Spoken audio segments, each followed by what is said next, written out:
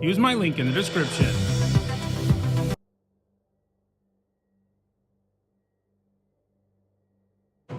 This video is sponsored by Card Kingdom. If you want Magic singles or sealed product, use my link in the description.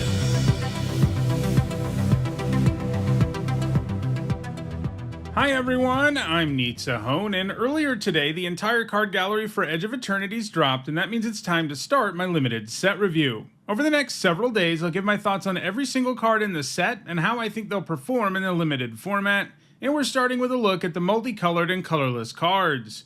This is always a fun place to start because multicolored cards tend to introduce us to the format's two color archetypes, and they also tend to be some of the most powerful cards in the set. For each of these cards, I'll discuss how I think they'll perform in limited, that means draft and sealed, and I'll punctuate each evaluation with a letter grade. If you're new to my set reviews and unsure of what my letter grades mean, you can find a guide in the description for this video. There are some important things to keep in mind as I review these cards. First, because we're only talking about draft and sealed, I'm only going to be talking about cards that can be found in play boosters.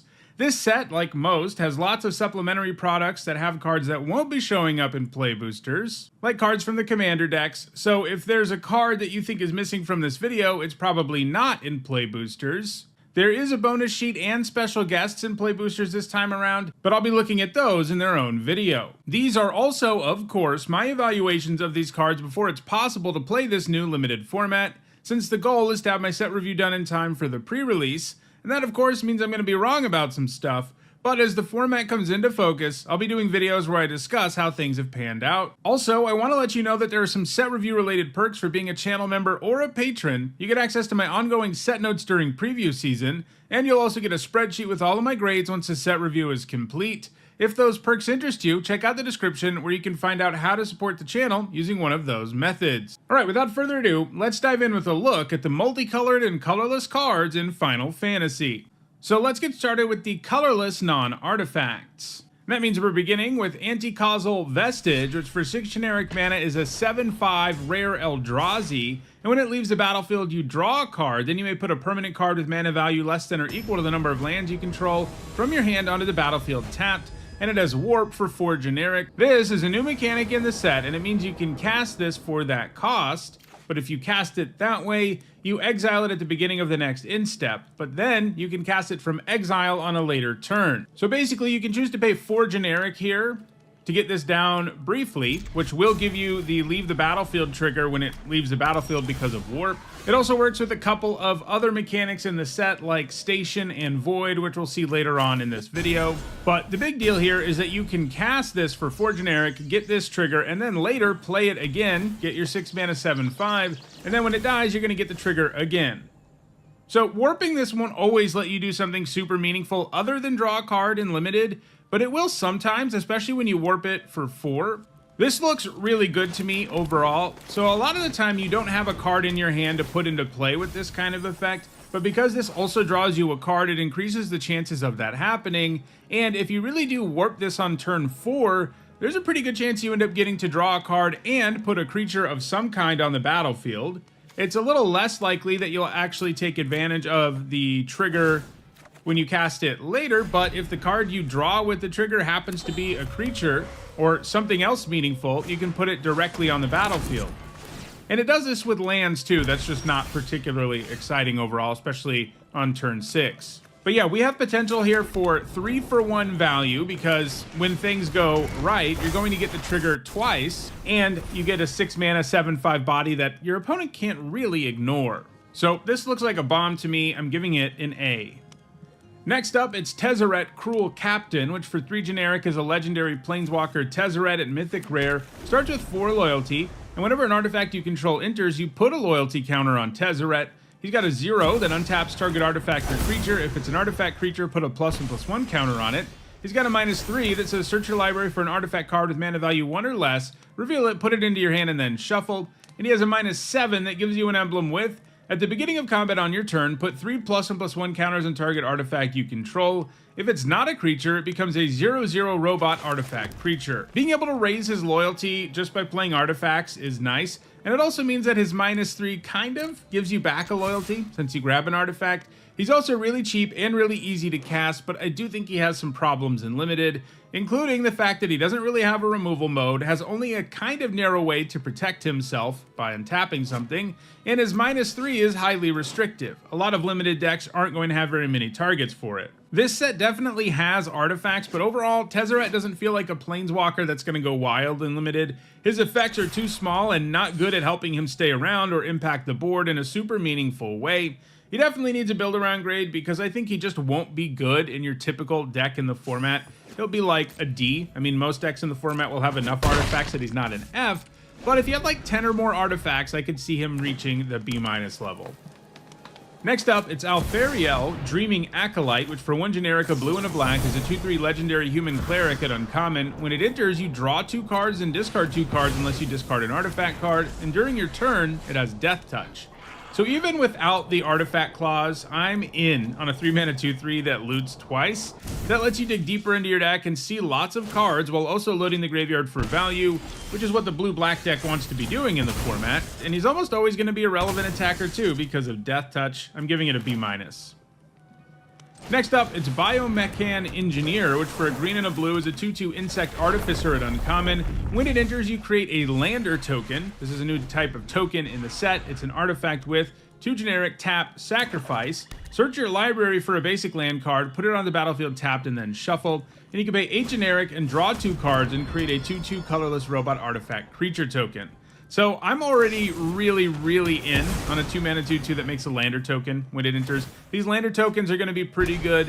When's the last time we saw an artifact token that didn't end up being a really great part of whatever limited format it was a part of? And this isn't going to be one that flops because it just does so much stuff. This format cares about artifacts. This format has landfall in it. This format has sacrifice decks. So it's going to overlap into synergy, in addition to the fact that just having one of these tokens, which generates mana, ramps your mana, and fixes your mana, that's already pretty good, but it's going to be even better because of some stuff going on in the set. So this helps you ramp and fix your mana while helping you with other synergies with that Lander token, and then later in the game, you're going to have enough mana, at least in the extreme late game, thanks to Landers and stuff, to use this activated ability, which activating once is often the kind of thing that can just win you a really long game of Magic.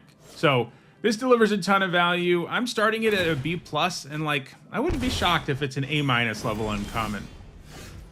Next up, it's Biotech Specialist, which for a red and a green is a 1/3 Insect Scientist at rare. When it enters, you create a Lander token, and whenever you sacrifice an artifact, this creature deals 2 damage to target opponent. So another good 2-drop, 2-mana 1/3 that gives you a Lander, and in this case, you get to use those Landers to generate more than just value for your mana base and stuff, because every time you sacrifice one, you get to do 2 to your opponent. Works with other artifacts too, so this delivers a lot of value up front and has an effect that can grind out some wins, giving it a B+. Next up, it's Cosmogoyf, which for a red and a green is a rare elemental Lurgoyf, and its power is equal to the number of cards you own in exile, and its toughness is equal to that number +1. So the absolute ceiling here is a big vanilla creature, and you have to do some work to make it even reach that ceiling. And by the time you can play this and have it actually be big, it's not going to be that relevant because there will be other big creatures around. It's also an awkward nombo with the warp mechanic because you ultimately end up casting your warp cards from exile, which will shrink Cosmogoyf. So this is going to be a really inefficient creature early, and then by the time it's big, if it ever gets big, it's not going to be that impressive. I think it's just an F. It's going to be a card that has a minimal impact on the game more often than not. Next up, it's Diadrene Synthesis Amalgam, which for an X, a green, and a white is a 0/0 legendary artifact creature construct at rare. It's got Trample. It enters with a number of +1/+1 counters on it equal to the amount of mana spent to cast it. Whenever you attack, you may remove a +1/+1 counter from each of 2 creatures you control. If you do, draw a card and create a 2/2 colorless robot artifact creature token. So this is always going to be an efficient trampler. It can be a 2-mana 2/3 or a 3-mana 3/4, and so on, and it scales all game long. Its other ability doesn't allow it to do stuff with the trigger all on its own, since you need counters on 2 different creatures. But when you do have that, which looks doable in green-white, a color pair that's about +1/+1 counters in this format, removing some of those counters to straight up draw cards and get a body is going to feel really good. And it's an attack trigger, so you don't even have to risk Diadrene to get a chance at doing that. So this looks good to me overall. I'm giving it a B+. Next up, it's Gene Morph Imago, which for a green and a blue is a 1/3 insect druid at rare. It's got flying. Whenever a land you control enters, target creature has base power and toughness 3/3 until end of turn, and if you control 6 or more lands, that creature has base power and toughness 6/6 until end of turn instead. So if nothing else, this can buff itself with landfall, meaning if you play this on 2 and then play a land drop on the next turn, which is highly likely, this is going to feel like a 2-mana 3/3 flyer, and that's pretty good. It's going to do a lot of damage in the early game, and because this landfall trigger gets better late, by the time you reach a point in the game where a 3/3 is no longer that exciting, you can just start making things into 6/6s. And oftentimes the Imago is going to be the best thing to buff because of its flying, but you can use it on other stuff too that might have other abilities that make it even better when you change its stats. So this looks really good to me, giving it a B+. Next up, it's Halia, Ascendant Cadet, which for 2 generic, a green, and 2 white is a 3/3 legendary human soldier at uncommon. When she enters or attacks, you put a +1/+1 counter on target creature you control. And whenever one or more creatures you control with +1/+1 counters on them deal combat damage to a player, draw a card. So a 5-mana 3/3, especially with 2 white pips in the cost, is pretty bad. But her enters or attacks trigger does result in you getting something out of her when she comes down, especially if you put the counter somewhere else, which I recommend in most cases, and she can keep on delivering value thereafter. Her combat damage trigger will be available for you the turn she comes down a decent chunk of the time too, since you can put that counter on something else. Like if you put it on a flyer or something else you know can get in, it's going to feel really good because you get to draw a card right away. So she has a pretty bad baseline, but she can snowball value pretty impressively. I'm giving her a B-. Next up, it's Infinite Guideline Station, which for 1 mana of each color is a 7/15 legendary artifact spacecraft at rare. So spacecraft is a new thing in this set, of course, and that means it comes with the station mechanic, which means you can tap another creature you control to put charge counters equal to its power on a spacecraft, and you station only as a sorcery. And then with all of them, once they get enough charge counters, they start doing something. In this case, you get something even before that, because when it enters, you create a 2/2 colorless robot artifact creature token for each multicolored permanent you control. And when it gets to 12 or more charge counters, it's a 7/15 with flying. And when it attacks, you draw a card for each multicolored permanent you control. So most of the time, you're going to pay 1 mana of each color for a 2/2 token up front, and that sounds terrible. It does help you station this, and once you have it stationed, obviously it gets to be a lot stronger. It can win the game in the air and draw you cards. But this set has such a small multicolored theme that it's going to be tough to generate a lot of value with this, and it just being a big flyer is going to be how it feels most of the time. I do think a lot of people are underrating stationing to a certain extent. I think people are thinking like, how am I going to have time to tap my creatures? But there are lots of times in limited games where there are boards where attacking doesn't help you that much, and it's better to put charge counters on a creature like this. And I think these are going to become creatures more frequently than people expect. But this one does worry me in terms of its viability in limited, mana bases, even with lander tokens around, aren't going to be so good that it's easy to cast. And this set doesn't have a preponderance of multicolored cards. The only ones at uncommon are 1 signpost uncommon in each color pair. So there are 10 at lower rarities, in other words. So you're highly reliant on getting cards that are not going to be cards you see all the time for this to really go off. And I think you need to be getting at least 2 robots out of this to feel good about it. So just getting 1, which is going to be the usual outcome, just isn't going to do it. So yeah, between the difficult casting cost and then like the additional setup it requires to really be worth using, I think all of that just means it's an F in limited. Next up, it's Interceptor Mechan, which for 2 generic, a black, and a red is a 2/2 artifact creature robot at uncommon. It's got flying. When it enters, you return target artifact or creature card from your graveyard to your hand, and it has Void, which means you get something else out of this. If a non-land permanent left the battlefield this turn, or a spell was warped this turn, in this case, you put a +1/+1 counter on this at your end step. 4 mana 2/2 flyers really don't fare well in limited. We've seen that set after set recently. But this one comes with an enters trigger, offsetting that usual problem. That problem being that they can die to multiple 1 mana removal spells in the format. In this case, you don't care too much if they do it because you got a card back. And while I think stationing is going to be easier than people think, I think triggering Void is going to be harder because this is a mechanic. We've seen a mechanic like it time and time again. Morbid and similar mechanics, Revolt, and they're all way harder to trigger in the window you need to trigger them than it seems. So I'm a little low on Void overall, but but this card's already good without Void, and because it has Void, it can actually become a pretty relevant flying body. Like, even if you just get one counter on this, which I think will be doable, even if it's not automatic, even just getting one counter on it, though, does make it quite good. I'm giving this a B-. Next up, it's Memenon Uthros Exile, which for 1 generic, a blue and a red, is a 1/3 legendary jellyfish advisor at uncommon. It's got flying, and whenever an artifact you control enters, you put a +1/+1 counter on target creature. So the baseline here is pretty rough as a 3-mana 1/3, but at least it has more than 2 toughness, and the fact that this counts artifacts entering means it includes basically all the tokens in the format. Lander tokens, drone tokens, robot tokens, and this set has lots of artifacts in general, so I imagine this is going to spit out tons of counters. We can put them on Memenon if that's best. It does have flying, so sometimes it will be. Even just getting one counter out of this will feel like you're getting a good deal, and you'll often be able to get a lot more. So I think this looks like a strong signpost uncommon. I'm giving it a B-.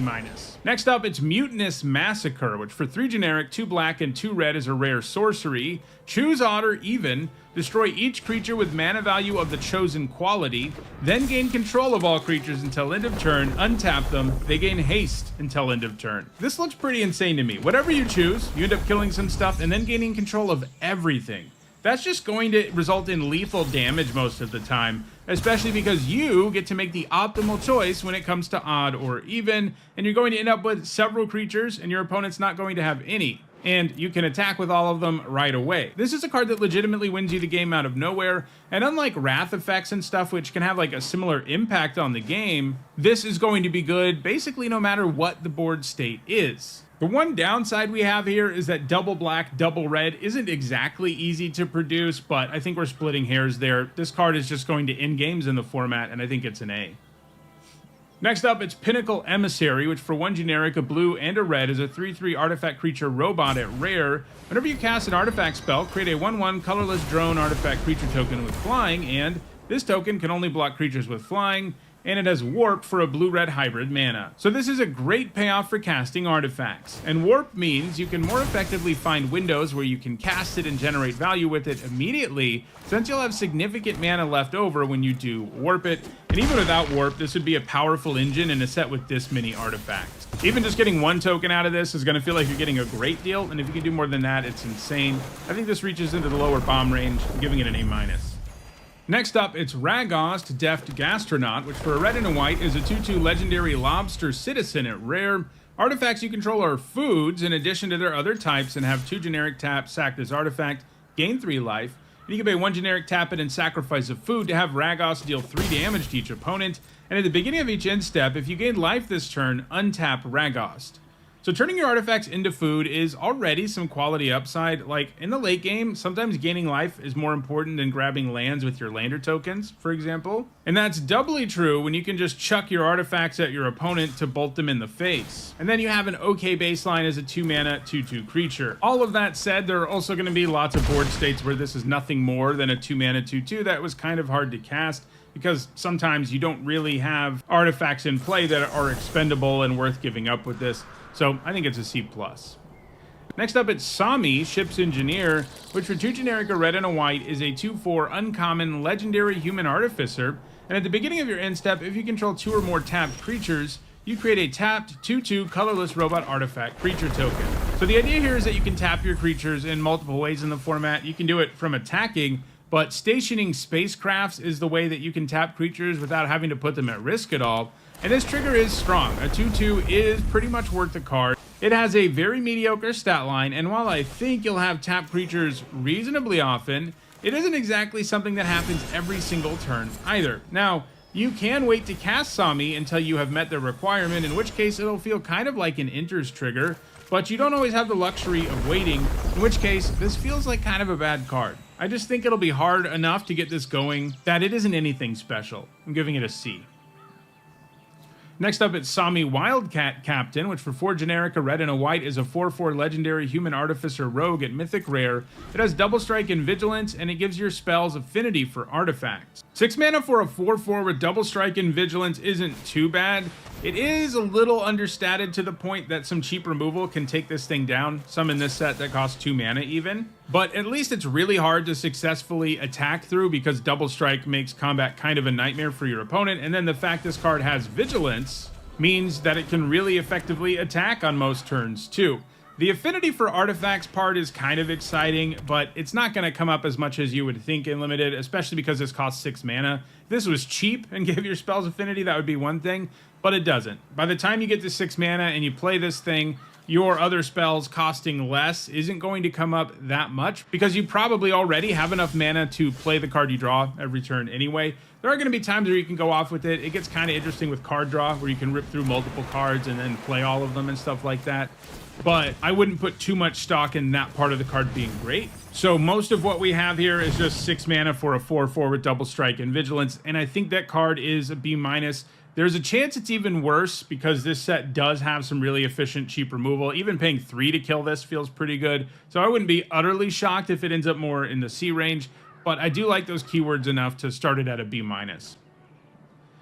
Next up, it's Siege Ship Brood Tender, which for a black and a green is a 2/3 insect citizen and uncommon. When it enters, you mill 3 cards, and you can pay 3 generic, a black and a green, and sacrifice it to reanimate a spacecraft or creature from your graveyard. Activate only as a sorcery. So I always love signpost uncommons that are both payoffs and enablers, and that's what this is. It mills stuff, which will allow you to set up your other graveyard stuff in the black-green deck, which is all about the graveyard, of course. And then it is a payoff for getting stuff into your graveyard since it can just straight up reanimate something. Throw in the fact that it has a pretty good stat line that means it's a formidable creature on turn 2, as well as the fact that it's just a good card at like all stages of the game. If you draw this really late, you'll be able to immediately reanimate something, which is going to feel pretty good on board states where a 2-mana 2/3 doesn't matter that much. So this looks really good to me overall. Most of the signposts do in this set, really, giving it a B.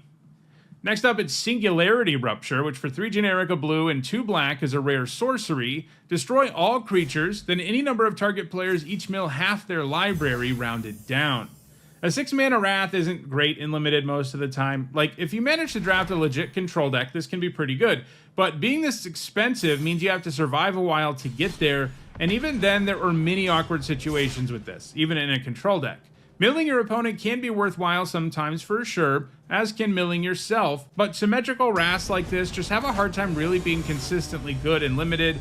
Even if they do have some incredible upside, there are also lots of situations where they don't really do anything meaningful. Like, if you're at parity, it's not an especially useful card. I'm giving this a C+. Next up, it's Space-Time Anomaly, which for 2 generic, a white and a blue is a rare sorcery. Target player mills cards equal to your life total. So pure mill cards in limited are rarely very good. They kind of need to be mill engines that can do it a lot over the course of the game.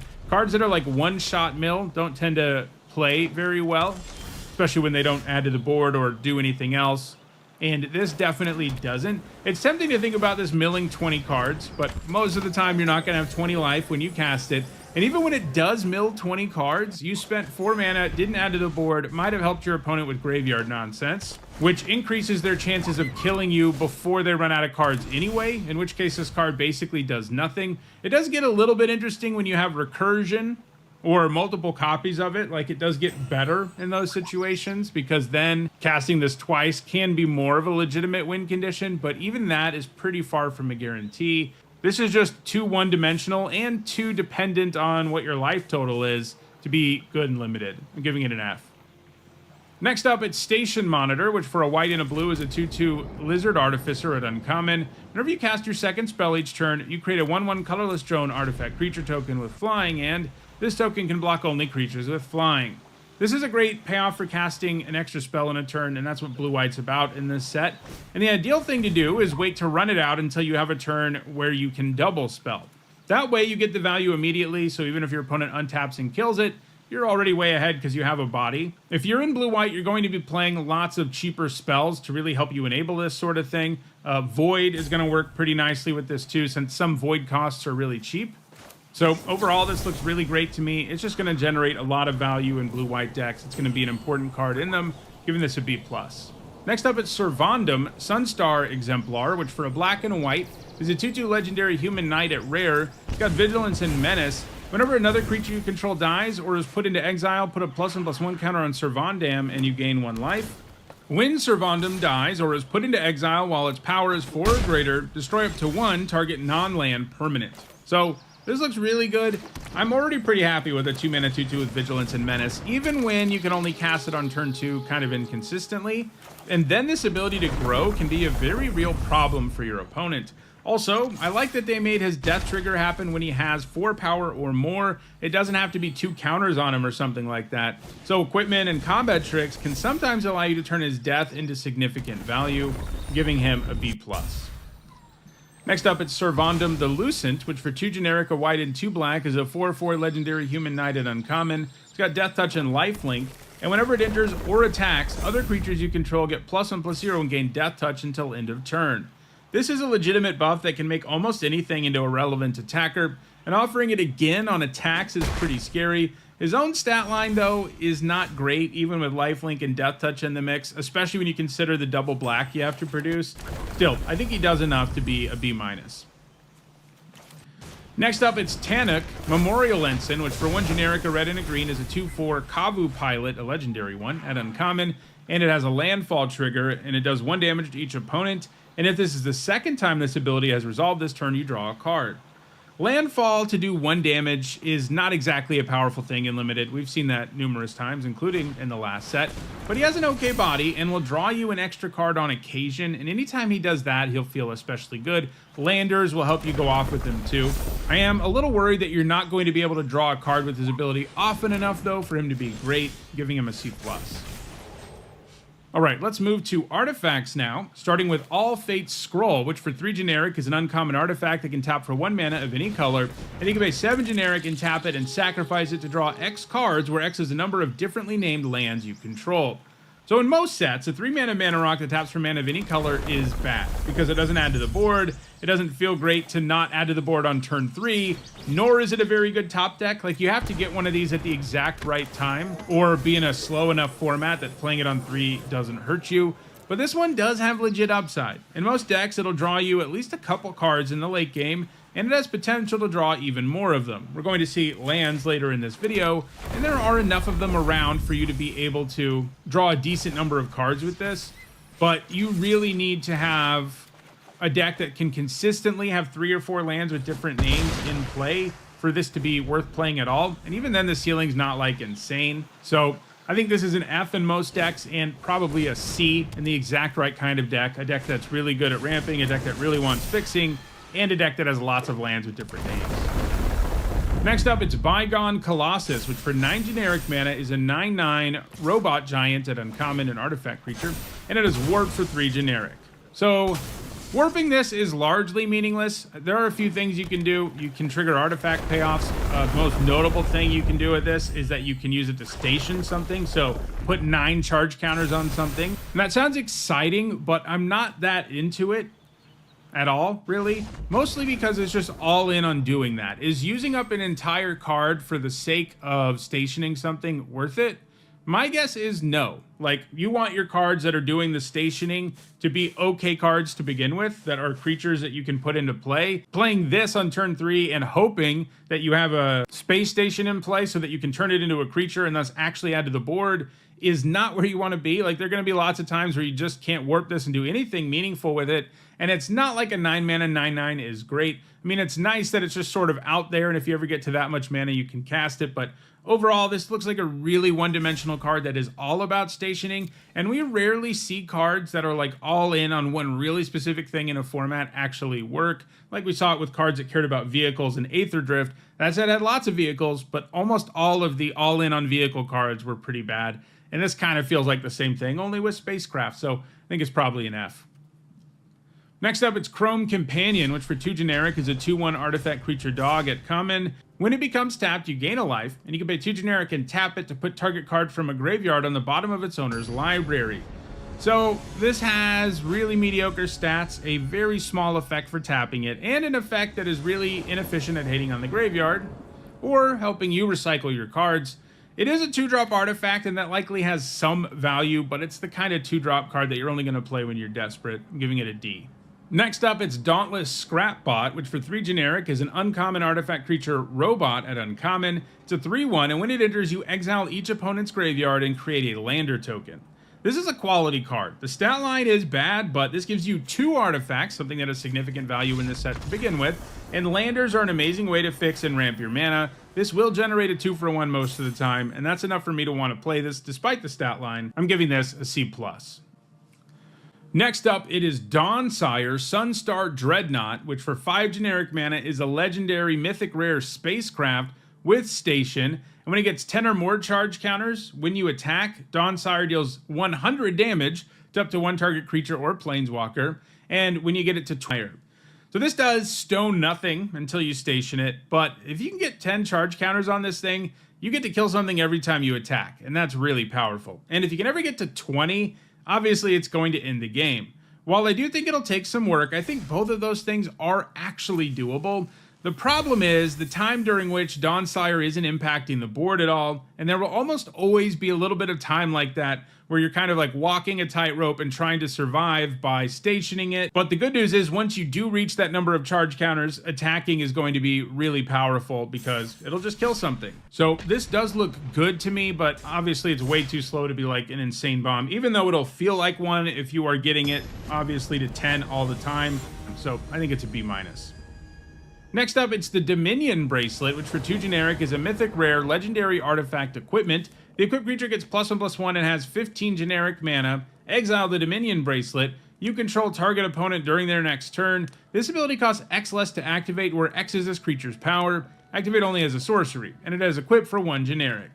This card's really interesting. 2 mana to play and 1 to equip for +1/+1 is already a kind of passable equipment in a set that cares about artifacts.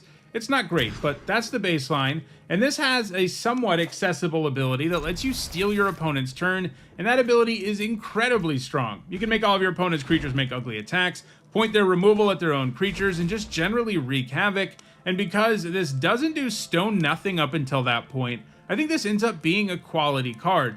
You do need to have some ways to buff creatures, or at least a couple of like 6/6s, but having a mediocre equipment that can turn into a game-breaking effect in the late game sounds pretty good to me. I'm giving it a B-. Next up, it's the Instone, which for 7 generic is a mythic rare legendary artifact. Whenever you play a land or cast a spell, draw a card. At the beginning of your end step, your life total becomes half your starting life total rounded up. So if you untap with this in play, it's likely to let you do a whole lot of stuff, since you get to draw a card when you do pretty much anything, except that if you make a land drop and then draw another land, your turn's pretty much over. So the other ability is interesting because if you have more than 10 life, it's going to make you lose life, but if you have less, it's going to gain you life. So where does that leave this card? Well, I think it's not very good in limited. It's 7 generic mana, it doesn't add to the board. If you are allowed to untap with it, there's a chance you go off, but it's far from guaranteed. And if you're having to lower your life total to play this, especially, it's not going to feel very good. If you draw it when you're really low on life, that effect is going to feel pretty good, but that's too narrow of a situation. So overall, I think this is just an F in limited.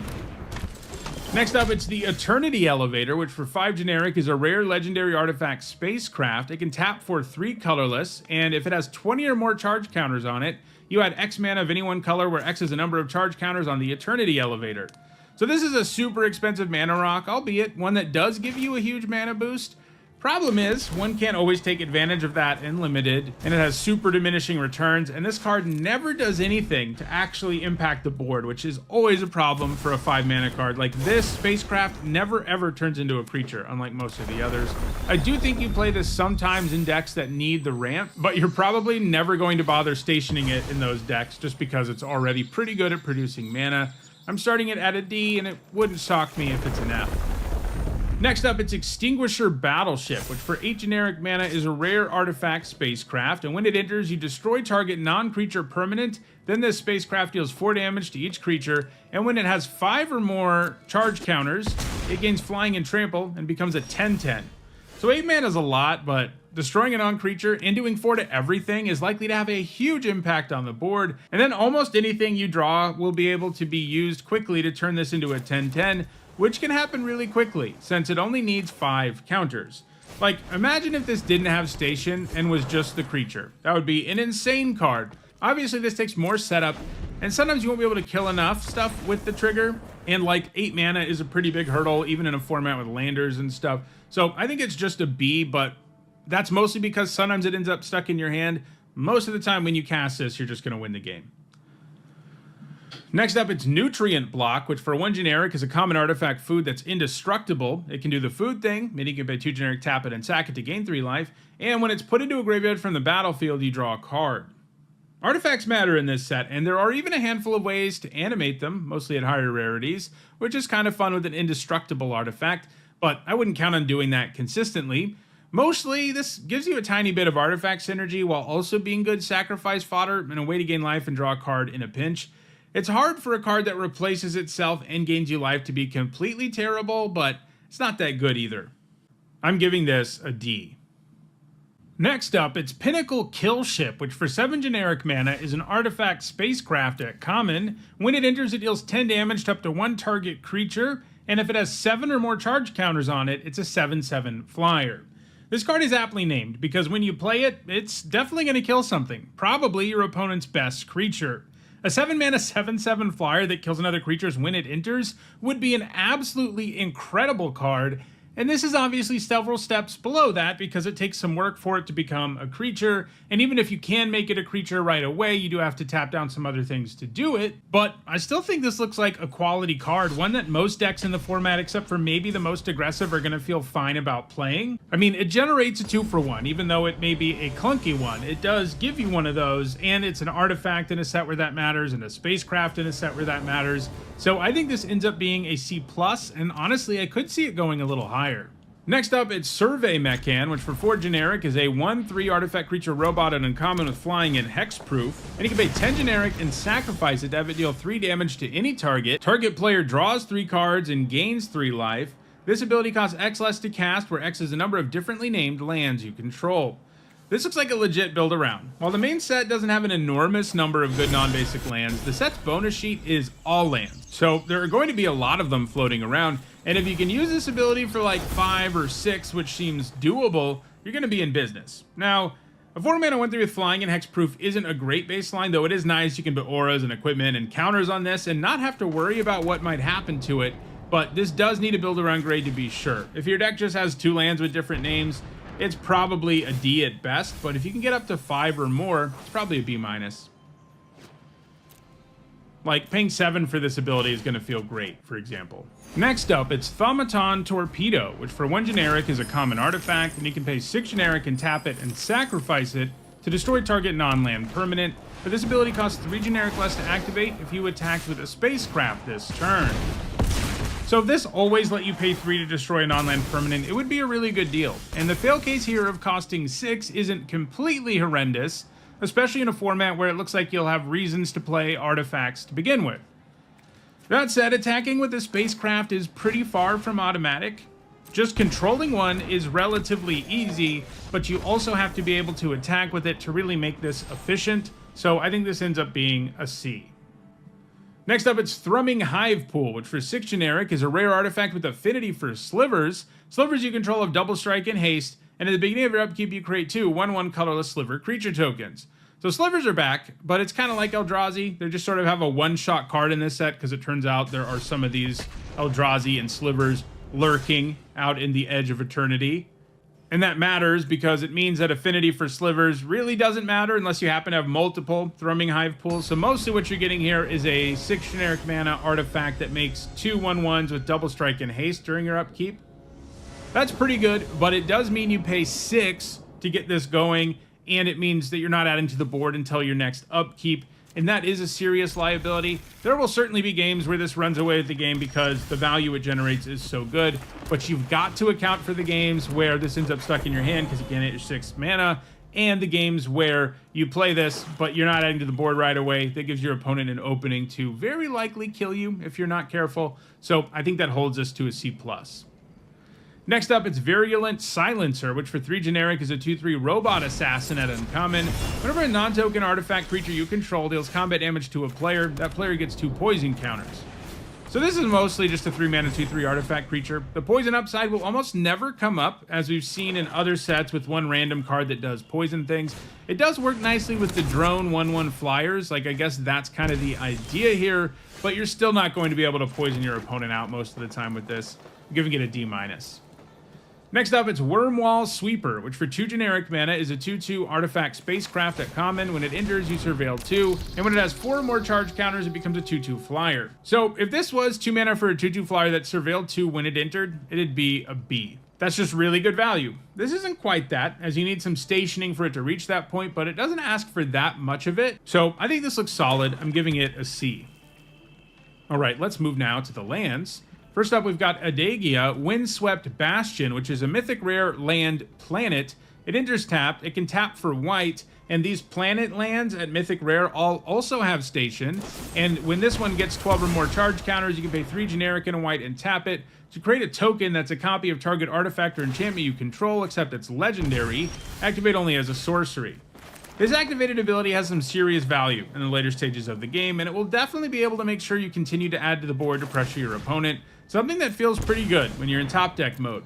Most decks will just have enough artifacts and enchantments to make use of this, so it's worth the downside of entering tapped. So I think this looks like a B-. You know, you're not always going to be able to station it, but the fail case is still a land, and you need those, and it doesn't really take up a real slot in your deck, and yet it's a land that can turn into a pretty legitimate win condition in the later stages of the game.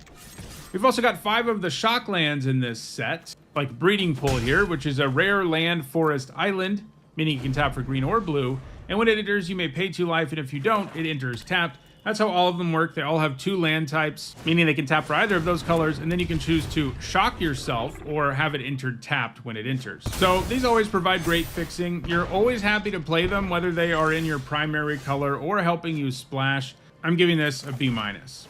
Next up, it's Command Bridge, which is a common land that enters tapped, and when it enters, you sacrifice it unless you tap an untapped permanent you control, and you can tap it to add 1 mana of any color.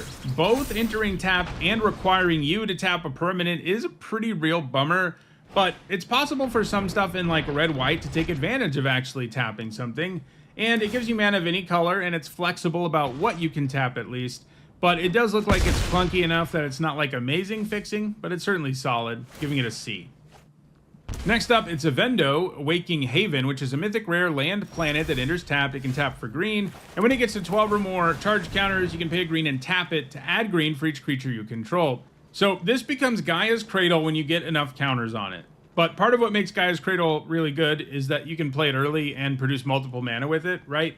That's not the case here. You're going to play this early, it's going to enter tapped, and you're going to use windows when you can, I guess, to put counters on this. But then, by that stage of the game, being able to produce a ton of mana is a lot less likely to matter. I think this is going to feel like a forest with downside, more often than it feels like a forest with upside, giving it a D.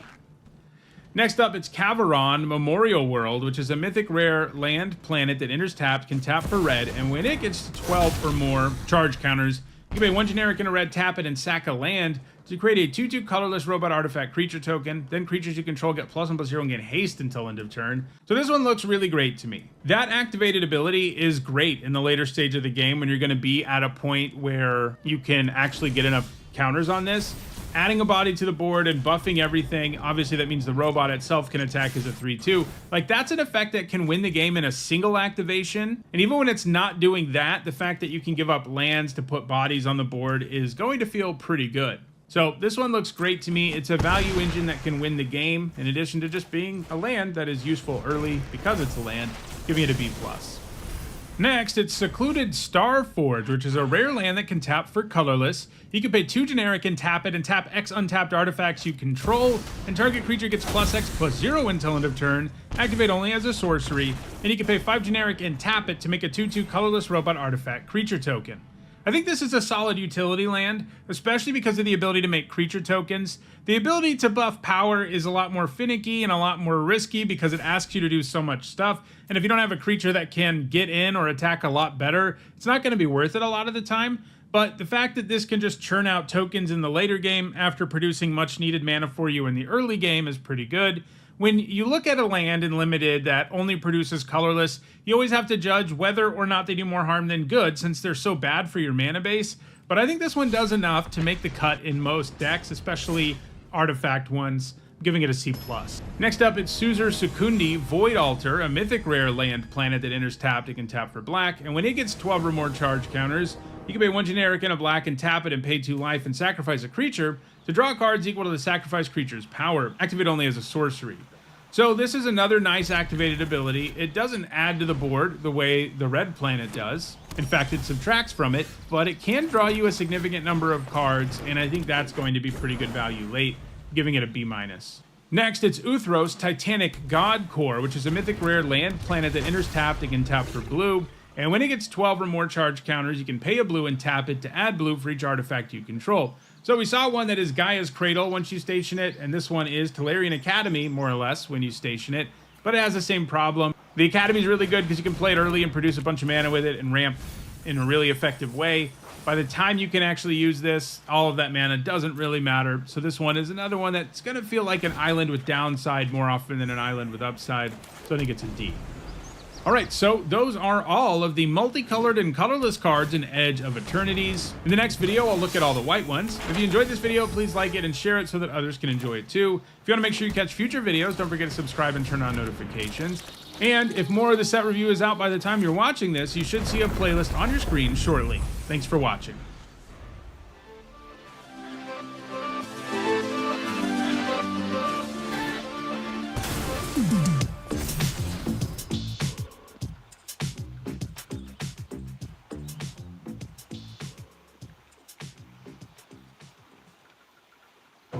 This video is sponsored by Card Kingdom. If you want Magic singles or sealed product, use my link in the description.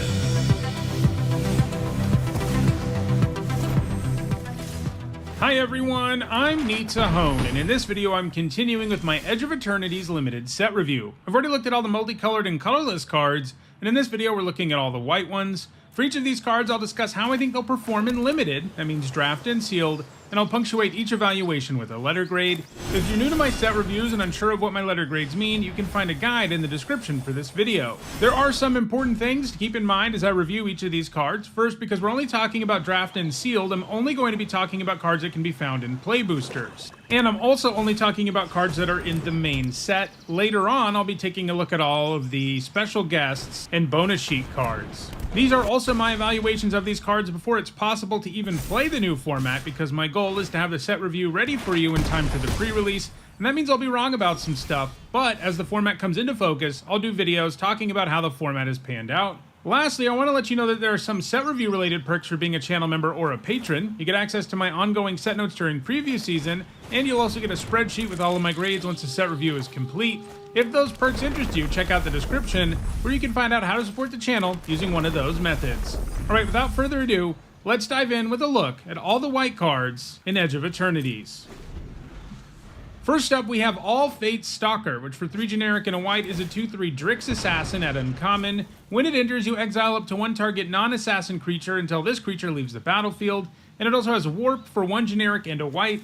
This is an alternate casting cost, and if you cast it that way, you exile it at the beginning of the next end step, and then you can cast it from exile on a later turn. This looks really good, and it has a cool design too. When you warp it, you're more frequently going to use it to blink your own creature for value, though sometimes you'll be able to use it to permanently get rid of a token or get a blocker out of the way that your opponent has. But then, when you cast it normally, it's going to be a really good card like all Banisher Priest-like creatures are. Adding to the board and removing something is just an incredible play in every limited format, and this is more flexible than most versions of this effect because of the blink upside. This looks like a B+ to me, and it's in the conversation for being white's best uncommon. Next, let's look at Asteli Reclaimer, which for 3 generic and 2 white is a 5/4 Angel Warrior at rare. It's got flying, and when it enters, you return target non-creature, non-land permanent card with mana value X or less from your graveyard to the battlefield, where X is the amount of mana spent to cast this creature, and it has Warp for 2 generic and a white. So a 5 mana 5/4 flyer is already a pretty solid card in limited, and this can give you its trigger twice thanks to Warp. Now, it is pretty restrictive because it only looks at non-creatures, non-lands, and they need to be mana value X or less. And you're just not always going to have something that you can get back, especially when you warp it. But when you cast it normally, a few turns later, you are more likely to get something back. The thing that I see this working with the most frequently and the most effectively is probably Spacecraft, because they're not creatures, but they can become creatures. But the fact is, you're not going to have that many things you can get back with this ability, so a lot of what you're getting is just a 5 mana 5/4 flyer. It is worth remembering that Warp works nicely with Spacecraft in general, because that means you can warp this into play and tap it to put 5 charge counters on one of your spacecraft, which is going to help it become a creature more quickly. This looks like a pretty good card to me, but it's not a bomb or anything. I'm giving it a B. Next up, it's Auxiliary Boosters, which for 4 generic and a white is a common artifact equipment. When it enters, you create a 2/2 colorless robot artifact creature token and attach this equipment to it. The equipped creature gets +1/+2 and has flying, and this has equipped for 3 generic. The baseline here is a 5 mana 3/4 flyer that gives you 2 artifacts, and that's a pretty solid card in this format. With an equip cost of 3, it won't even feel terrible to equip this to other stuff either later in the game, as it's a buff that can make a significant difference. This looks like a pretty nice common for white. It just does a lot of little stuff that I think adds up to a quality card, giving it a C+. Next up, it's Banishing Light, which for 2 generic and a white is a common enchantment, and when it enters, you exile target non-land permanent an opponent controls until this enchantment leaves the battlefield. So this is a card that is always good removal because it can hit any non-land permanent. It doesn't always feel super efficient these days as we have more and more creatures with enters, triggers, and stuff like that, and they get a lot of value out of those, so spending 3 at sorcery speed to kill something isn't always great, but the flexibility really helps overcome that. It's always at least a C+ when we see it. It can be better, but it's usually better in sets that have an enchantment theme, and there's a very small one in this format. Not really enough of one for it to get like a big bump, and I think it falls a little short of being premium just because it's a lot clunkier these days than it used to be, giving it a C+. Next up, it's Beyond the Quiet, which for 3 generic and 2 white is a rare sorcery that exiles all creatures in spacecraft. Sweepers are always pretty awkward and limited, as most games just don't play out in such a way that your opponent is the only one who gets destroyed by this kind of card. Still, a card like this is strong. It can pull you back ahead from being behind in a way that few cards can, but it's pretty bad when you're ahead or at parity when it's kind of a blank card. So, like most 5+ mana sweepers that don't do anything else but exile and destroy stuff, I think it's probably a C+. Next up, it's Bright Spear Zealot, which for 2 generic and a white is a 2/4 human soldier at common. It's got vigilance, and it gets +2/+0 as long as you've cast 2 or more spells this turn. A 3 mana 2/4 with vigilance is honestly a pretty solid card, and this will sometimes be a more impressive 4/4, and you'll be able to do that at instant speed on occasion, which is pretty sweet. It does have a couple of weird things going on in this set with regard to spacecraft. One of them is that the red-white theme is about having tapped creatures, and you can do that by stationing spacecraft, but you can also do it by attacking. This guy can't, because he has vigilance. So it's a little bit of a non-bo with cards that pay you off for having tapped stuff, except that it's also good with spacecraft because you can attack with it and then also station in the same turn, which not that many cards in the set can do. So this looks like a nice common to me. I'm giving it a C+. Next up, it's Cosmogrand Zenith, which for 2 generic and a white is a 2/4 human soldier at Mythic Rare. Whenever you cast your second spell each turn, choose one, create 2 1/1 white human soldier creature tokens, or put a +1/+1 counter on each creature you control. These triggers are both amazing. You'll make the tokens when you need bodies, and if you've already gone wide, you'll be thrilled with the counters. Double spelling is far from automatic, but cheap warp costs in this set do make it easier than it would be in most, and just waiting until you have a turn where you can play this and a second spell can ensure you get amazing value right away, so even if your opponent untaps and kills Cosmogrand Zenith, you're already ahead, and if they don't kill it, you can usually snowball your way to victory. Throw in the solid stats, and I think we have a card that will help you run away with a lot of games, and deliver you good fail case value too, giving it an A-.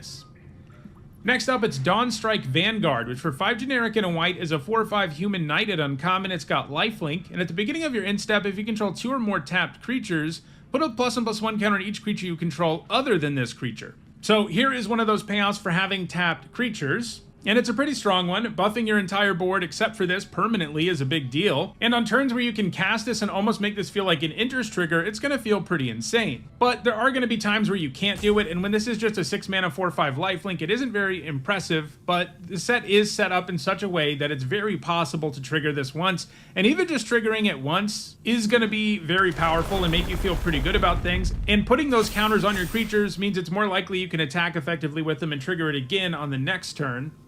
So overall, I think this does deliver the kind of value you need out of a 6 mana card. It's not going to do it consistently enough to be great, but I do think it's a C+. Next up, it's Dock Worker Drone, which for 1 generic and a white is a 1/1 artifact creature robot at common. It enters with a +1/+1 counter on it, and when it dies, you put its counters on target creature you control. This is a solid 2-drop. It works nicely in the +1/+1 counter decks, as well as the artifact decks. and sometimes you'll be able to do something sweet with the counters when it dies, giving it a C.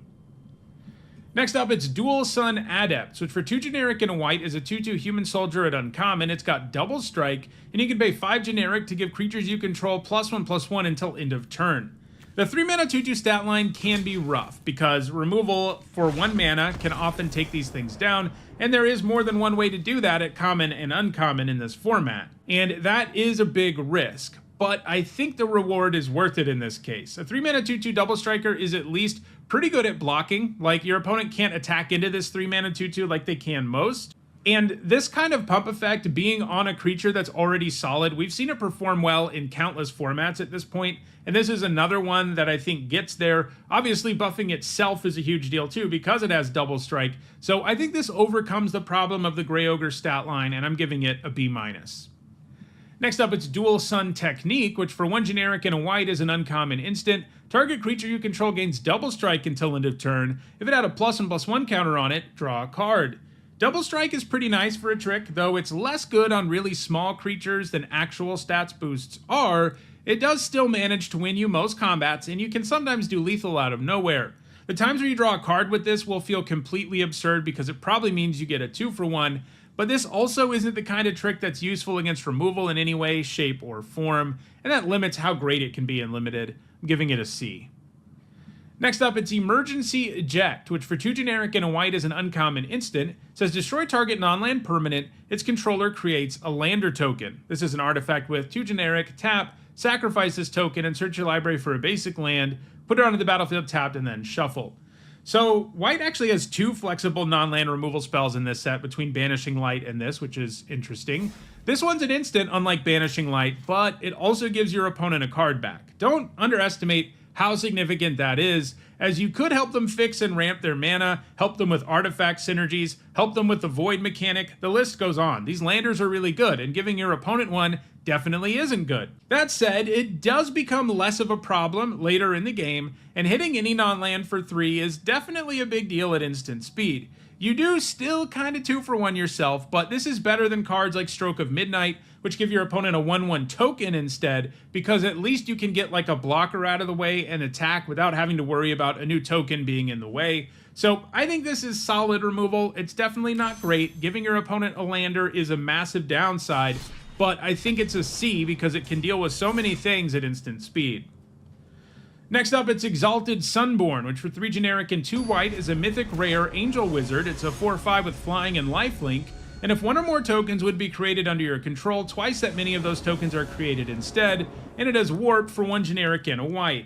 So this would be good even without warp, and that's good because warping it isn't going to be meaningful most of the time in Limited, because you have to have the mana to warp, and then you need to make tokens in the same turn, and that's going to be hard to achieve. It's not impossible, but generally just playing a 5 mana 4/5 flying lifelink by the time you can warp this and put tokens into play is just going to be better than going the other route, because this stat line is really good. I think this is going to make more tokens once you play it on turn 5 and it does some damage, and then you get a couple of lander tokens or robot tokens or whatever later in the game. Mostly, though, this is a 5 mana 4/5 flying lifelink, which is a really good card, and occasionally it'll really go off. I'm giving it a B+. Next up, it's Exosuit Savior, which for 2 generic and a white is a 2/2 human soldier at common with flying. When it enters, you return up to 1 target permanent you control to its owner's hand. Windrake stat lines aren't great, and this kind of upside is often too narrow, especially at sorcery speed, to be worthwhile. There are some cute things you can do with it in this set, beyond the usual rebuying an enters trigger or whatever. Like, you can return something that's stationed, and then if you have the mana to cast it, you can cast it, and then station with it again. It also works with the void mechanic, but overall, this is a badly statted creature with too narrow of upside to be a card that makes the cut regularly, giving it a D+. Next up, it's Flight Deck Coordinator, which for 2 generic and a white is a 3/3 human soldier at common. At the beginning of your end step, if you control 2 or more tapped creatures, you gain 2 life. This has an okay stat line, but the you have stuff tap trigger here is fairly underwhelming. Triggering this kind of thing multiple times is likely to be challenging, and that's what you need to do for this card to really feel worth it. And even then, it's not amazing. I'm giving it a C-. Next up, it's Focus Fire, which for 1 white mana is a common instant that does X damage to target attacking or blocking creature, where X is 2, plus the number of creatures and or spacecraft you control. This is restrictive since it can only hit attackers and blockers, and that means that for aggro decks, the fact that you can't get a blocker out of the way with it is a pretty big bummer. But for only 1 mana, this can do a ton in terms of trading up, and can often take down sizable creatures. I don't think it's premium, it needs way too much setup and is too narrow, but it's hard not to like this card when it only costs a single mana. I'm giving it a C+. Next up, it's Halia, Guided by Light, which for 2 generic and a white is a 3/3 legendary human soldier at rare. When she or another creature or artifact you control enters, you gain 1 life. At the beginning of your end step, draw a card if you've gained 3 or more life this turn, and she has Warp for 1 white mana. So even if she just had the first ability, she'd be a good card, as solid stats plus lots of incidental life gain is a good place to be, and she'll draw you a card every now and then. I wouldn't count on it a lot. It's not that easy to gain 3 life in a turn off of her triggers alone. You're going to need some other life gain around to really pull it off. And it's doable, but it does take some work. She's not the kind of life gain card draw engine that can do it all on her own. She's going to need a little bit of help. And the fact that you can warp her early and gain a bit of life and maybe even draw a card if you have the opening to do so is pretty sweet. I'm giving this a B. Next up, it's Hardlight Containment, which for 1 white mana is a rare enchantment aura with enchant artifact you control. When it enters, you exile target creature an opponent controls until this aura leaves the battlefield, and the enchanted permanent has ward 1. So even in this set, you're not always going to have an artifact, but when you do, this isn't too far off from Swords to Plowshares. I mean, sure.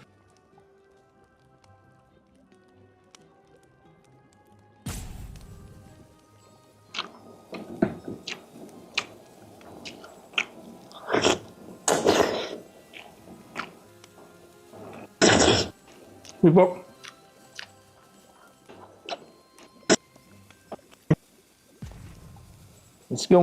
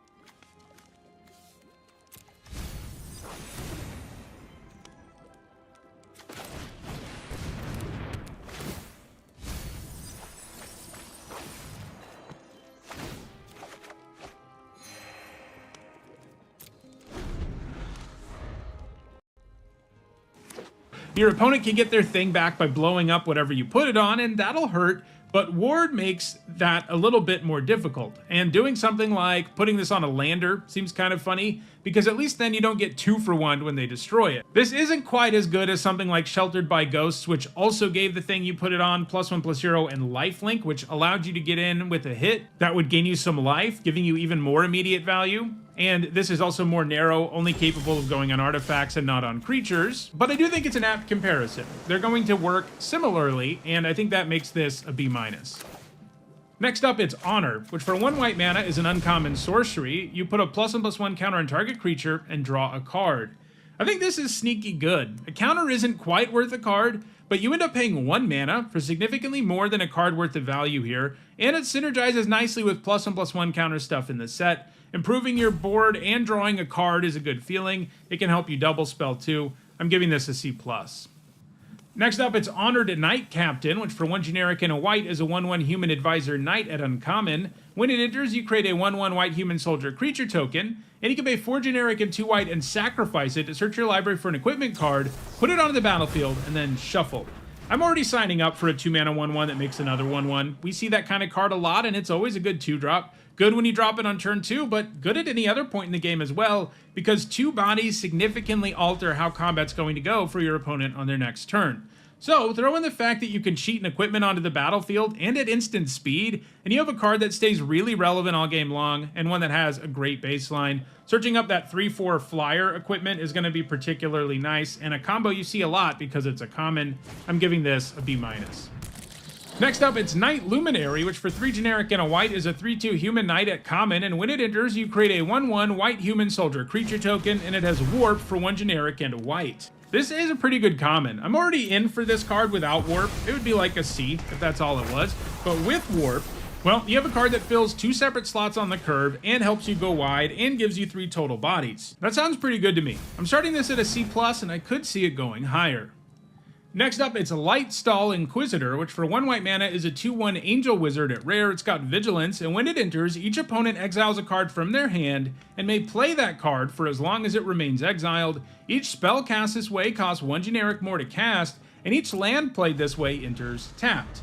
I think this is solid in limited. It's going to be like amazing and constructed as a 1-drop for aggressive white decks. Here, it's just solid. It gives you some pretty good disruption, and I love that they made sure it even nerfs lands. Sometimes attacks won't matter much, and obviously you don't choose the card, your opponent does, which makes it a lot less impressive as your opponent gets to choose something that impacts them the least. But you do get a pretty good return on only 1 mana here. I'm giving it a C+.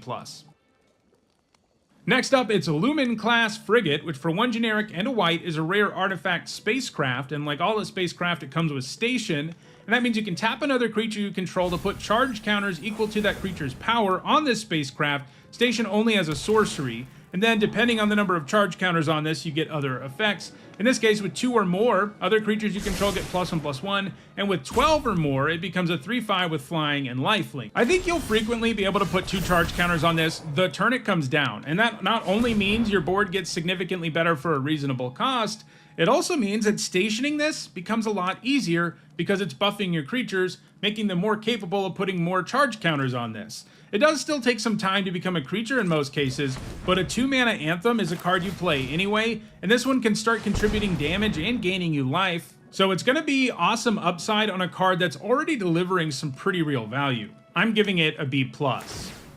Next up, it's Lux Knight Breacher, which for 3 generic and a white is a 2/2 human knight at common. It enters with a +1/+1 counter on it for each other creature and or artifact you control. This card has a terrible floor, since it's awful when you don't have anything or much going on. Even just 1 counter on this is a bad card, and even 2 isn't something to write home about. There is a high-ish ceiling, but it's still just a big vanilla creature in an ideal world, so it doesn't seem worth the risk to me when the reward is so unexciting. You'll probably play it when you need a 4-drop and you have lots of creatures and artifacts, but you're going to end up cutting this a lot too. I'm giving it a D. Next up, it's Pinnacle Starcage, which for 1 generic and 2 white is a rare artifact. When it enters, you exile all artifacts and creatures with mana value 2 or less until this artifact leaves the battlefield, and you can pay 6 generic and 2 white to put each card exiled with this artifact into its owner's graveyard, then create a 2/2 colorless robot artifact creature token for each card that was put into a graveyard this way, and then you sacrifice the Pinnacle Starcage. So this is symmetrical, so sometimes it'll be tricky making it hurt your opponent more than it hurts you, since most decks run cards that cost 2 or less mana, and the other ability is expensive enough that I don't think you're counting on it reliably being a way to break the symmetry. Plus, in many situations, you're not going to exile that many things, so you won't get that many robots anyway. This feels like a very awkward D in your main deck, but against a deck that is super low to the ground and or one that has lots of tokens, this does get more interesting, so it's an okay sideboard card, probably a C+ against the right opponent. Next up, it's Pulsar Squadron Ace, which for 1 generic and a white is a 1/2 human pilot at uncommon. When it enters, you look at the top 5 of your library. You can reveal a spacecraft card from among them and put it into your hand. Put the rest on the bottom of your library in a random order. If you didn't put a card into your hand this way, put a +1/+1 counter on this creature. This is good. It's either a 2-mana 1/2 that draws you a card or a 2-mana 2/3 that helps with +1/+1 counter synergy. I'm pretty happy with either outcome, especially on turn 2. I'm giving this a B-. Next up, it's Radiant Strike, which for 3 generic and a white is a common instant. Destroy target artifact or tapped creature, you gain 3 life. So note that this can destroy any artifacts, not just tapped ones. This is a kind of card where it's easy to misread that because it can only destroy tapped creatures. But anyway, 4 mana for this effect is kind of a lot when it's somewhat narrow, but the life it gains you makes up for that in a significant way, and many people may be tapping their creatures a lot in this set because of the station mechanic. Destroying something your opponent worked really hard to station also sounds pretty sweet for tempo in general in this format. This does fall below premium to me because of the cost, but I think it's a C+. Next up, it's Rayblade Trooper, which for 2 generic and a white is a 2/2 human soldier at uncommon. When it enters, you put a +1/+1 counter on target creature you control, and whenever a non-token creature you control with a +1/+1 counter on it dies, create a 1/1 white human soldier creature token, and it has warp for 1 generic and a white. So, Grey Ogre stats, as always, are pretty brutal, but this has a good enters trigger that you might get access to twice, and that, of course, sets it up so that you can get tokens more easily, too. There are other ways to do stuff with counters in this set, too, especially in the green-white color pair, and we've seen a lot of them in white as well, so I think this is actually pretty good, giving it a B-. Next up, it's Reroute Systems, which for 1 white mana is an uncommon instant that says choose one, target artifact or creature gains indestructible until end of turn, or Reroute Systems deals 2 damage to target tapped creature. I like the look of this. 1 mana for indestructibility is a nice way to blink most removal spells, and it occasionally works as a combat trick, and the removal mode will be useful sometimes too, and when it is, it'll often be able to trade up. Sure, both modes are kind of restrictive, but having both of them on a card that only costs 1 mana is pretty nice, giving this a C+. Next up, it's Rescue Skiff, which for 5 generic and a white is an uncommon artifact spacecraft. When it enters, you return target creature or enchantment card from your graveyard to the battlefield, and if it has 10 or more charge counters, it's a 5/6 flyer. So I like this. It'll add somebody to the battlefield up front, and that means having something that may help this turn into a creature more quickly. With all of these, you have to account for fail cases when you just never turn them into creatures. And while 6 mana to reanimate something from your graveyard isn't amazing, it's a passable fail case that will get you something almost every time it enters. And if you ever turn this into a big flyer, your opponent's really going to be in trouble. I think this is a B-. Next up, it's Scout for Survivors, which for 2 generic and a white is an uncommon sorcery. It says return up to 3 target creature cards with total mana value 3 or less from your graveyard to the battlefield. Put a +1/+1 counter on each of them. So these really cheap white reanimate effects are rarely good and limited. They're just too narrow because they can only bring back really specific things, and you need things in your graveyard to begin with. This one does have me a little intrigued, since you can potentially reanimate multiple things, and that might even be preferable, since they get counters. But even reanimating just a 3-drop with this doesn't seem terrible. You just have to account for the times where you don't have a target, and those are unfortunately fairly common. I think that holds it to a C. Next up, it's Seam Rip, which for 1 white mana is an uncommon enchantment, and when it enters, you exile target non-land permanent opponent controls with mana value 2 or less until this enchantment leaves the battlefield. So Portable Hole was a solid limited card, and this is an enchantment version. It would definitely be better in this set if it was an artifact, but it still does the job. It's narrow, but you can often spend 1 mana to exile 2 mana things, and that is trading up. I'm giving it a C. Next up, it's the Seriema, which for 1 generic and 2 white is a rare legendary artifact spacecraft, and when it enters, you search your library for a legendary creature card, reveal it, put it into your hand, and then shuffle. And if it gets 7 or more charge counters on it, it becomes a 5/5 flyer, and other tapped legendary creatures you control have indestructible. So this set has fewer legendary creatures in it than we've seen in a while. For example, not all the Signpost uncommons are legendary creatures. So the number of legendary creatures we actually have at lower rarities is actually pretty limited, and I think that really hurts the Seriema. If this was in Final Fantasy, for example, it would have been way better, because most decks just have like 4 legendary creatures that can be tutored up. But in this format, you'll be lucky to have 2. As such, I think this is probably just a D, since it won't deliver much value initially, and it won't be that great once it becomes a creature either. Next up, it's Squire's Lightblade, which for 1 white mana is a common artifact equipment with flash. When it enters, attach it to target creature you control. That creature gains first strike until end of turn. The equipped creature gets +1/+0, and this can equip for 3 generic. So we just saw Coral Sword be an okay card, and this is pretty much the same card, but actually worse, because the equip cost is 2 mana higher. Now, this does work nicely for decks trying to cast multiple spells, because it's so cheap, and it's also an artifact, which matters. But I can't help but think this card won't really give you the card of value you want most of the time. The idea is to use it as a trick and win combat with it, but this buff just doesn't do that good of a job. And then the buff that's left over also is pretty insignificant, especially when it costs 3 mana to move it around. So I think this is a D+.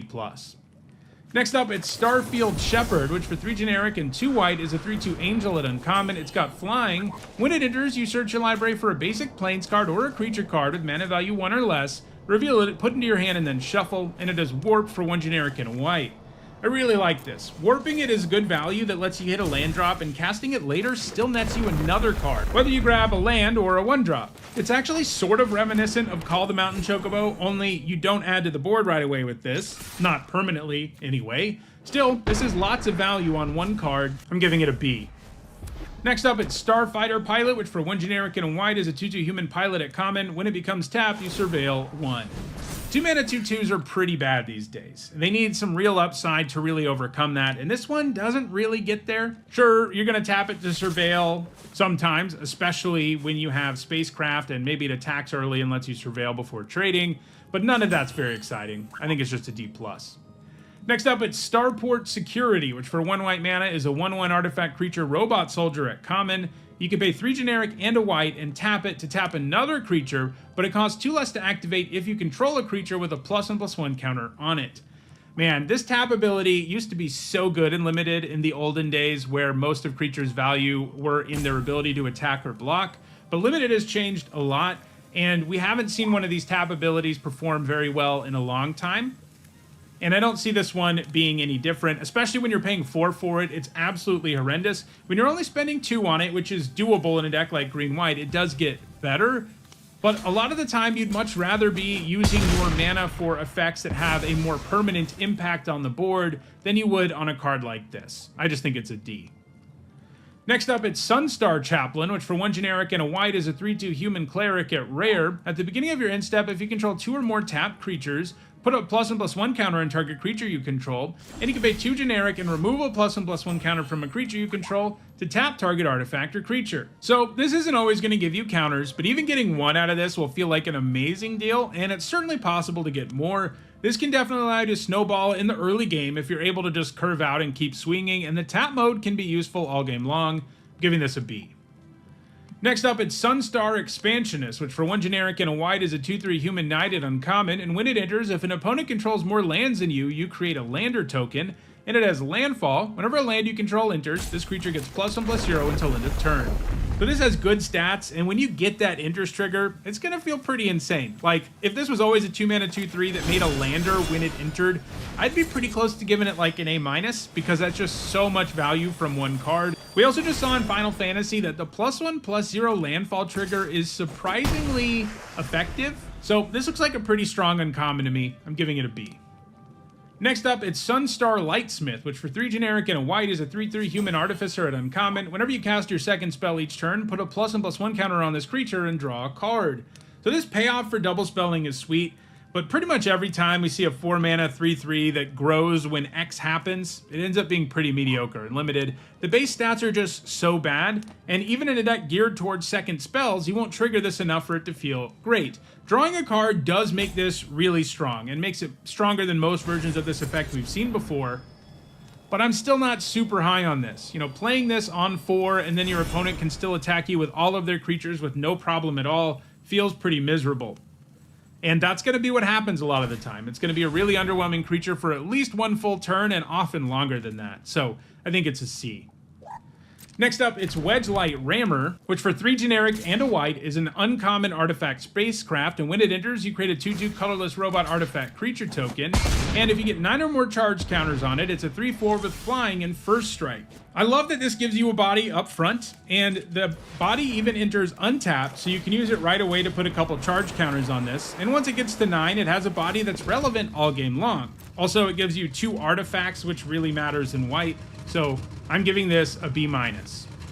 Next up, it's Weft-Blade Enhancer, which for 5 generic and a white is a 3/4 Drix Artificer at common. When it enters, you put a +1/+1 counter on each of up to 2 target creatures, and it has Warp for 2 generic and a white. Warping this early and getting a couple of counters will feel okay, and that's good because if this were only the 6 mana mode, it wouldn't be very good. It has bad base stats, and sure, it can put a counter on itself, but the other one has to go somewhere else. It's never really going to feel very efficient when you cast it for 6. But when you factor in warping it and then casting it for 6 later and getting 4 counters out of 1 card, it sounds a lot better, but it still feels pretty underwhelming to me because of the cost of both modes, so I think it's a C-. And our last white card is Zealous Display, which for 2 generic and a white is a common instant, and creatures you control get +2/+0 until end of turn. If it's not your turn, untap those creatures. While the untap part is an up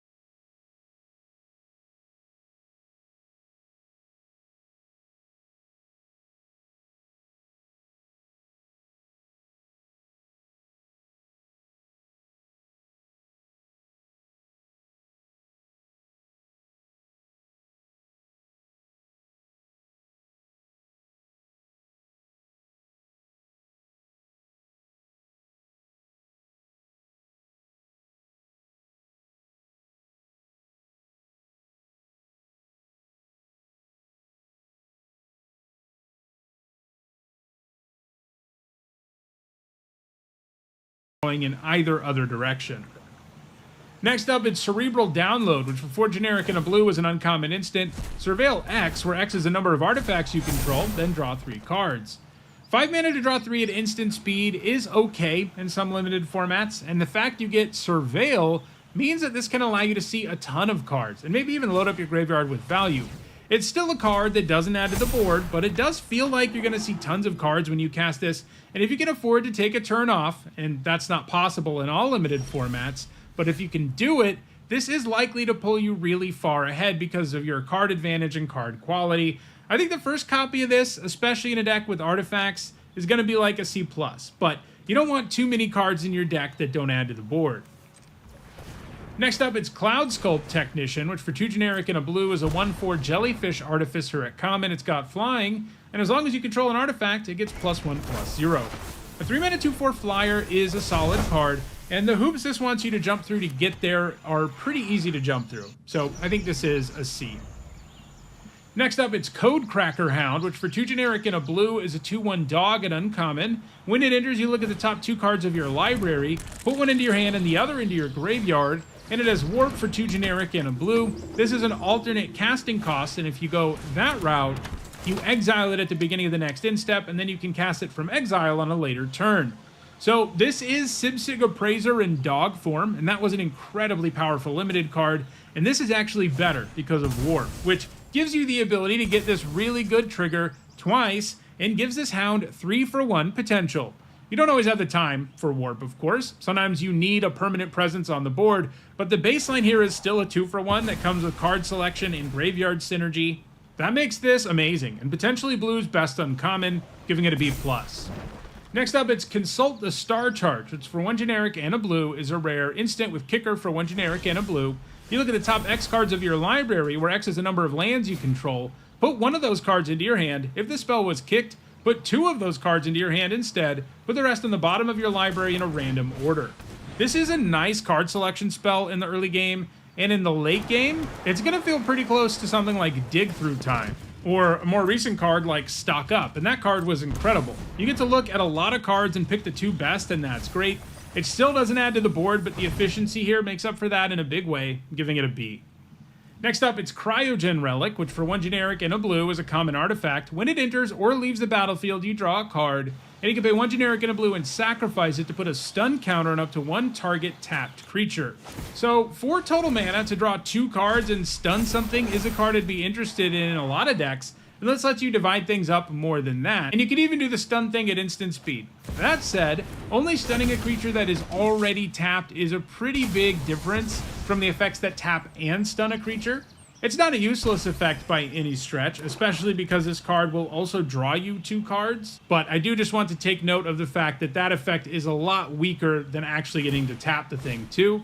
And that means that this frequently won't add to the board, or at least won't do something that meaningful when you sacrifice it, so I think it's a C. Next up, it's Cryo Shatter, which for 1 blue is a common enchantment aura with Enchant Creature. Enchanted creature gets -5/-0. When enchanted creature becomes tapped or is dealt damage, destroy it. Lately, they've been giving us super cheap removal in blue, and while this effect doesn't entirely get rid of a creature, which can be problematic when they have static abilities and stuff, plus no matter what, you do allow that creature to block at least once, which itself really minimizes how great a removal spell can be, since it takes an extra step to actually fully remove that creature. But I think all of that's okay because this is so cheap and does deal with like most of what a creature can do. It doesn't quite trade 1-for-1, but because it only costs 1 mana, it's kind of acceptable. I'm giving it a C. Next up, it's Desculpting Blast, which for 1 generic and a blue is an uncommon instant. Return target non-land permanent to its owner's hand. If it was attacking, create a 1/1 colorless drone artifact creature token with flying, and this token can block only creatures with flying. So 2 mana for this effect without the drone upside here is usually an okay card in limited. A D+, C- level card that sometimes it's better depending on the format to bounce stuff, but usually you go down a card to bounce something. When you do get to trade, it gets a lot better because you use it in response to a combat trick or whatever. And this certainly has some extra oomph in this format because of spacecraft, like bouncing a spacecraft that your opponent spent a ton of time putting charge counters on is pretty nasty.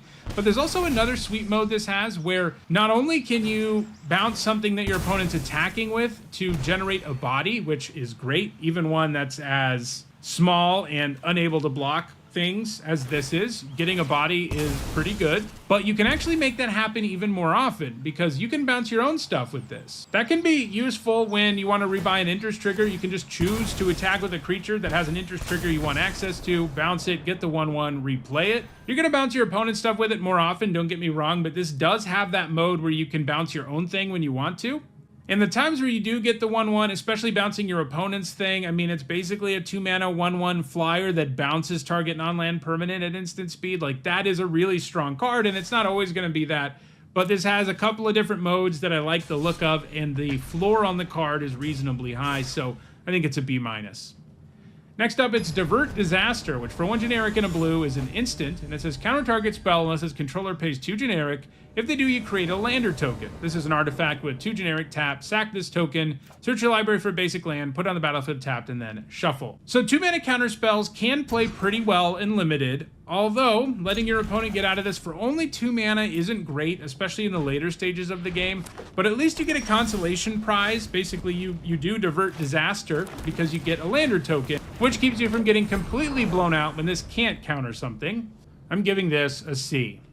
Next up, it's Emissary Escort, which for 1 generic and a blue is an artifact creature robot soldier at rare, and it gets +X/+0, where X is the greatest mana value among other artifacts you control. So this demands you have some other stuff around. It doesn't count itself, and that means in the early game, it'll often just be a 2-mana 0/4, but there are plenty of artifacts around in blue, so this will often have a pretty beefy body. And you don't even necessarily have to wait until the later stages of the game for that to be true, because this is also kind of a warp payoff. If you warp an expensive artifact, get it on the board, and make this thing have more power, on like turn 3 or something, it's suddenly going to be able to attack a lot more effectively, and I see that happening a reasonable chunk of the time, just like I think it's likely you have artifacts in play a reasonable chunk of the time. So the floor here is bad, and the ceiling's not insane, but it is fairly accessible. I'm giving this a C+. Next up, it's Gigastorm Titan, which for 4 generic and a blue is a 4/4 elemental at uncommon. It costs 3 generic less to cast if you've cast another spell this turn. 2 mana for a 4/4, that's pretty good. And if you can spend your turn 5 casting a 2-drop and then casting this, you'll be reasonably happy with what went down. This is a pretty mediocre top deck though, and if your deck doesn't have enough cheaper spells, it's just not going to be worth running. And the ceiling here is still just an efficient vanilla creature, and not even one you run out super early. It's just one that you get a lot out of for the mana cost when things line up correctly. I think this is a C. Worth remembering, this is another card that can work nicely with cheap warp costs too. Next up, it's Ilvoy Galeblade, which for 1 blue mana is a 1/1 Jellyfish Warrior at common with flash and flying, and you can pay 2 generic and sack it to draw a card. Flash on a 1/1 flyer isn't exactly incredible, like this isn't ambush blocking anything, but you can leave mana up to do other stuff and then cast this if the other stuff doesn't come up. It also gives you a way to trigger double spell payoffs at instant speed, so that certainly matters. Flashing it in and chump blocking and sacking it to draw a card is decent in a pinch. And dropping this on turn 1 is fine too. It's never really going to feel bad, but it's never really going to feel very good either. I'm giving it a C. Next up, it's Ilvoy Infiltrator, which for 2 generic and a blue is a 1/3 Jellyfish Rogue at uncommon. It can't be blocked if you've cast 2 or more spells this turn. Whenever this creature deals combat damage to a player, draw a card. These stats are bad, but there's some real snowball potential here. Drawing extra cards is a good way to keep on double spelling, so this works well with itself. The trick, though, is triggering it that first time, and unlike a lot of these payoffs, playing this and a second spell in the same turn to get the trigger doesn't achieve anything. So you have to count on casting 2 more spells on a later turn to get it going. So it seems a little slow. It's not going to line up right all the time. So I have a hard time seeing it as more than a C, though if this ends up being really good in the format, as someone who loves thieving magpie-like creatures, I'm going to be pretty happy about it. Next up, it's Ilvoy Lightjammer, which for 1 generic and a blue is a common artifact equipment with flash. When it enters, you attach it to target creature you control. That creature gains hexproof until end of turn. The equipped creature gets +1/+2, and it has equip for 3 generic. This works nicely against removal spells and is serviceable enough in combat, and the fact you can move it around to buff other stuff while also helping with artifact and double spell synergies, just because it's cheap and has flash and is an artifact, makes me think this will be a quality card in most blue decks. I'm giving it a C+. Next up, it's Ilvoy Operative, which for 1 generic and a blue is a 2/1 Jellyfish Rogue at common. Whenever you cast your second spell each turn, put a +1/+1 counter on this creature. You kind of need to get 2 counters on this for it to really feel worthwhile, and I think that's a pretty big ask. Sometimes you'll get it to grow a lot, like you'll play it on turn 2 and your opponent will never kill it. But there will also be times where it never grows or only grows once, or dies to a 1 mana removal spell, and all of those combined are going to happen more often than this thing like really goes off and gains a bunch of counters. It's still a 2-drop. Decks need them, and when you're trying to double spell, having cheap 2-drops helps as well, so it does synergize with itself in a small way, but overall this feels like a C- to me. I think it takes too much work for this to feel worthwhile. Next up, it's Lost in Space, which for 3 generic and a blue is a common instant. Target artifact or creature's owner puts it on their choice of the top or bottom of their library, Surveil 1. We've seen a variant of this card in like the last 10 or 12 sets, and it's always quality removal. It's never insane, it's too expensive for that, but 4 mana for a 1/1 trade at instant speed, and some extra value here in the form of Surveil means you're going to be pretty happy playing a couple of these in most blue decks, giving it a C+. Next up, it's Mechan Assembler, which for 4 generic and a blue is a 4/4 robot artificer at uncommon. Whenever another artifact you control enters, create a 2/2 colorless robot artifact creature token. This ability triggers only once each turn. So this text box is really strong. Getting a whole other artifact, a body that can trade for things since it's a 2/2, when you play another artifact or have them enter, it even counts tokens, is really good. But you know what's not is a 5 mana 4/4 that generally won't give you any value up front other than its meager body that your opponent can probably attack into or kill for 3 or less mana. And those are outcomes that are really going to be backbreaking when you play a card like this. It is true, even if you just trigger it a single time, you're going to feel like you've come out ahead, and that is the nice thing about this. I still think it's pretty good, don't get me wrong, but I do think it falls short of being like a premium card just because it's so inefficient for a little bit too long before it usually generates that first token for you. I'm giving it a C+. Next up, it's Mechan Navigator, which for 1 generic and a blue is a 2/1 robot pilot at uncommon. And when it becomes tapped, you draw a card and then discard a card. This card really doesn't feel like an uncommon, right? Like it's so simple and straightforward and not that powerful. But it's not bad. I mean, a 2 mana 2/1 that loots when it becomes tapped is, you know, in a normal set wouldn't be very good because you have a below rate stat line, and attacking with this just to trigger this isn't going to be worth it on a lot of boards. But when you throw stationing in, you can see this looting for you a couple of times before it goes down or has to trade for something. It's also got the artifact type. It's still a pretty underwhelming card overall. It's not exactly the card you're desperately trying to get your hands on to make your deck come together. And I don't even think it'll always make the cut, especially if you have like 2 spacecraft. It's probably not great. Giving it a C-. Next up, it's Mechan Shieldmate, which for 1 generic and a blue is a 3/2 robot soldier at common. It's an artifact creature. It's got Defender. And as long as an artifact entered the battlefield under your control this turn, this creature can attack as though it didn't have Defender. So this will frequently lose Defender, but a vanilla 2 mana 3/2 isn't a very good card in Limited these days. It's not that much better than a 2/2. It is, but it's only slightly better. It still dies to all the cheapest removal in the format.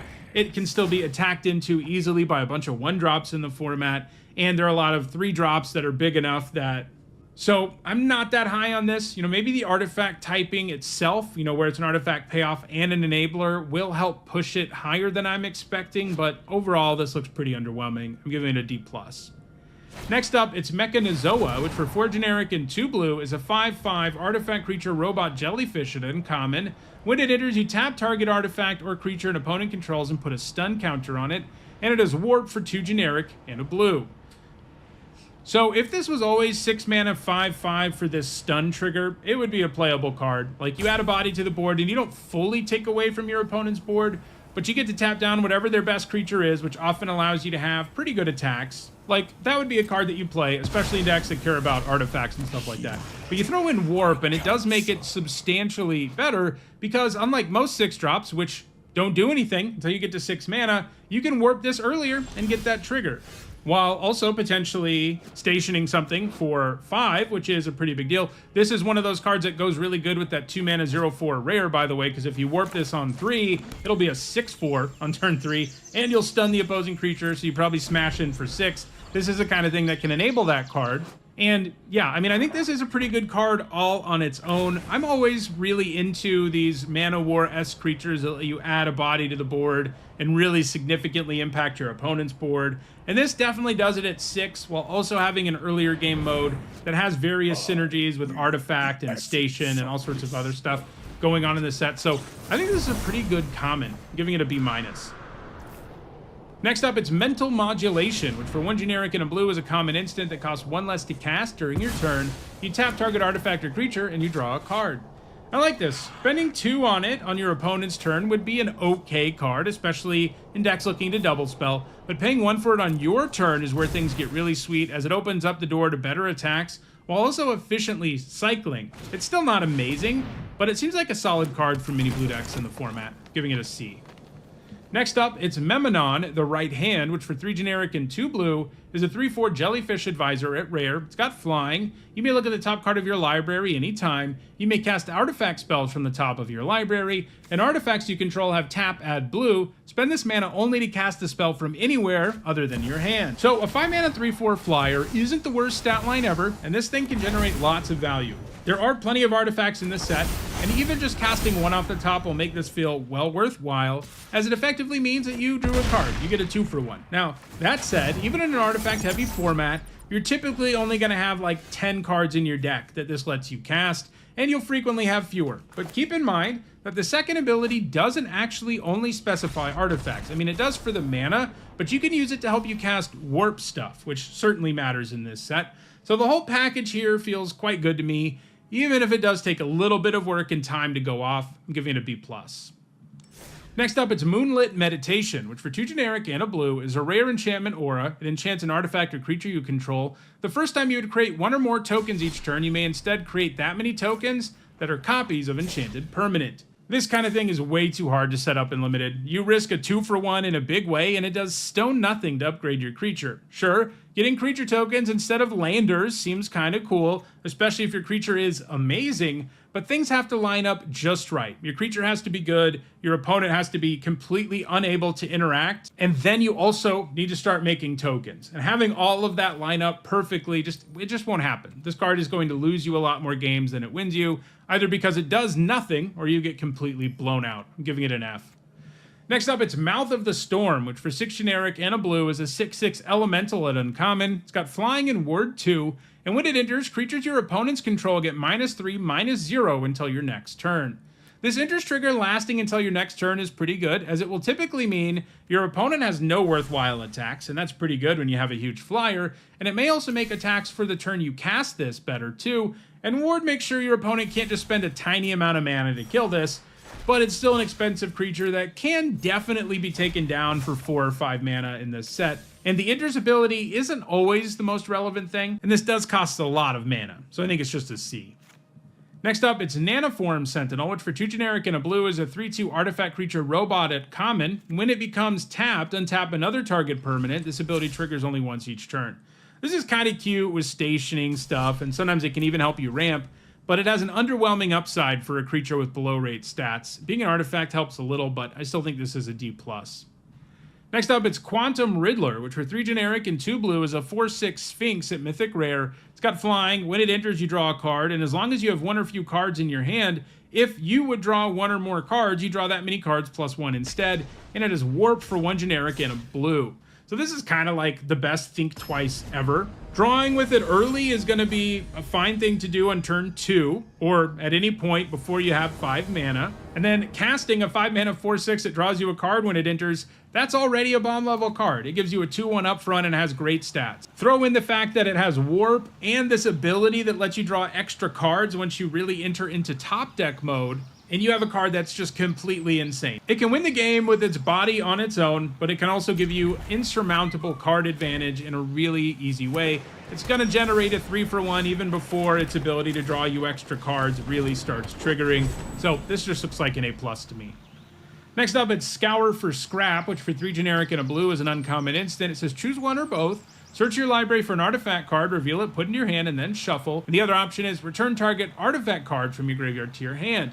So this is a 4 mana draw 2 at instant speed, but you're always going to get 2 artifacts, and one of them will be whatever the best artifact left in your deck is. The other will be whatever it is you can get back from your graveyard. And you do need to be getting both of those consistently for this to be worth it. If you're just using this as a tutor, it's a horrendous card. And if you're just using it to get an artifact from your graveyard to your hand, it's a horrendous card. So you need a lot of artifacts. That's doable in blue. It never adds to the board, which is always a problem, but I do think the 2-for-1 value it generates is going to make this a nice late game play, giving it a C. Next up, it's Self-Craft Mechan, which for 3 generic and a blue is a 3/4 artifact creature robot artificer at common. When it enters, you can sacrifice an artifact, and when you do, you put a +1/+1 counter on target creature and draw a card. 4 mana 3/4s are kind of okay, and sometimes this will be a 4/5 that draws you a card for 4, although drawing that card isn't quite as great as it seems since you have to give something up. On the bright side, the set has 3 different kinds of artifact tokens, drones, robots, and landers, all of which are pretty commonplace, so having something expendable is reasonably likely. You can even sacrifice this to itself in a pinch, which is a nice fail case to have on a card that has some pretty good potential to generate something close to a 2-for-1 and improve your attacks the turn it comes down. I'm giving this a C+. Next up, it's Sinister Cryologist, which for 2 generic and a blue is a 2/3 jellyfish wizard at common. When it enters, target creature an opponent controls gets -3/-0 until end of turn, and it is warp for 1 blue. So this kind of effect is super underwhelming as an interest trigger, and pretty underwhelming if you're warping too. The stat line's not good either, but it is at least a good enabler for double spelling thanks to that really cheap warp cost, so I think it's a C-. Next up, it's Specimen Freighter, which for 5 generic and a blue is a 4/7 artifact spacecraft at uncommon. When it enters, you return up to 2 target non-spacecraft creatures to their owner's hands, and it has Station, like all of these spacecraft do, and that means you can tap another creature you control and put charge counters equal to its power on this spacecraft, and depending on the number of charge counters on it, you get some effects. In this case, if it's 9 or more charge counters, it becomes a 4/7 flyer, and when it attacks, defending player mills 4 cards. So this card, a lot of its value comes from that interest trigger, and the spacecraft that have interest triggers are the ones that I think will excel the most in Limited because they do something right away instead of just sitting around and waiting to get charge counters, which, you know, they're likely to get them eventually, but they often aren't going to get them quickly enough to overcome the fact that they don't add to the board or change the board. This does by bouncing a couple of things, and that can be a big effect. And then later in the game, it can turn into a pretty real creature. The mill thing is kind of a throwaway effect. Sometimes I guess you can attack into your opponent's 5/5 flyer and try to mill them out, but mostly that's a throwaway effect. But you do still end up with a pretty good flying creature without needing like a million charge counters, and you get an effect right away. So this looks pretty good to me, giving it a C+. Next up, it's Starbreach Whale, which for 4 generic and a blue is a 3/5 whale at common. It's got flying. When it enters, you surveil 2, and it has warp for 1 generic and a blue. A 5 mana 3/5 flyer that surveils 2 when it enters is an okay card. Got high enough toughness and power to be a relevant flyer, and surveil improves your draws a little bit. So throwing in warp here does make it even better, obviously. You're probably only going to do it like on turn 2 though if you have nothing better to do, and that's true for a lot of these that don't have some sort of interest trigger that is more meaningful. Like if your options are play a 2 mana 2/2 or surveil 2 for 2, you're usually going to choose the former because you want to be able to add to the board permanently. But it does still give it extra value. It can surveil 4 ultimately when you get around to it, and that's not a terrible effect for the cost. So this looks pretty solid to me, giving it a C. Next up, it's Starfield Vocalist, which for 3 generic and a blue is a 3/4 human bard at rare. If a permanent entering the battlefield causes a triggered ability of a permanent you control to trigger, that ability triggers an additional time, and it has warp for 1 generic and a blue. So these days, so many creatures have interest triggers, and in this set, you get access to them a little earlier than you normally would because of other cards with warp that have interest triggers, that I think this is going to be able to double triggers reasonably often. Throw in the fact that warp can mean sometimes you can spend like 2 on this and then play like a 4-drop that turn that has a really good interest trigger and double it, in addition to the fact that you can cast the Vocalist again later, and being able to do that is certainly flexibility added onto this card. And it also has a passable stat line. I just think these days we have so many interest triggers, especially in a set that has warp, that this is going to end up being pretty good, giving it a B-. Next up, it's Starwinder, which for 5 generic and 2 blue is a 7/7 Leviathan at rare. Whenever a creature you control deals combat damage to a player, you may draw that many cards, and it has warp for 2 generic and 2 blue. So you're going to be really happy to warp this one on any turn when you know you're going to get an attacker in, as this can draw you multiple cards. It draws one for every single damage your creatures do, so you can get insane value. Then, playing this as a 7-mana 7/7 later in the game is no joke either, as it can threaten to draw lots of cards, and can even do it on its own. It's even a May clause, which takes away the risk of drawing too many cards. The downside here is that you aren't always in a spot where you can draw those cards, but I think you'll be able to often enough, either when you warp it or cast it normally, for this to be a B+.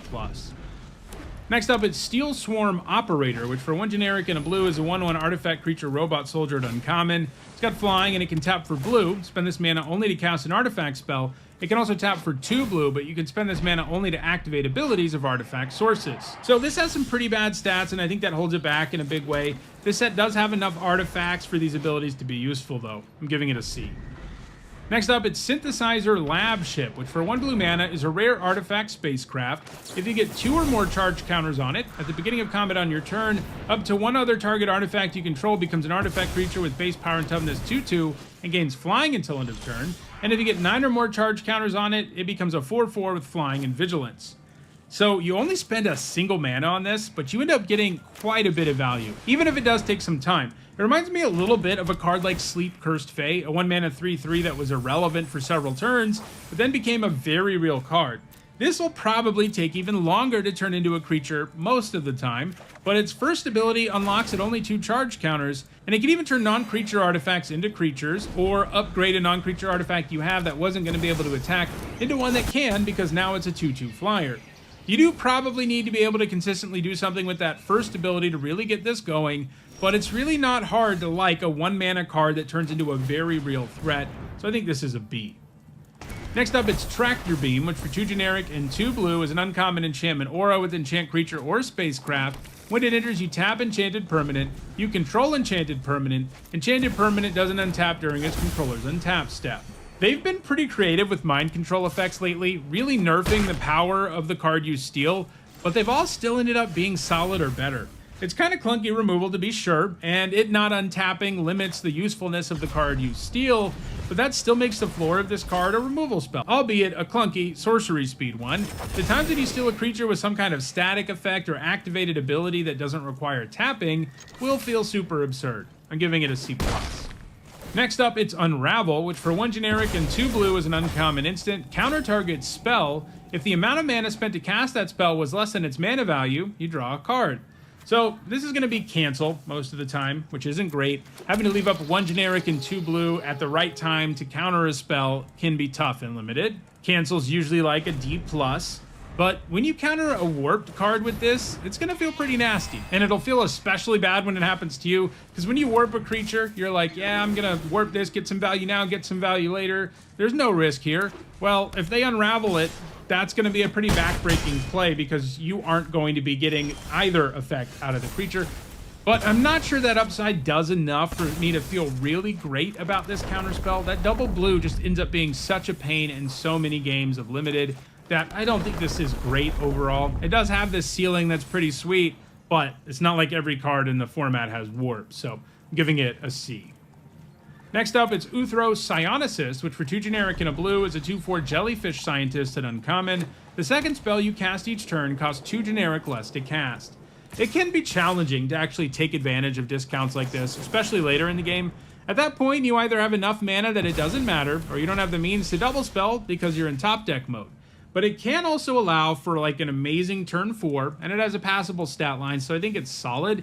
It does get better with stuff like card draw, since then you are more likely to be able to take advantage of the discount, even in the late game, giving it a C.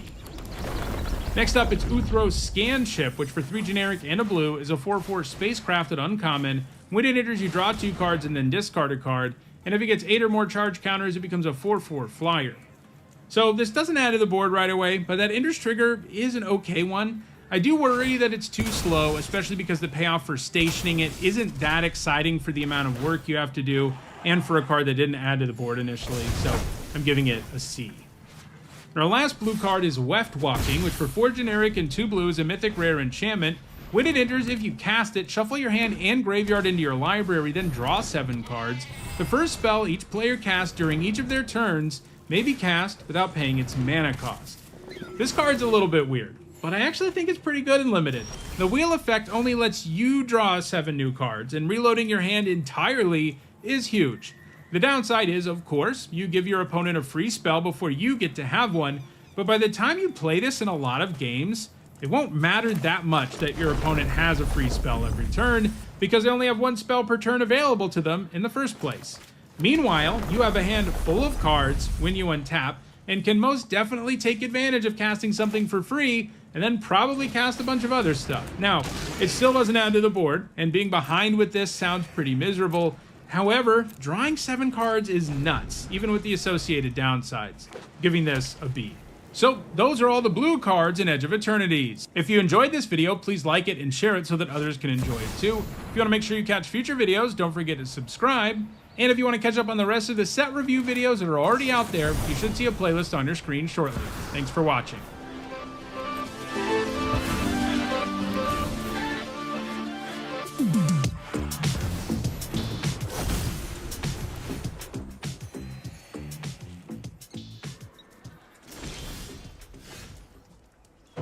This video is sponsored by Card Kingdom. If you want Magic singles or sealed product, use my link in the description.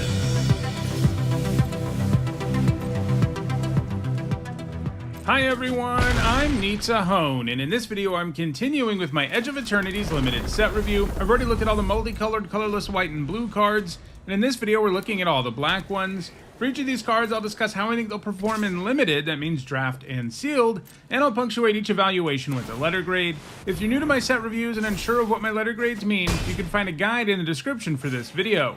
There are some important things to keep in mind as I review these cards. First, we're only talking about draft and sealed, and that means I'm only talking about cards that can be found in the main set in play boosters. There will also be a separate video after I look at all the main set cards that looks at the special guests and the bonus sheet. But for example, cards from the commander decks aren't going to be in this video because those cards aren't in the limited format. These are also my evaluations of the set before playing with the cards in it, and that's because my goal is to get this set review done for you ahead of the pre-release. But as the format comes into focus, I'll be doing videos on how things have actually turned out.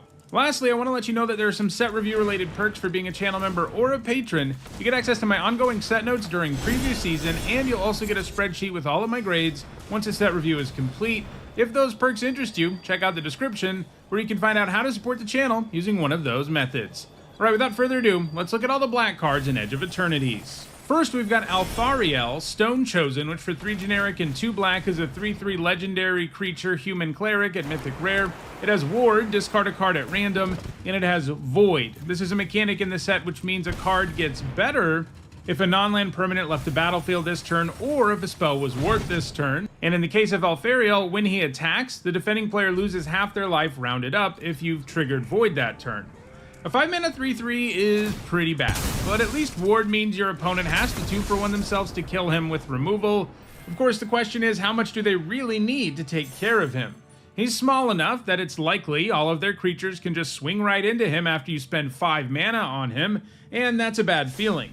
His Void ability is good, of course, and can put them under pressure, but this type of ability is always surprisingly difficult to trigger consistently, and because it's an attack trigger, you always have to wait at least a turn to do it. But that's part of the problem. I already think Void is often narrow enough because you need to have a card with Void in play and actually trigger it, which is of course doable. It's just not automatic either, even with Warp and stuff and Landers and all of that in the set. But in the case of Alfariel, he also has to attack, and that means a lot of the time you won't even be able to trigger it. The best way to trigger it with him will be to warp something because you have more control over, but all of that is a lot of different hoops to jump through, and a card with a pretty bad baseline just because it's a 5-mana 3/3. The Ward does keep him from being completely terrible. It makes it more likely he sticks around and gets the attack in, and if your opponent is worried about him, they do have to 2-for-1 themselves.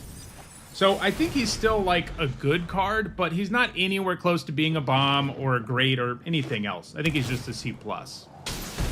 Next up, it's Archenemy's Charm, which for 3 black mana is a rare instant, and it has 3 options, like all charms do. You can exile target creature or planeswalker. You can return 1 or 2 target creature and or planeswalker cards from your graveyard to your hand, or you can put 2 +1/+1 counters on target creature you control, and it gains lifelink until end of turn. Triple black is pretty tough and limited, but if you're good at making that kind of mana, you have a card that is most frequently going to be removal. But the other 2 modes are nice too. If this was too generic and a black to cast, it'd be like a B+, maybe even an A- because of its efficiency and flexibility. All 3 of these modes are good in the right situation, and the removal mode is pretty much always good, but triple black is a very real hurdle, one that knocks it all the way down to C+.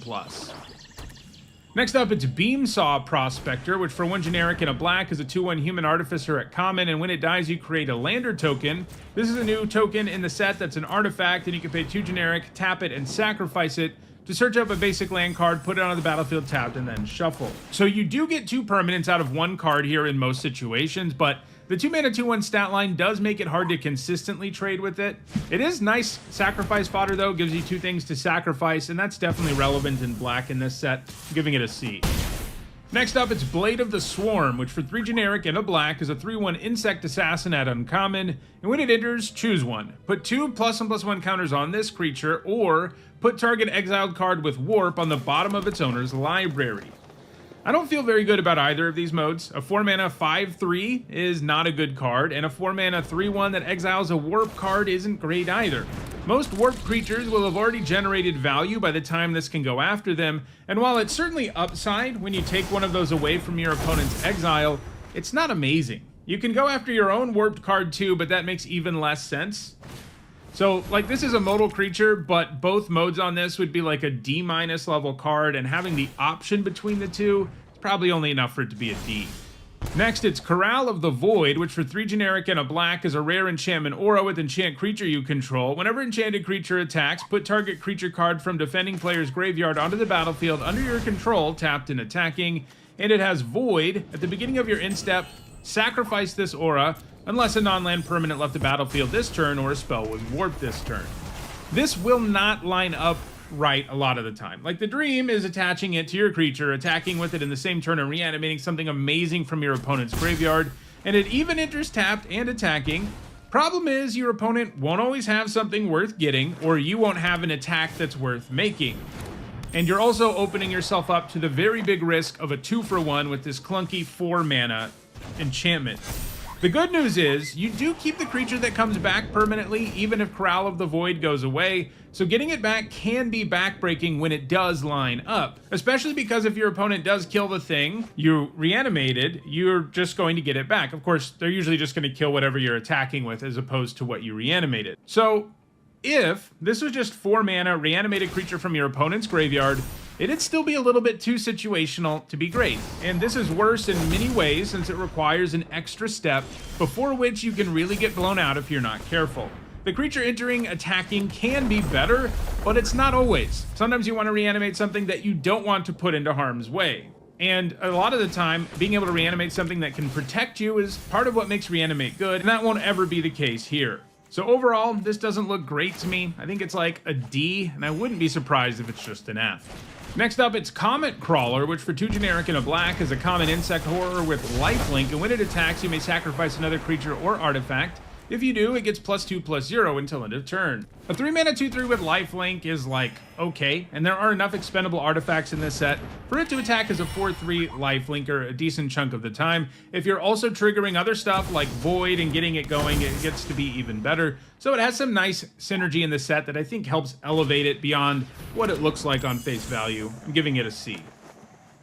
Next up, it's Dark Endurance, which for 1 generic and a black is a common instant that costs 1 generic less to cast if it targets a blocking creature, and target creature gets +2/+0 and gains indestructible until end of turn.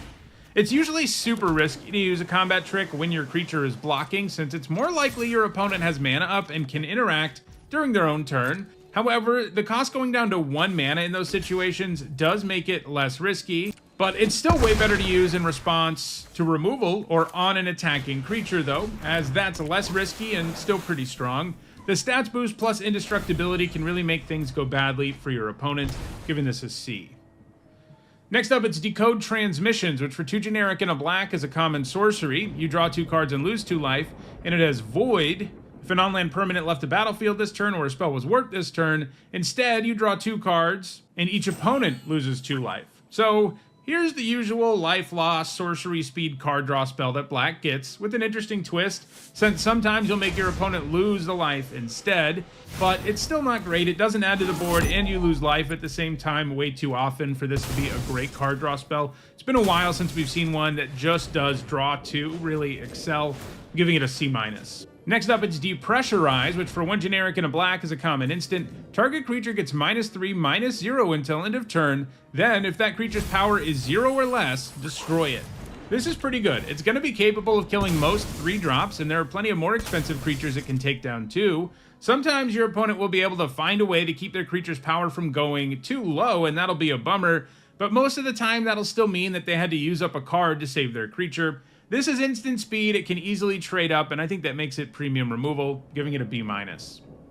Next up, it's Dubious Delicacy, which for 2 generic and a black is an uncommon artifact food with flash. When it enters, up to 1 target creature gets -3/-3 until end of turn. You can pay 2 generic and tap it and sack it to gain 3 life, or you can pay 2 generic and tap it and sack it to have target opponent lose 3 life.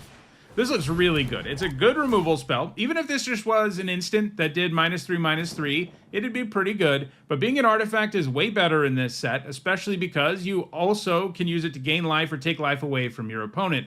I mean, if this were 5 mana for the removal effect and then either +3 or -3 life, I'd be pretty high on that. And this is way better because you can pay in installments and it's an artifact. I'm giving it a B. Next up, it's Elegy Acolyte, which for 2 generic and 2 black is a 4/4 human cleric at rare. It's got lifelink. Whenever 1 or more creatures you control deal combat damage to a player, you draw a card and lose 1 life. And it has a void trigger that happens at the end step, and you make a 2/2 colorless robot artifact, creature token. This is great. A 4-mana 4/4 with lifelink is a card you play 100% of the time. Then you add the combat damage trigger, which means that if you have a remotely good attack the turn you play this, you have a good chance of drawing a card. And then add in the fact that you get a robot out of this when you trigger Void is just amazing. Especially because those 2 things work well together. Your opponent might only have a trade with the thing you attack with, and that means your opponent has to choose between trading for it, which will ultimately give you a 2/2 at the end of your turn, or letting the creature hit them and allowing you to draw a card. That's a true pick your poison scenario, and it's not far-fetched. That's what this card is going to cause combat to turn into. So you throw in the good stats, and we have a bomb that can easily run away with games, giving it an A. Next up, it's Embrace Oblivion, which for 1 black mana is a common sorcery. As an additional cost to cast it, sacrifice an artifact or creature, destroy target creature or spacecraft. So Bone Splinters and its ilk usually aren't amazing in limited. Basically, you have to 2-for-1 yourself too often for it to be great, but the more expendable stuff you have, the better something like this gets. It's probably a D in your typical black deck, but a C+ in a deck with good fodder like lots of artifact tokens and stuff. Next up, it's Entropic Battlecruiser, which for 3 generic and a black is a rare artifact spacecraft, and like all spacecraft, it has station, which means you tap another creature you control and put charge counters equal to that creature's power on this spacecraft, only at sorcery speed, and you get effects out of this depending on how many charge counters are on it. For example, if there are 1 or more, whenever an opponent discards a card, they lose 3 life, and if there are 8 or more, it becomes a 3/10 with flying and death touch, and when it attacks, each opponent discards a card, and each opponent who can't loses 3 life. So this level 1+ mode isn't going to do much. There's not a significant enough discard theme in this set for that to be worth a card, and that's pretty bad news on your 4-drop. Now, once it has 8 or more counters, it does get really good, since it gives you a big creature that can pick apart the opponent's hand, while pressuring them in a significant way. That said, I think this does nothing for a little bit too long to be anything special. I'm giving it a C. Next up, it's Faller's Faithful, which for 2 generic and a black is a 3/1 human wizard at uncommon. When it enters, destroy up to 1 other target creature. If that creature wasn't dealt damage this turn, its controller draws 2 cards. This is a cool design. It can be the usual destroy a damaged thing creature that black always gets. None of those end up being very good. But in a pinch, this can also go after any creature. And while letting your opponent draw 2 is obviously a huge downside, it does mean that the Faithful is great in situations where killing 1 blocker allows you to do lethal. And those situations definitely happen. And what this card usually is capable of, only destroying a creature that's been damaged, is horrible in that kind of situation. It does have bad stats, and typically you have to give your opponent card advantage one way or another for this to kill something, whether you use up a card to damage their creature or let them draw 2. It is interesting, like if this were just a 3 mana 3/1 with this first sentence, you know, a creature that enters and destroys target creature, it would be like an A-, just because you're adding a body to the board and removing something else and getting a very real 2-for-1. But this can basically never deliver a 2-for-1, no matter how you use it. So I think it's just a C. Next up, it's Fel Graveship, which for 2 generic and a black is an uncommon artifact spacecraft. When it enters, you mill 3, then return a creature or spacecraft card from your graveyard to your hand. And if it gets 8 or more charge counters, it's a 3/2 with flying and lifelink. This reminds me a bit of Carrion Cruiser from Ether Drift. It has the same mana value, but a better enters trigger and more upside, since it has flying and lifelink once it has enough charge counters. While this card doesn't really add to the board immediately, it does give you a card up front and helps you with other graveyard synergy in this set too, and whatever you get back might even be able to help station it. I'm giving this a B-. Next up, it's Gravblade Heavy, which for 3 generic and a black is a human soldier at common, and as long as you control an artifact, it gets +1/+0 and has Death Touch. A vanilla 4 mana 3/4 is like a D at best, but a 4 mana 4/4 with Death Touch is obviously quite a bit better, and I think you'll be able to meet that requirement relatively easy in black. I'm giving it a C. Next up, it's Grav Kill, which for 3 generic and a black is a common instant and exiles target creature or spacecraft. This is a little bit costly, but the fact it can hit creatures or spacecraft, exiles, and only has 1 colored pip helps make up for a lot of that. Being an instant means it can produce some real blowouts sometimes too. I think this is sort of teetering right on the edge of premium removal. The cost is high, but so is the power. I'm going to start it at a C+, but I wouldn't be surprised if it's more like a B-. Next up, it's Gravpack Monoist, which for 2 generic and a black is a 2/1 human scout at common. It's got flying, and when it dies, you create a tap 2/2 colorless robot artifact creature token. This is a good rate. A 3 mana 2/1 flyer obviously isn't a good starting point, but dying into a very real token is awesome, even if it does enter the battlefield tapped. This is very capable of generating 2-for-1s on the cheap, and I like that on a common, giving it a C+. Next up, it's Hull Carver, which for 1 black mana is a 1/1 artifact creature robot assassin at common, and it has Death Touch. 1 mana 1/1s with Death Touch are always solid or better in limited. They can trade for anything and really alter the board no matter when you get them, so they're pretty nice. I think this one's going to fall into the or better category, as being a 1-drop artifact itself has value in this set, giving it a C+. Next up, it's Hilderblade, which for 1 black mana is an uncommon artifact equipment. The equipped creature gets +3/+1, and it has a void trigger at the beginning of your instep, which allows it to attach to target creature you control, and it has equip for 4 generic. So, a 1 mana artifact with equip 4 and this buff is terrible. Though, this set having an artifact theme probably makes it almost okay. 4 mana is just way too much though, and you often don't have time for that, especially after playing a 1-drop that doesn't add to the board. There are plenty of ways to trigger Void, of course, and this equipping for free is good, but it occupies an awkward space where you need something to have left the board, but you also need something to equip this to. And while that can line up, there's going to be a reasonable percentage of the time where achieving both in the same turn is a real challenge. I also don't love that if you aren't playing this like on turn 1 and you draw it later, it's never going to equip for free until you're in step, and if you don't have the extra mana left over, you're not going to be able to equip it, and so it will go quite a while before actually adding to the board. All of that said, I do think this is going to make the cut in decks that really care about artifacts, and when it does equip for free, it's going to feel pretty good. I'm giving it a C-. Next up, it's Hymn of the Faller, which for 1 generic and a black is an uncommon sorcery.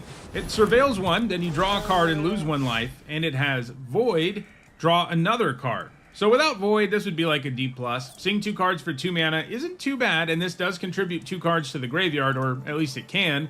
But with Void, this becomes incredibly good. 2 mana to draw 2 with the Surveil in there is incredibly efficient, and the Hymn is cheap enough that finding a window to cast it and get that trigger is doable. It won't always happen, of course, but the baseline's an okay card, and it would be like a B+ if you could always trigger it, so I think it's a C+. Next up, it's Insatiable Skittermaw, which for 2 generic and a black is a 2/2 insect horror at common. It's got Menace, and it has an instep Void effect, and you put a +1/+1 counter on it. We've seen almost this exact card several times. That is a 3 mana 2/2 Menace. It gets a counter when the right thing happens, and they've all been pretty awful. 3 mana 2/2 is a miserable starting point, and you just can't consistently get a counter on this quickly enough to make up for it. It's a D. Next up, it's Lightless Evangel, which for 1 generic and a black is a 2/2 vampire cleric at uncommon, and whenever you sacrifice another creature or artifact, you put a +1/+1 counter on this creature. A 2 mana 2/2 isn't a great starting point, and this only triggers off of sacrifices, so it grows in a narrow number of situations. But the good news is that black, and this format in general, has a decent amount of sacrifice because of lander tokens and robot tokens, so growing this will definitely happen. You'll just also have a 2 mana 2/2 that you can't grow a little too often for this to be anything special, giving it a C+. Next up, it's Monoist Circuit Feeder, which for 4 generic and 2 black is a 4/4 artifact creature Nautilus. It's got flying, it's an uncommon, and when it enters, until end of turn, target creature you control gets +X/+0, and target creature an opponent controls gets -0/-X, where X is the number of artifacts you control. I like this a lot. It's going to be a premium uncommon for any deck that has artifacts. Even on its own, it'll do +1/+0 to something on your side and -0/-1 to something on theirs, and that card would probably be like a D+ or a C-, but it has a way higher ceiling than that. And there are plenty of black artifacts in the set to really get this going. It's a little expensive, and the body isn't great, but it delivers huge value up front, and that more than makes up for that. I'm giving it a B. Next up, it's Monoist Sentry, which for 1 black mana is a 4/1 artifact creature robot at uncommon, and it's got Defender. Most of this card's value comes from the fact that it can trade up really easily. Like most 2, 3, and 4 drops can't attack into this without dying. It's going to kind of feel like a 1 mana 1/1 with Death Touch a decent chunk of the time. The bad news is it's really bad against like tokens, which you really don't want to trade for. But it's also an artifact, and that has real value in the set, so I think this comes out as a C overall. Next, it's Perigi Beckoner, which for 4 generic and a black is a 4/5 horror at common. When it enters, until end of turn, another target creature you control gets +2/+0 and gains. When this creature dies, return it to the battlefield tapped under its owner's control, and it has Warp for 1 generic and a black, which means you can cast it for this alternate cost, but if you do it that way, you exile it at the beginning of the next instep, and then you can cast it from exile on a later turn. This trigger is interesting. Most of the time we see it on combat tricks, and not as an effect that you get before combat, which is substantially worse. Still, it can force a creature through that couldn't attack before, whether you warp it or cast it normally, and it has kind of an acceptable body, so I think it's a C. Next up, it's Requiem Monolith, which for 2 generic and a black is a rare artifact, and you can tap it, and until end of turn, target creature gains. Whenever this creature is dealt damage, you draw that many cards and lose that much life. That creature's controller may have this artifact deal 1 damage to it, activate only as a sorcery. This is a cool design. Basically, you can tap this to draw a card in most situations, and using this on a creature and also sending it in can create a real headache for your opponent. It's a little slow and doesn't add to the board right away, but it does feel like it's going to generate significant card advantage in many games, and just being an artifact is likely to help out your deck in general, giving it a B-. Next up, it's Scrounge for Eternity, which for 2 generic and a black is an uncommon sorcery. As an additional cost to cast it, you have to sacrifice an artifact or creature, and then you return target creature or spacecraft card with mana value 5 or less from your graveyard to the battlefield, then create a lander token. This is a really interesting design for the black reanimation spell, and you do get 2 cards from this card's main effect, the reanimation and the lander. And while it does have a mana value restriction, this is way cheaper than most black reanimation spells, so it makes sense they went that route. One thing to note about this is that you can sacrifice a creature and then reanimate the same creature. That's not amazing unless that creature has a death or enters trigger, but it does mean you get a lander, and it means that this is less of a dead card than most reanimation spells are when your graveyard is empty. And obviously, if you sacrifice something expendable and bring back something that's already in your graveyard, that's a really good mode too. So I actually like this because it's so cheap. It's basically never going to be an entirely blank card, and getting a lander out of this is going to feel pretty good. I'm giving it a C+. Next up, it's Sothera, the Super Void, which for 2 generic and 2 black is a mythic rare legendary enchantment. Whenever a creature you control dies, each opponent chooses a creature they control and exiles it. And at the beginning of your end step, if a player controls no creatures, sacrifice Sothera, then put a creature card exiled with it onto the battlefield under your control with 2 additional +1/+1 counters on it. This is pretty cool. If you have creatures in play when you play this, which isn't a huge ask, it will really wreak havoc on the game because it makes your opponent lose a creature anytime you lose one, making trades and removal a losing proposition for them, making sacrificing permanents really good. And then whether you or your opponent run out of creatures, so Thera eventually brings back one of the exiled cards, and it's significantly better than it was before. Now, it does need for there to be something of a board state, but I think on most of them, this causes serious problems for your opponent and makes combat in most situations almost impossible. So it takes some minimal setup, and there are going to be times where it sort of feels like an enchantment that doesn't add to the board, but those will be few and far between. I think this is a bomb. I'm giving it an A-. Next up, it's Sunset Saboteur, which for 1 generic and a black is a 4/1 human rogue at rare. It's got Menace and Ward, discard a card. And when it attacks, you put a +1/+1 counter on target creature an opponent controls. So a 2-mana 4/1 with Menace with Ward, discard a card would be like a B+. I would even entertain a conversation for an A- because it's so efficient. Your opponent has to give up 2 things most of the time, whether they block it or use a removal spell on it. And if they don't, it can kill them really, really quickly. But of course, this comes with a colossal downside. Giving your opponent stuff +1/+1 counters isn't great, but I do still think this ends up being a pretty quality 2-drop overall. Like, you can just stop attacking if you don't want your opponent to keep getting counters, and then you have a card that's okay at trading up. So you get to make some decisions here that I think make this card look a little better than it might seem at first because of its downside. I'm giving it a C+. Next up, it's Susurian Dirgecraft, which for 4 generic and a black is an uncommon artifact spacecraft. When it enters, each opponent sacrifices a non-token creature, and when it gets 7 or more charge counters, it becomes a 4/3 flyer. Attaching removal to a spacecraft is definitely a way to get me to like it, even when it's only an edict effect, which tend to be a lot weaker on turn 5 than they are in the early game. But still, it takes a card away from your opponent, most of the time, hopefully, and only asks for a modest number of charge counters to get going. I'm giving it a C+. Next up, it's Susurian Voidborn, which for 2 generic and a black is a 2/2 vampire soldier at uncommon. And when this creature or another creature or artifact you control dies, target opponent loses 1 life and you gain 1 life, and it has warp for 1 black mana. These aristocrat effects always tend to play pretty well in limited, and this one counts itself, so even if your opponent takes it down right away, 1 life gets drained, and that's an okay trade. The warp on this is interesting because, like, it's not the kind of thing that's worth warping on turn 1, which you can do, but there's not really a reason to. But if you do have a turn where you want to add some other stuff to the board, and you have good attacks, this trigger is a nice thing to have, basically if you're ever going to enter combat. And being able to only spend 1 mana to get that trigger at first is fine. I do think this is one you're just going to cast more often than you do anything else. I don't love the Grey Ogre stat line, but I think because it gives you value almost no matter what, and then really wreaks havoc on combat if it sticks around, I think that makes it a pretty good card, giving it a C+. Next up, it's Swarm Color, which for 3 generic and a black is a 2/4 insect warrior at common. It's got flying, and when it becomes tapped, you may sacrifice another creature or artifact, and if you do, you draw a card. A 4-mana 2/4 isn't great, but it's kind of okay, and this tap trigger is pretty useful. And remember, it'll go off when you're attacking or stationing, and this is another black card that requires fodder to be worthwhile, but I think enough decks will have enough fodder for this to be fine, giving it a C.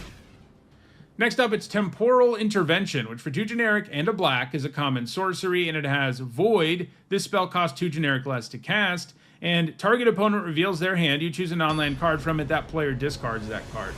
So cast normally, this is Coercion, which is not a good card in limited. It's just too much mana for a conditional 1/1 that doesn't add to the board.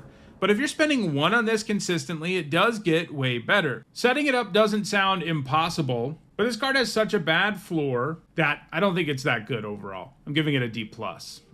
Next up, it's Timeline Color, which for 2 black mana is a 2/2 Drix Warlock at uncommon with haste. You can cast it from your graveyard using its Warp ability, and its Warp ability is 1 black mana, pay 2 life. So a 2-mana 2/2 haste is okay, although the double black does mean you can't consistently drop it on turn 2, but the fact you can bring this out of your graveyard over and over again is pretty sweet. It means your opponent has to account for the damage it can do, and that you have a pretty cheap way to recur something that's good for sacrificing. I'm giving it a C+. Next up, it's Tragic Trajectory, which for 1 black mana is an uncommon sorcery. Target creature gets -2/-2 until end of turn, and it has Void. That creature gets -10/-10 until end of turn instead.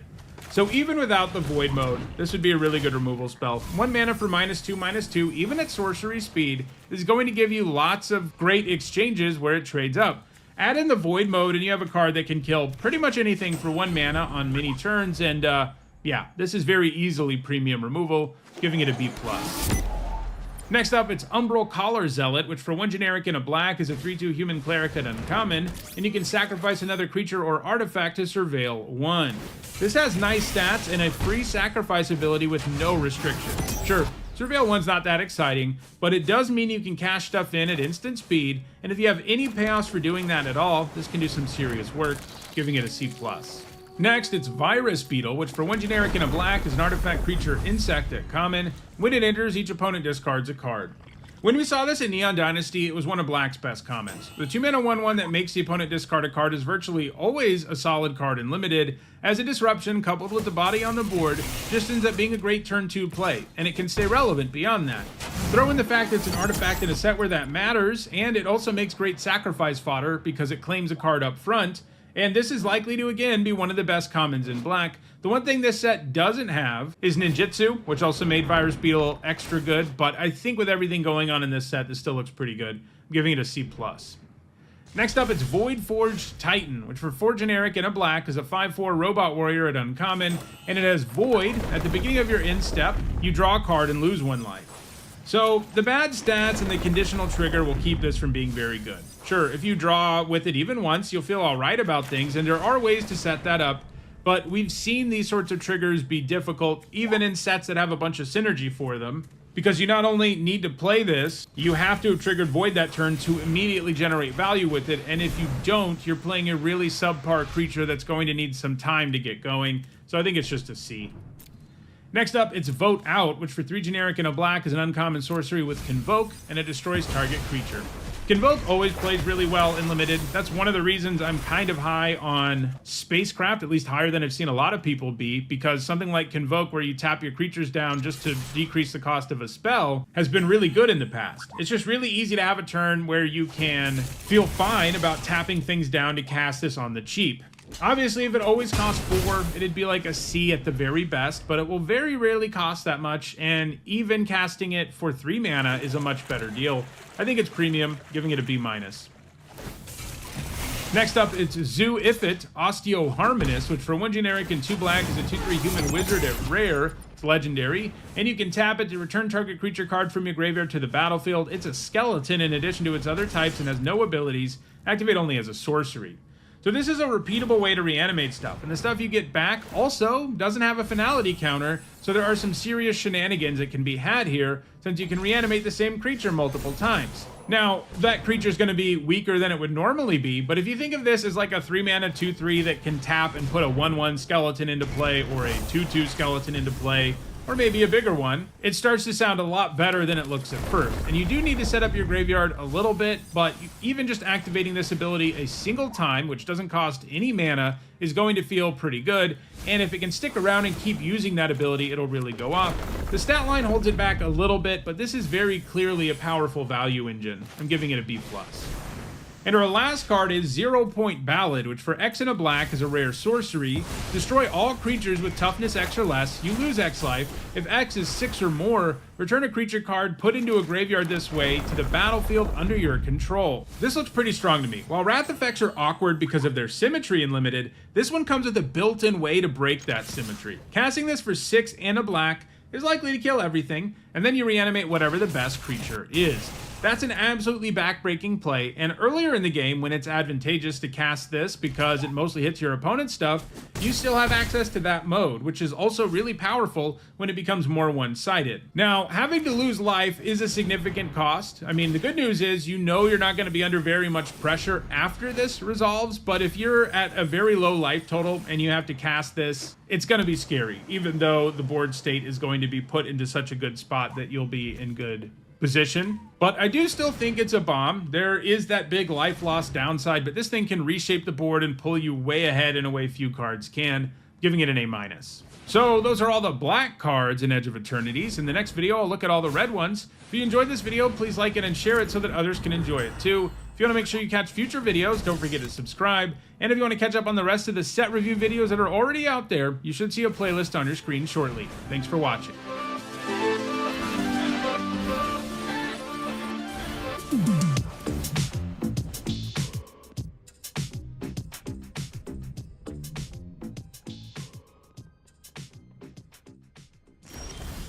This video is sponsored by Card Kingdom. If you want Magic singles or sealed product, use my link in the description.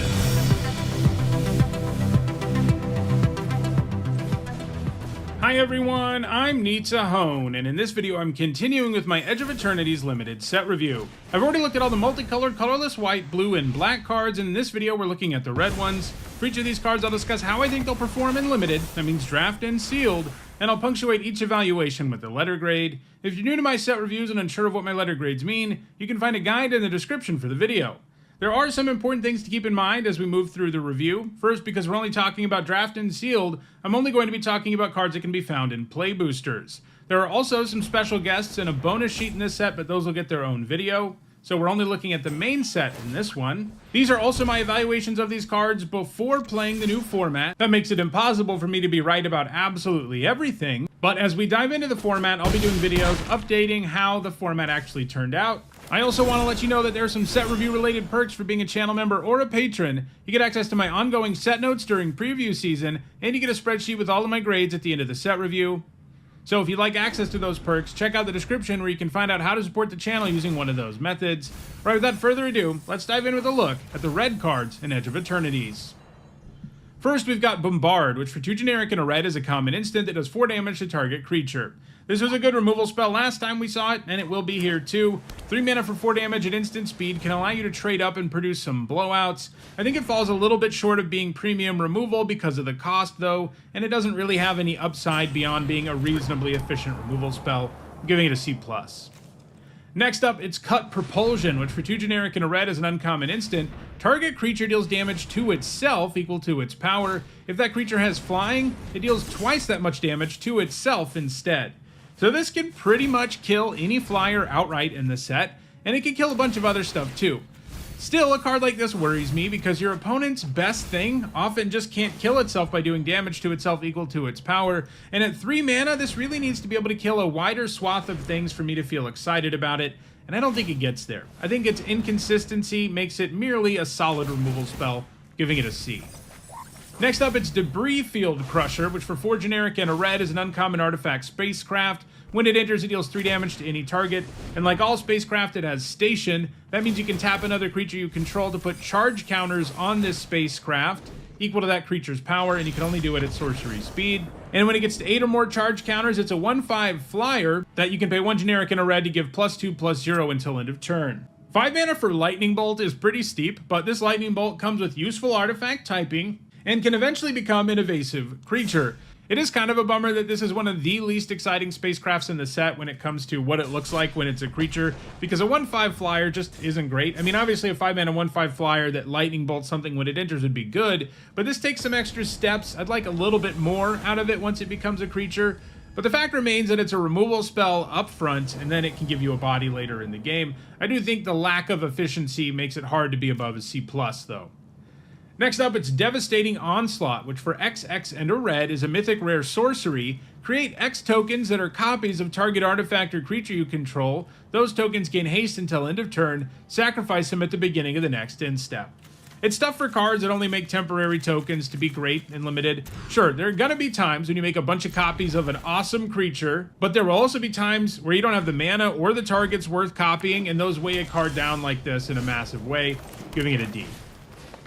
Next up, it's Drill Too Deep, which for 1 generic and a red is a common instant. Choose one, put 5 charge counters on target spacecraft or planet you control, or destroy target artifact.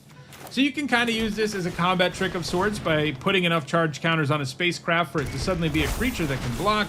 But most of this card's usefulness comes from its ability to remove artifacts, which the set has lots of. That does still make it kind of narrow though. There are going to be board states where neither mode on this does anything. So I don't think this is a great card overall. I'm giving it a D+. Next up, it's Frontline War Rager, which for 2 generic and a red is a 2/3 Kavu Soldier at common. At the beginning of your end step, if you control 2 or more tapped creatures, put a +1/+1 counter on this creature. This starts with bad stats, and while getting this to trigger isn't impossible, especially in a set with spacecraft, it's also not going to be automatic. And when this has to sit around as a 3 mana 2/3, it's going to feel miserable. I'm giving it a C-. Next up, it's Full Bore, which for 1 red mana is an uncommon instant, and target creature you control gets +3/+2 until end of turn. If that creature was cast for its warp cost, it also gains trample and haste until end of turn. It's cool you can use this on a warp creature to actually attack with on a turn where it normally wouldn't be able to, but this is far more useful as a traditional combat trick that just offers a nice buff for the cost, allowing your creature to win combat, and this can definitely do that with +3/+2, giving it a C. Next up, it's Galvanizing Saw Ship, which for 5 generic and a red is a 6/5 artifact spacecraft at uncommon, and when it gets 3 or more charge counters, it's a 6/5 flying haste. This one's kind of interesting. Most of the spacecraft that I think are going to be above average in this set do something when they enter, and this one doesn't, but it requires so few charge counters to get going that I think it kind of does, because a creature with flying and haste is usually going to do something right away, attack, generally speaking, and I think on a lot of boards, you'll just immediately be able to put enough charge counters on this for it to do its thing the turn it comes down. And if this was just like a 6 mana 6/5 with flying and haste, it would be at least a B, and I think it's close enough to being that it's a C+. Next up, it's Invasive Maneuvers, which for 1 generic and a red is an uncommon instant. It deals 3 damage to target creature, and 5 damage instead if you control a spacecraft. This is great. I'm already on board with a 2 mana deal 3, and this will do 5 a decent percentage of the time, at which point you're getting an absurd deal. I'm giving this a B. Next up, it's Kav Landseeker, which for 3 generic and a red is a 4/3 Kavu soldier at common with menace. When it enters, you create a lander token. This is a new artifact token in the set, where you can pay 2 generic, tap it, and sacrifice it to search up a basic land and put it on the battlefield tapped. In this case, the lander token gets sacrificed at the beginning of the end step on your next turn. This looks really good to me. It effectively grants a 2-for-1 while helping you with landfall synergies and the like, and it's also a reasonable enough evasive creature. It is a little bit of a bummer that you have to use the lander on your next turn or on the turn you play this, or you don't get it, but there are payoffs for sacrificing artifacts, and I think a lot of the time you'll just be happy to use this on your next turn anyway. So I think this does generate a 2-for-1 often enough and does enough synergistic things in the set that I think it's a really good common. I'm giving it a B-. Next up, it's Kavaron Harrier, which for 1 red is a 2/1 robot soldier at uncommon. It's an artifact creature, and when it attacks, you can pay 2 generic, and if you do, you create a 2/2 colorless robot artifact creature token that's tapped and attacking. Sacrifice that token at end of combat. Playing this on turn 1 and using that ability on 2 is going to feel pretty good, and this can do a ton of damage in a hurry. Throw in the fact it's an artifact and gives you sacrifice fodder, and you have some good synergy here too, giving it a C+.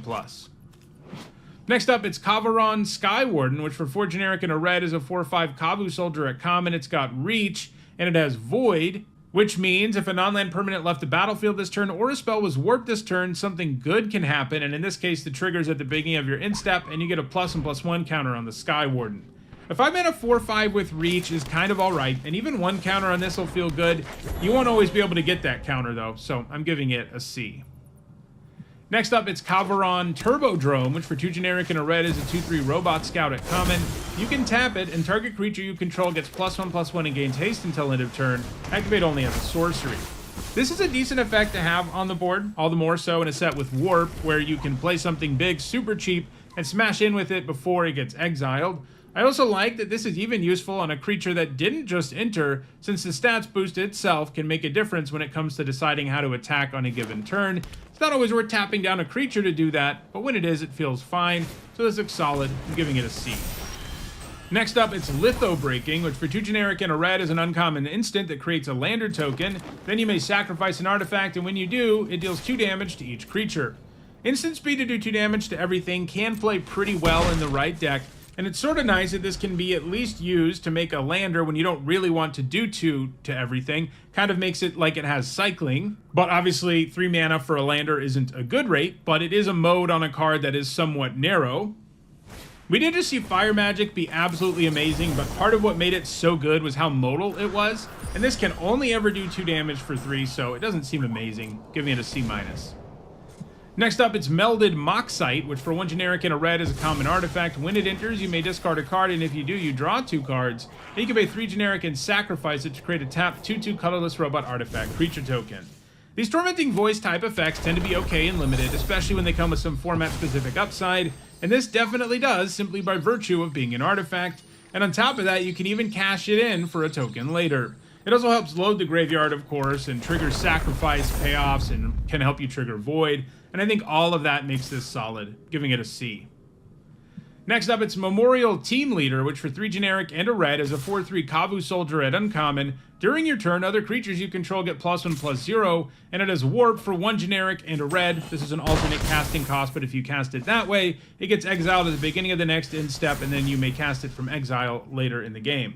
This stat line doesn't usually play well, but warping this just for the buff for less mana sounds appealing sometimes, as does just casting this normally and taking advantage of the buff immediately. It gets better the wider you can go, but +1/+0 to all of your stuff during your turn can really make your board significantly better, giving this a C+.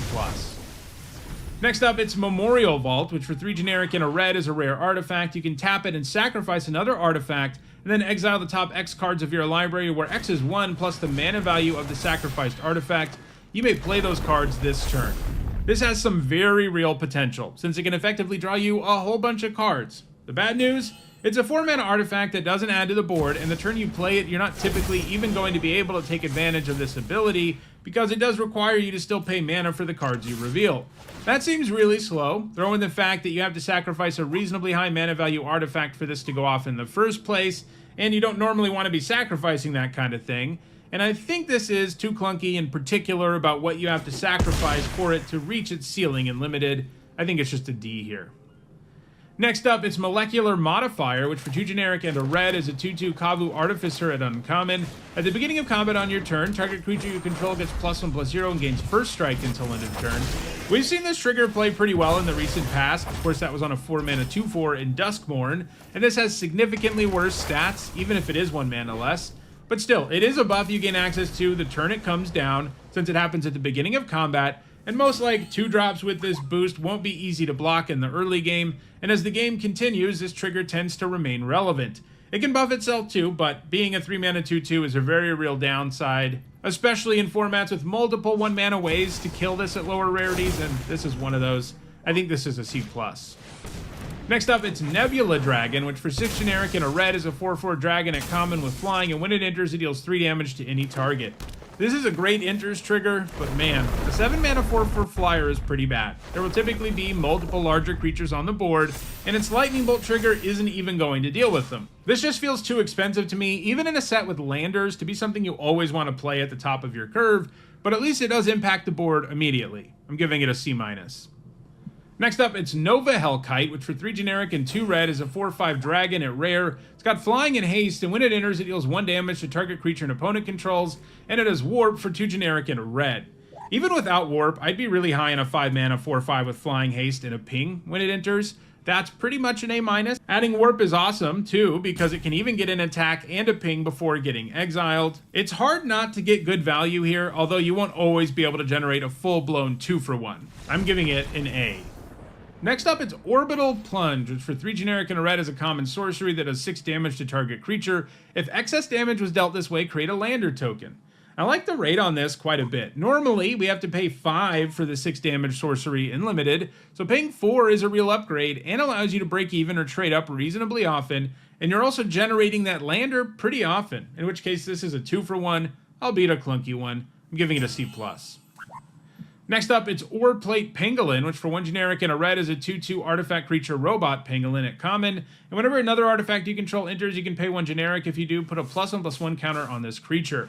It's surprising how difficult it is to have 1 mana up to make this trigger happen, but even getting 1 counter on this will feel fine, and it can definitely snowball thanks to the fact that it counts any artifact and not non-tokens, so it looks like a solid playable. I'm giving it a C.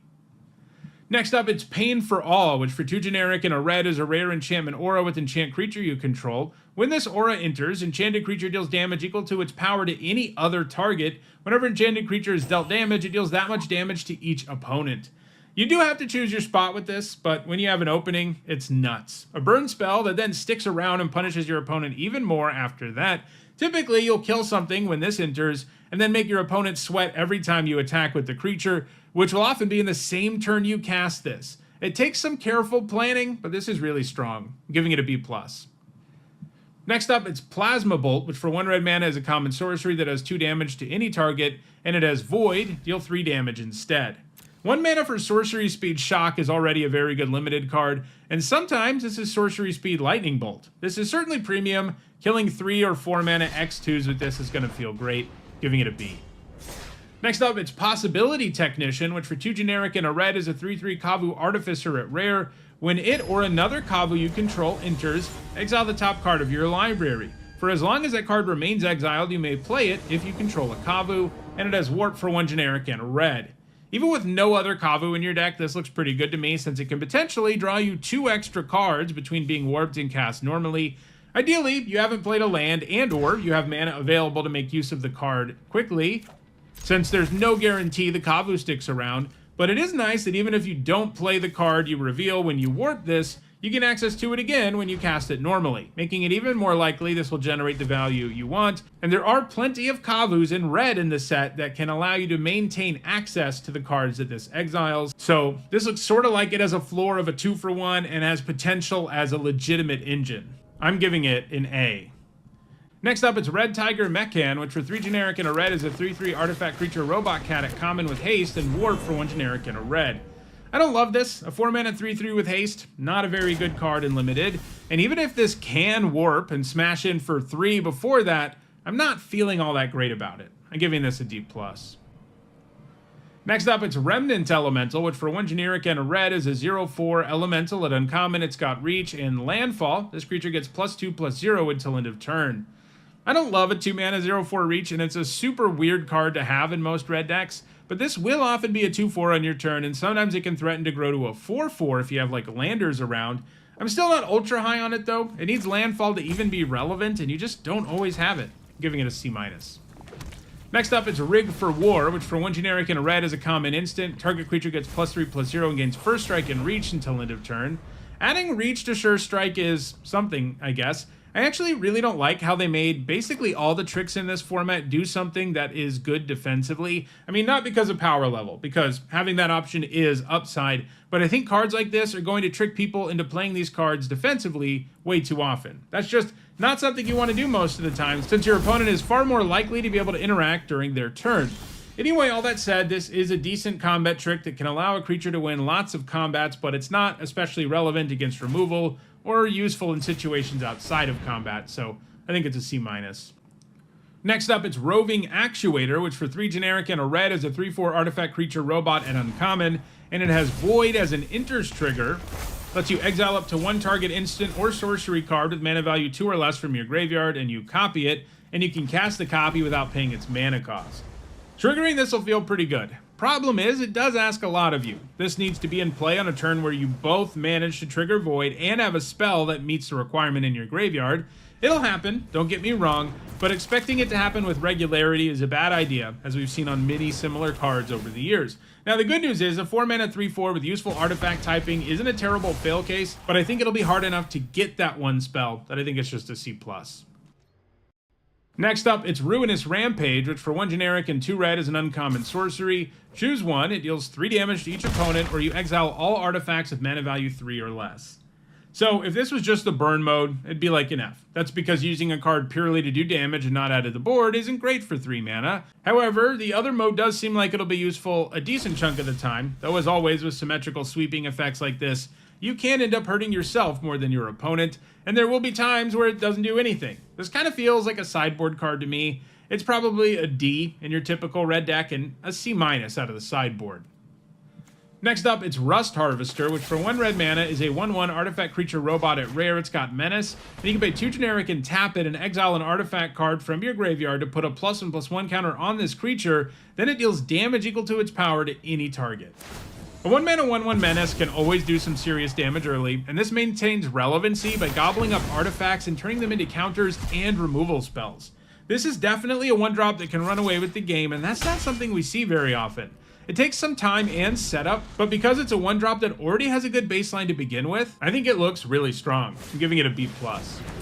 Next up, it's Slag Grill Scrapper, which for 1 red mana is a 1/2 artifact creature robot scout at common. You can pay 2 generic and tap it to sacrifice another artifact or land and draw a card. This kind of ability really only comes up in the late game, and a 1-mana 1/2 isn't especially relevant in the early game, and I don't like the combination of that at all. Being a cheap artifact is definitely relevant, of course, but I still think this looks like a card that won't make the cut very often. I'm giving it a C-. Next up, it's Systems Override, which for 2 generic and a red is an uncommon sorcery. Gain control of target artifact or creature until end of turn. Untap that permanent, gains haste until end of turn. If it's a spacecraft, put 10 charge counters on it. If you do, remove 10 charge counters on it at the beginning of the next end step. This is an interesting take on the usual threaten effect we get, as the whole 10 charge counters on a spacecraft thing is going to produce some blowouts on occasion, since you can steal one and most likely make it the most powerful version of itself.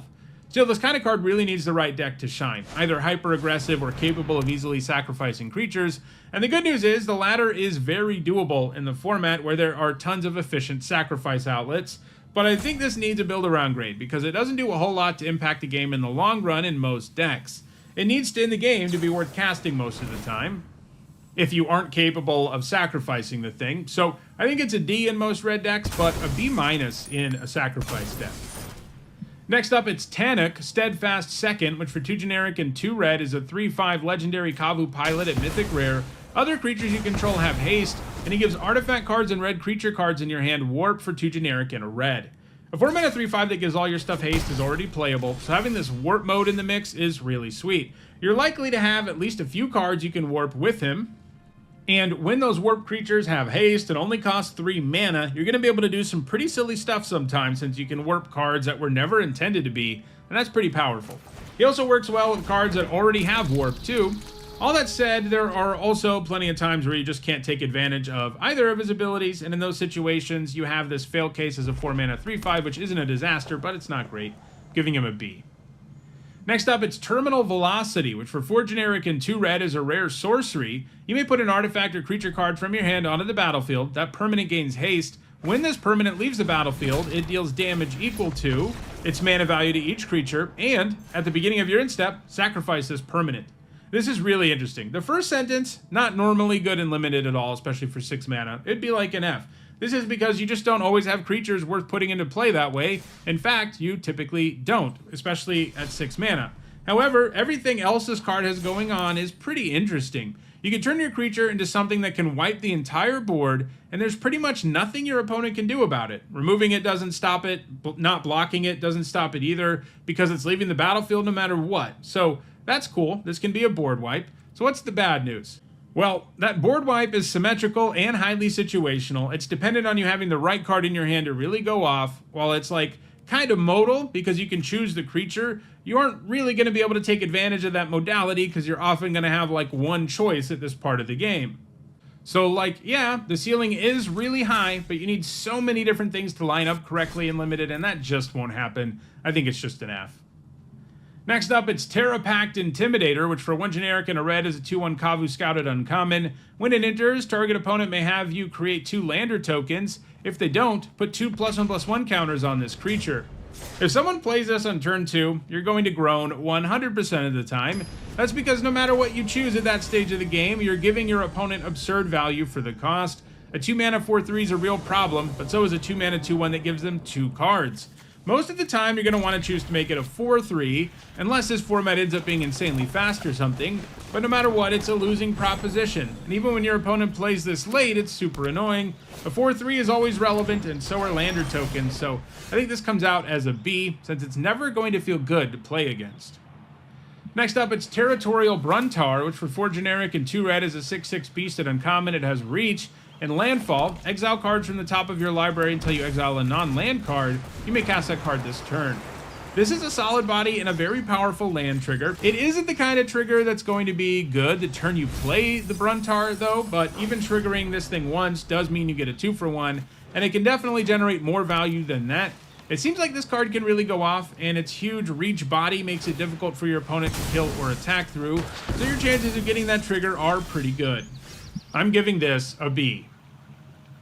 Next up, it's Vault Guard Trooper, which for 4 generic and a red is a 5/5 Kabu Soldier at uncommon, and at the beginning of your end step, if you control 2 or more tapped creatures, you may discard your hand. If you do, draw 2 cards. This has solid stats, and discarding your hand and drawing 2 is pretty dang appealing by the later stages of the game. Lining this up to trigger a single time does seem plenty doable too, giving it a C+. Next up, it's Warmaker Gunship, which for 2 generic and a red is a 4/3 spacecraft at rare. When it enters, it deals damage equal to the number of artifacts you control to target creature an opponent controls, and when it gets 6 or more charge counters, it becomes a 4/3 flyer. If you do 2 with this, you'll be happy, and it'll often do more. And the floor is 1, so this can even impact the board when it's alone. Then it becomes a pretty real threat without that many charge counters. This looks quite good to me. I'm giving it a B+. Next up, it's weapons manufacturing, which for 1 generic and a red is a rare enchantment. Whenever a non-token artifact you control enters, create a colorless artifact token named Munitions with, when this token leaves the battlefield, it deals 2 damage to any target. This is another card that I think asks way too much of you to be meaningful most of the time. First, you have to have non-token artifacts. Second, you have to have ways to get rid of them, because these don't have a built-in way to leave the battlefield. Now, if you can sacrifice them, they are seriously amazing as they start shocking stuff. But having enough ways to take advantage of these random artifact tokens is highly unlikely. Even in a set that does have good sacrifice outlets, having to line up all of these things, those things being the sacrifice outlet, weapons manufacturing, and non-token artifacts, is just asking too much. I think it's an F. Next up, it's Weftstalker Ardent, which for 2 generic and a red is a 2/3 Drix Artificer at uncommon. Whenever another creature or artifact you control enters, this creature deals 1 damage to each opponent, and it is warped for 1 red. This can dole out some serious damage, but mediocre stats and a warp that won't be meaningful most of the time keeps us from being anything special. I'm giving it a C+. And our last red card is Zookeeper Mechan, which for 1 generic and a red is a 1/3 artifact creature robot at common. It can tap for red, and you can pay 6 generic and a red to give target creature you control +4/+0 until end of turn, activate only as a sorcery. Even if this was just an artifact with the first ability, it'd be a good common, so the fact that late in the game you can offer a big buff, albeit inefficiently and only at sorcery speed, is pretty nice. I'm giving this a C+. So those are all the red cards in Edge of Eternities. In the next video, we'll look at all the green ones. If you enjoyed this video, don't forget to like it and share it so that others can enjoy it too. If you want to make sure you catch future videos, don't forget to subscribe. And if you want to catch up on the rest of this set review, you should see a playlist on your screen shortly. Thanks for watching.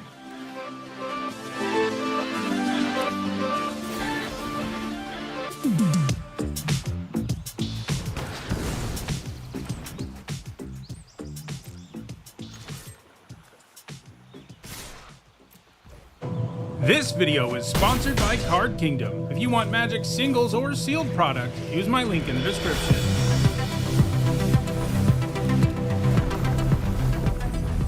Hi everyone, I'm Hone, and in this video I'm continuing with my Edge of Eternities limited set review. I've already looked at all the non-mono green cards, and we'll look at all the green ones in this video. For each of these cards, I'll discuss how I think they'll perform in limited, that means draft and sealed, and I'll punctuate each evaluation with the letter grade. If you're new to my set reviews and unsure of what my letter grades mean, you can find a guide in the description for this video. There are some important things to keep in mind as I review these cards. First, we're only talking about draft and sealed, so I'm only talking about cards that can be found in play boosters. I'm also only talking about cards that are in the main set. There are also special guests and a bonus sheet in play boosters, which I'll be looking at in the next video. These are also my evaluations of these cards before playing the new limited format, and that means I'm not going to be right about everything. However, as the format comes into focus, I'll do videos updating you with my thoughts on it. Lastly, I want to let you know that there's some set review related perks for being a channel member or a patron. You get access to my set notes during preview season, which is kind of like a rough draft of this set review. And once the set review is complete, you get access to a spreadsheet with all of my grades. Check out the description if you'd like to support the channel using one of those methods. Alright, without further ado, let's dive in with a look at the green cards in Edge of Eternities. First up, we've got Atmospheric Greenhouse, which is an uncommon artifact spacecraft. When it enters, you put a +1/+1 counter on each creature you control. And like all spacecraft, it has station. And that means you tap another creature you control and put charge counters equal to its power on this spacecraft. And then, depending on the number of charge counters on it, this card becomes better. In this case, if you have 8 or more charge counters, it becomes a 5/4 with flying and trample. This gives a good buff up front. It is one that you need to have a somewhat decent board to take advantage of. But the nice thing is that buffing all of your creatures also makes it more likely you can station this effectively. Getting such a trigger when it enters is also likely to alter your board in your favor, sometimes significantly. And I think that makes this spacecraft into a pretty nice card, giving it a B. Next up, it's Bioengineered Future, which for 1 generic and 2 green is a rare enchantment. When it enters, you create a lander token. This is a new artifact token in the set. You can pay 2 generic, tap it, and sack it to search your library for a basic land, put on the battlefield tapped, and then shuffled. Each creature you control enters with an additional +1/+1 counter on it for each land that entered the battlefield under your control this turn. I like lander tokens a lot, but not so much that I'm ecstatic about spending 3 mana to get one. The idea here is that you can sacrifice the token and get a land, and then play a creature in the same turn and get a counter. but it's going to be tough to line that up consistently. You need lands and creatures entering the battlefield in the same turn consistently to do this, and while that's not impossible, the fact this costs 3 mana for no real impact on the board immediately means that just getting like one counter out of this isn't enough. It just feels like this needs you to line things up correctly and draw your cards in the right order, or it's pretty mediocre. I don't love the idea of playing this on turn 3 or as a late game top deck, and that's pretty bad news. Giving it a D. Next up, it's Biosynthetic Burst, which for 1 generic and a green is a common instant. Put a +1/+1 counter on target creature you control. It gains reach, trample, and indestructible until end of turn. Untap it. This trick has a lot going on. This is a buff that can win a creature combat a decent chunk of the time, and it's also good against most removal. You can even use it defensively in a pinch, but like I've been saying about the other tricks in this set, you need to be careful about when you decide to do that since your opponent is more likely to interact on that turn. On the flip side, the untap does kind of make it feel like it has vigilance when it is attacking, so it's useful as an attacker too to untap. 2 mana is a good rate for this trick. It's going to deliver because it's good in so many situations. I'm giving it a C+. Next up, it's Blooming Stinger, which for 1 generic and a green is a 2/2 plant scorpion at common. It's got Death Touch, and when it enters, another target creature you control gains Death Touch until end of turn. Death Touch is a keyword to offer to something else for a turn. Doesn't always have a meaningful impact. We've seen that in the past.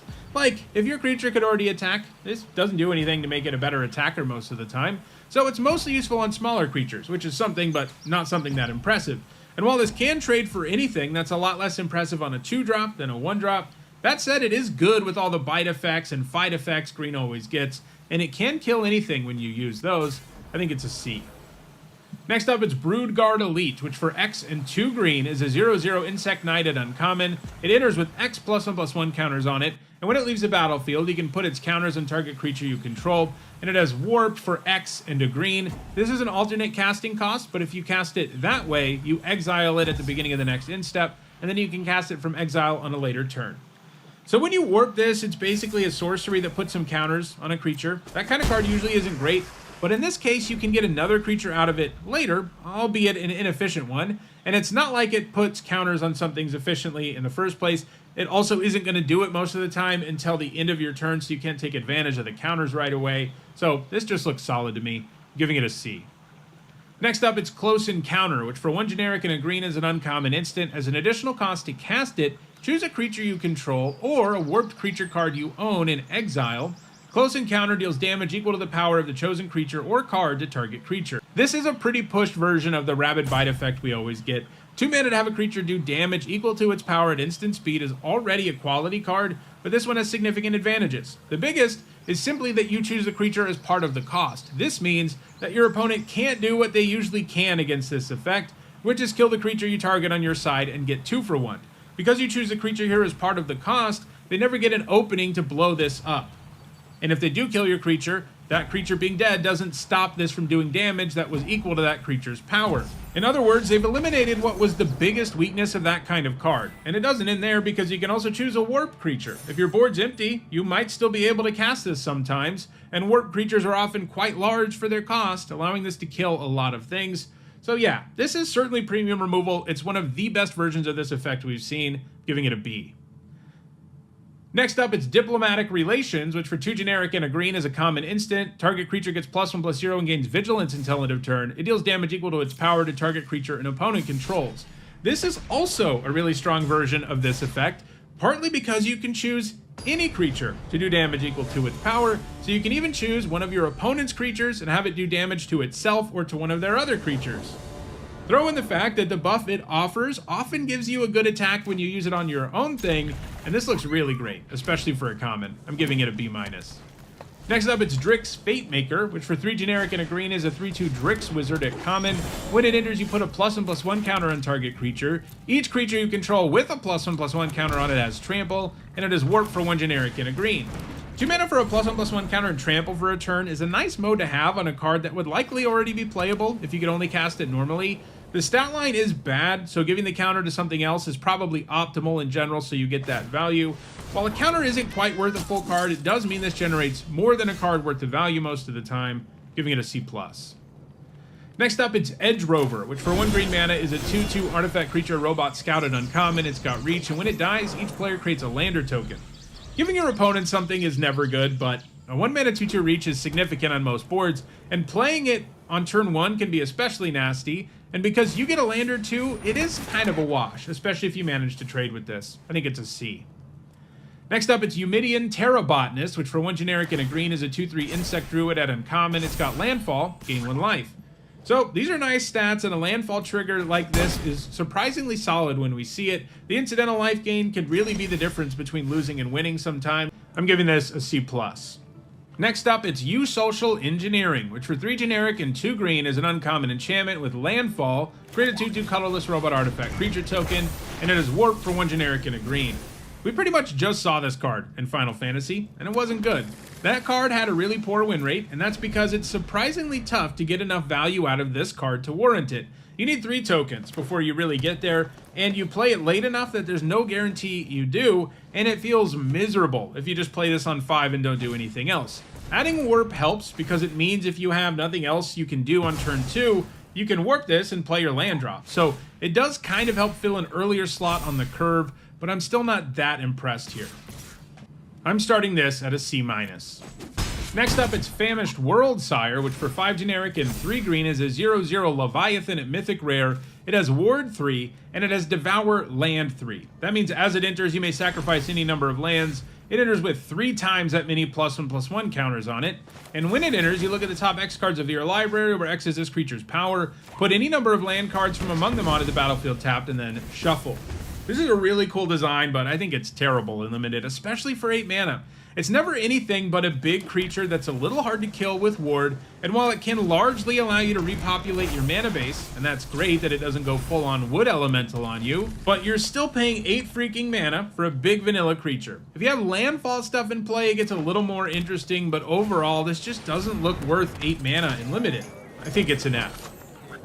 Next up, it's Frenzied Baloth, which for 2 green is a 3/2 beast at rare. It can't be countered, it has trample and haste. Creature spells you control can't be countered, and combat damage can't be prevented.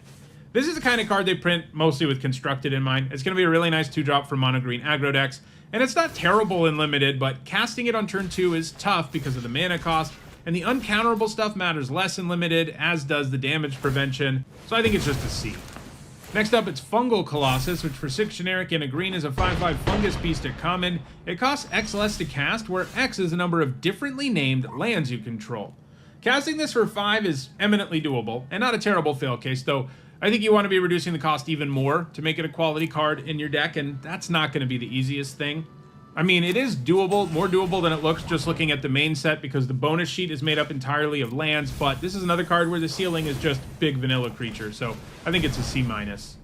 Next up, it's Galactic Wayfarer, which for 2 generic and a green is a 3/3 human scout at common, and when it enters, you create a lander token. It's simple, but this is an amazing common. A 3 mana 3/3 that generates a 2-for-1 is exactly what you want to do in limited. You'll play every single copy of this you get. You'll take it pretty highly because of the value. Helps you trigger landfall, helps you get artifact payoffs going, helps you ramp your mana, helps you fix your mana. It's just an amazing card because the stat line it comes with is already solid. I think this is a B. Next up, it's Gene Pollinator, which for 1 green mana is a 1/2 artifact creature robot insect at common, and you can tap it and an untapped permanent you control to add 1 mana of any color. It's not always easy to produce mana with creatures that ask for an extra step to do it beyond tapping. Tapping an untapped permanent is broad, but it's still not always something you can do. It does get better if you have landers, because you can tap a lander that you're not planning on using. And this does ramp and fix your mana in a real way, and this set has more incentives than usual for tapping your creatures, so I think this works out okay. I'm giving it a C. Next up, it's Germinating Worm, which for 4 generic and a green is a 5/5 plant worm at common. When it enters, you gain 2 life, and it has warp for 1 generic and a green. I always like this slot, you know, the big creature that gains you life that green always gets at common. This one I think is not quite as good as some of them. It's not as big, and it doesn't gain you as much life, but you can also warp it for a bit of value earlier in the game, and it's not bad for stationing spacecrafts on the cheap early either. I'm giving it a C. Next up, it's Glacier Godmaw, which for 5 generic and 2 green is a 6/6 Leviathan at uncommon. It's got trample, makes a lander when it enters, and it has landfall. Creatures you control get +1/+1 and gain vigilance and haste until end of turn. That landfall trigger is legit. Like, it's not that far off from being Craterhoof Behemoth. I'm exaggerating a little, but it's pretty good. Vigilance plus board pump is really nice and limited because you don't have to give up a whole lot on defense when you swing with everything, and that keeps you from getting destroyed on the backswing if things don't go right. So it's a buff that you can take way more advantage of more often. That said, a 7 mana 6/6 that makes a lander when it enters isn't a great card, and it's going to be hard to actually trigger the landfall the same turn you play this, which is the dream because of haste. But to do that, you either need your 8 land in your hand or the extra mana to activate the lander. And while having it work nicely in either of those situations is cool, it's still not going to trigger the landfall the turn it comes down most of the time. This is definitely a worthwhile finisher for green decks, but it's not incredible for the cost, I'm giving it a C+. Next up, it's Harmonious Grove Strider, which for 3 generic and 2 green is a star beast at uncommon with Ward 2, and its power and toughness are each equal to the number of lands you control.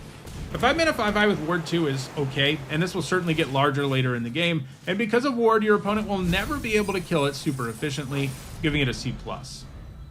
Next up, it's Hemosymbic Might, which for 1 green mana is an uncommon might, and when it becomes tapped, another target creature you control gets +X/+X until end of turn, where X is this creature's power. As a 1 mana 1/1, this often isn't going to be relevant for long, but if you are stationing a lot, it does get more interesting, since it can offer a buff that really helps you in combat or helps you station even more. Still, even in past sets we've seen that have lots of crew and tap triggers, they tend to underperform, especially when they are so all in on it like this, so I think this is just a D+. Next up, it's Ice Cave Crasher, which for 3 generic and a green is a 4/4 beast at common with landfall. It gets +1/+0 until end of turn. A 4 mana 4/4 trampler is like a C-, and this will often have 5 or more power, so it's a fine card in green decks, giving it a C. Next up, it's Ice Till Explorer, which for 2 generic and 2 green is a 2/4 Insect Scout at rare. You may play an additional land on each of your turns, you may play lands from your graveyard, and it has landfall mill a card. So the additional land thing normally isn't very good in limited because you just don't have cards to take advantage of it most of the time. However, the fact this guy lets you play lands from your graveyard and helps you put lands in your graveyard in the first place really makes up for that. Getting access to all those lands is going to let you get real value out of your graveyard, and you effectively draw a card every time you do it. It gets even better in decks with lots of graveyard nonsense, but this looks like a value engine to me. I'm giving it a B. Next up, it's Intrepid Tenderfoot, which for 1 generic and a green is a 2/2 Insect Citizen at common, and you pay 3 generic and put a +1/+1 counter on it. Activate only as a sorcery. This is the kind of mana sink ability you only use when you're out of stuff to do, and being sorcery speed really makes you commit to it in a way that I don't love. The baseline of a 2 mana 2/2 isn't great either. I'm giving this a C-. Next up, it's Larval Scoutlander, which for 2 generic and a green is an uncommon spacecraft. When it enters, you may sacrifice a land or lander. If you do, search your library for up to 2 basic land cards, put them onto the battlefield tapped, and then shuffle. And if it gets 7 or more charge counters, it becomes a 3/3 flyer. This ramps and fixes your mana pretty effectively, and it also gives you 2 landfall triggers, which is nice. But it's never going to really add to the board in a meaningful way when you cast it, and that's a problem. And even once you get some charge counters on it, it's not like a 3/3 flyer is a world beater. So I think it's just a C. Next up, it's Lash Whip Predator, which for 4 generic and 2 green is a 5/7 plant beast at uncommon. It costs 2 generic less to cast if your opponents control 3 or more creatures, and it has reach. So this card is going to be really good against aggro decks in the format. If you're really proud of how well you're curving out and your opponent slams this on the board on turn 4, you're going to be in kind of a bad place. And I see that happening reasonably often. Throw in the fact that a 6 mana 5/7 reach is already like an acceptable creature, and I think this is a C+. Next up, it's Loading Zone, which for 3 generic and a green is a rare enchantment. If 1 or more counters would be put on a creature, spacecraft, or planet you control, twice that many of each of those kinds of counters are put on it instead, and it is warp for 1 green. It's tempting to imagine this allowing you to go completely wild with your spacecraft and turning them into huge creatures immediately, and that will happen sometimes, but this is so dependent on you having counter stuff that I don't love it. It's nice that at least stationing doesn't cost mana, so there will be times where you can play this and immediately get something out of it by stationing, and it's nice it works with other counters too. But I can't really remember the last time an all-in counter card like this, one that doesn't add to the board on its own, one that's not attached to a creature, has actually performed well in Limited. This format does have counters more prominently than most, but in most formats this card is like an F, even with Warp in the mix.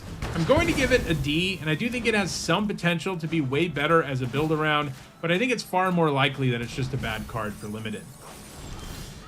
Next up, it's Milkstrider Eulogist, which for 2 generic and a green is a 3/3 Insect Soldier at an uncommon. Whenever a creature you control with a +1/+1 counter on it dies, draw a card. This is good stats and a pretty powerful trigger, but the times when you can't line it up with counters aren't going to feel good. It's also kind of a bummer that they didn't count charge counters, so your spacecraft basically don't benefit for this for the most part, but I still think it's a C+. Next up, it's Melt Strider's Gear, which for 1 green mana is a common artifact equipment. When it enters, attach it to target creature you control. Equipped creature gets +2/+1 and has reach, and this equips for 5. The equipping right away thing is nice, as it's likely to give you an attack you didn't have before, but the buff does have diminishing returns later in the game, and that equip cost is absolutely brutal. I think it's a D+. Next up, it's Melt Strider's Resolve, which for 1 green mana is an uncommon enchant aura with enchant creature you control. When it enters, enchanted creature fights up to 1 target creature an opponent controls. Enchanted creature gets +0/+2 and can't be blocked by more than 1 creature. If you didn't think 2 good removal spells for green was enough, well, here's another one. Remember though, this is a straight up fight effect, which we don't see as much these days, but it means your creature gets damaged too.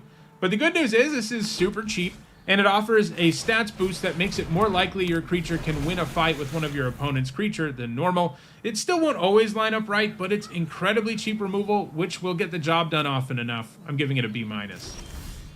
Next up, it's Might Form Harmonizer, which for 2 generic and 2 green is a 4/4 insect druid at rare, and it has landfall, double the power of target creature you control until end of turn, and it has warp for 2 generic and a green. This is quite the landfall trigger, though I don't love for this to actually do something when warped. You also have to have a land drop, meaning that getting this going off of warp isn't always going to happen. But hey, it's upside on a 4 mana 4/4 itself that has a strong landfall trigger, and it's a kind of trigger that can make almost anything into a scary attacker.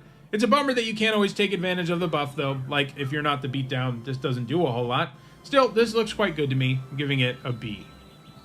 Next up, it's Ouroboros, which for 2 generic and 2 green is a 1/3 plant worm at Mythic rare. At the beginning of combat on your turn, put X +1/+1 counters on each creature you control, where X is this creature's power.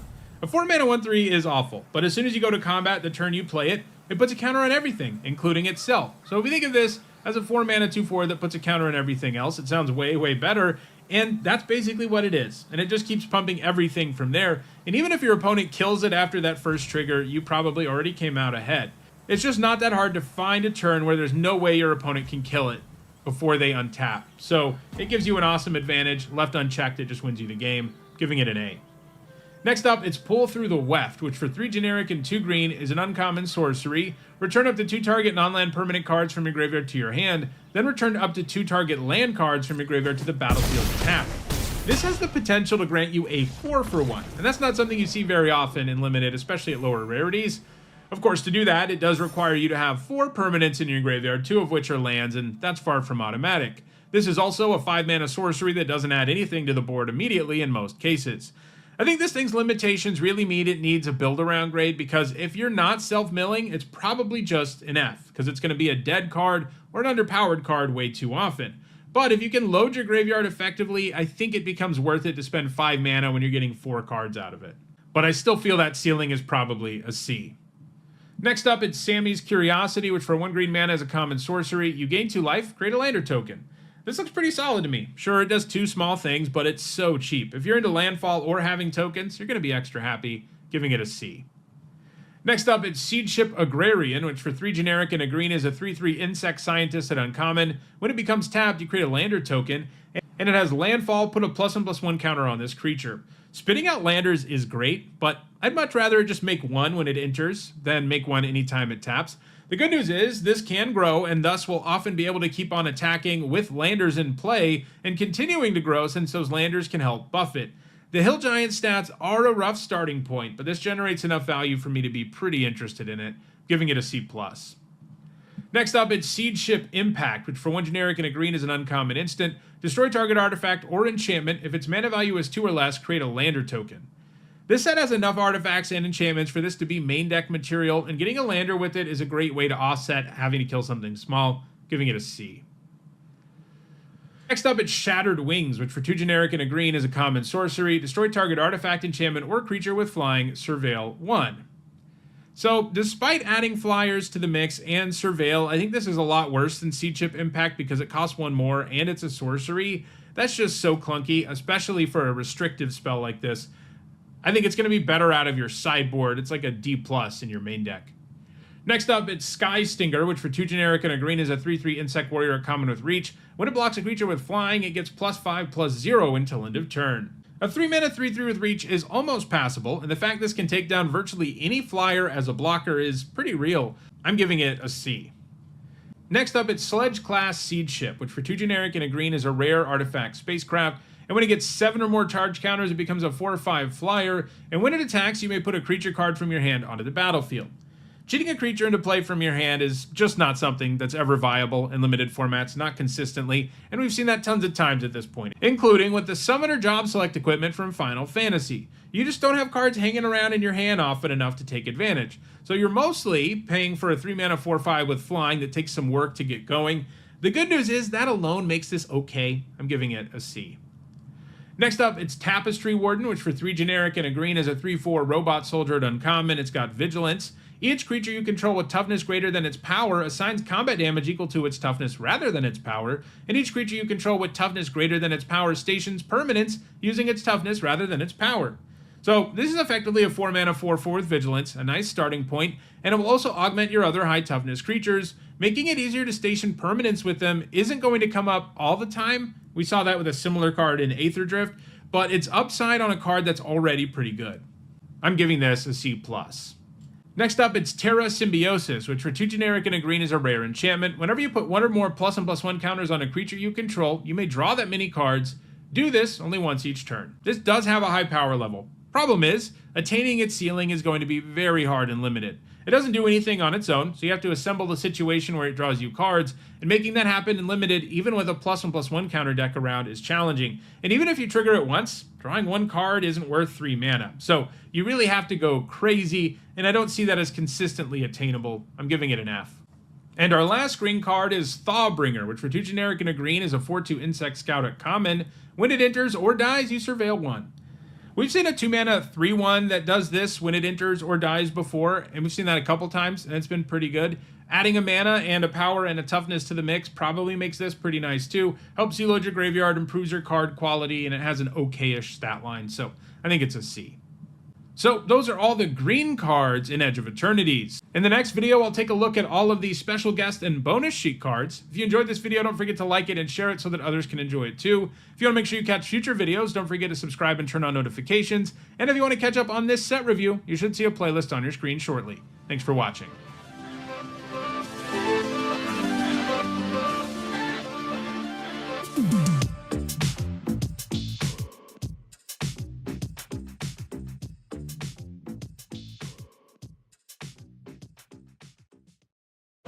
This video is sponsored by Card Kingdom. If you want Magic singles or sealed product, use my link in the description.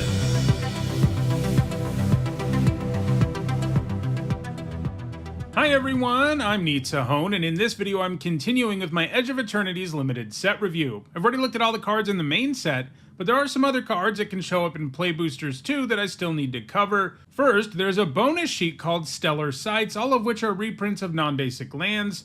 These cards aren't quite as common as previous bonus sheets have been. In Final Fantasy, we had a bonus sheet card in 1 in 3 packs, and there have been some sets where there's a bonus sheet card in every pack. In this set, there's only one every 8 packs or so. But that does still mean you're definitely going to see some of them at the pre-release. There are also 10 special guests in this set, all of which are incredibly rare, showing up in only 1.8% of play boosters. As usual, as I evaluate each of these cards for limited, in other words draft and sealed, I'll punctuate each evaluation with a letter grade. If you're new to my set reviews and unsure of what my letter grades mean, you can find a link in the description. I also want to remind you that there are some set review related perks for being a channel member or a patron. During preview season, you get access to my ongoing set notes, which are basically the rough draft of my set review. And at the end of the set review, you'll get a spreadsheet with all of my grades. If either of those perks interest you, check out the description where you can find out how to support the channel using one of those methods. Alright, without further ado, let's take a look at the bonus sheets in Edge of Eternities. And we'll be starting with the Stellar Sights, the first of which is Ancient Tomb. It taps for 2 colorless and does 2 damage to you. So this is a powerhouse in the Eternal formats, and one of the strongest lands ever printed. Getting 2 mana out of a single land is insane, and it's pretty good in limited too, though it is sometimes hard to find places to spend the mana. Like, as far as late game top decks go, it's a pretty miserable one. Taking 2 damage every time you do it can add up in a hurry too.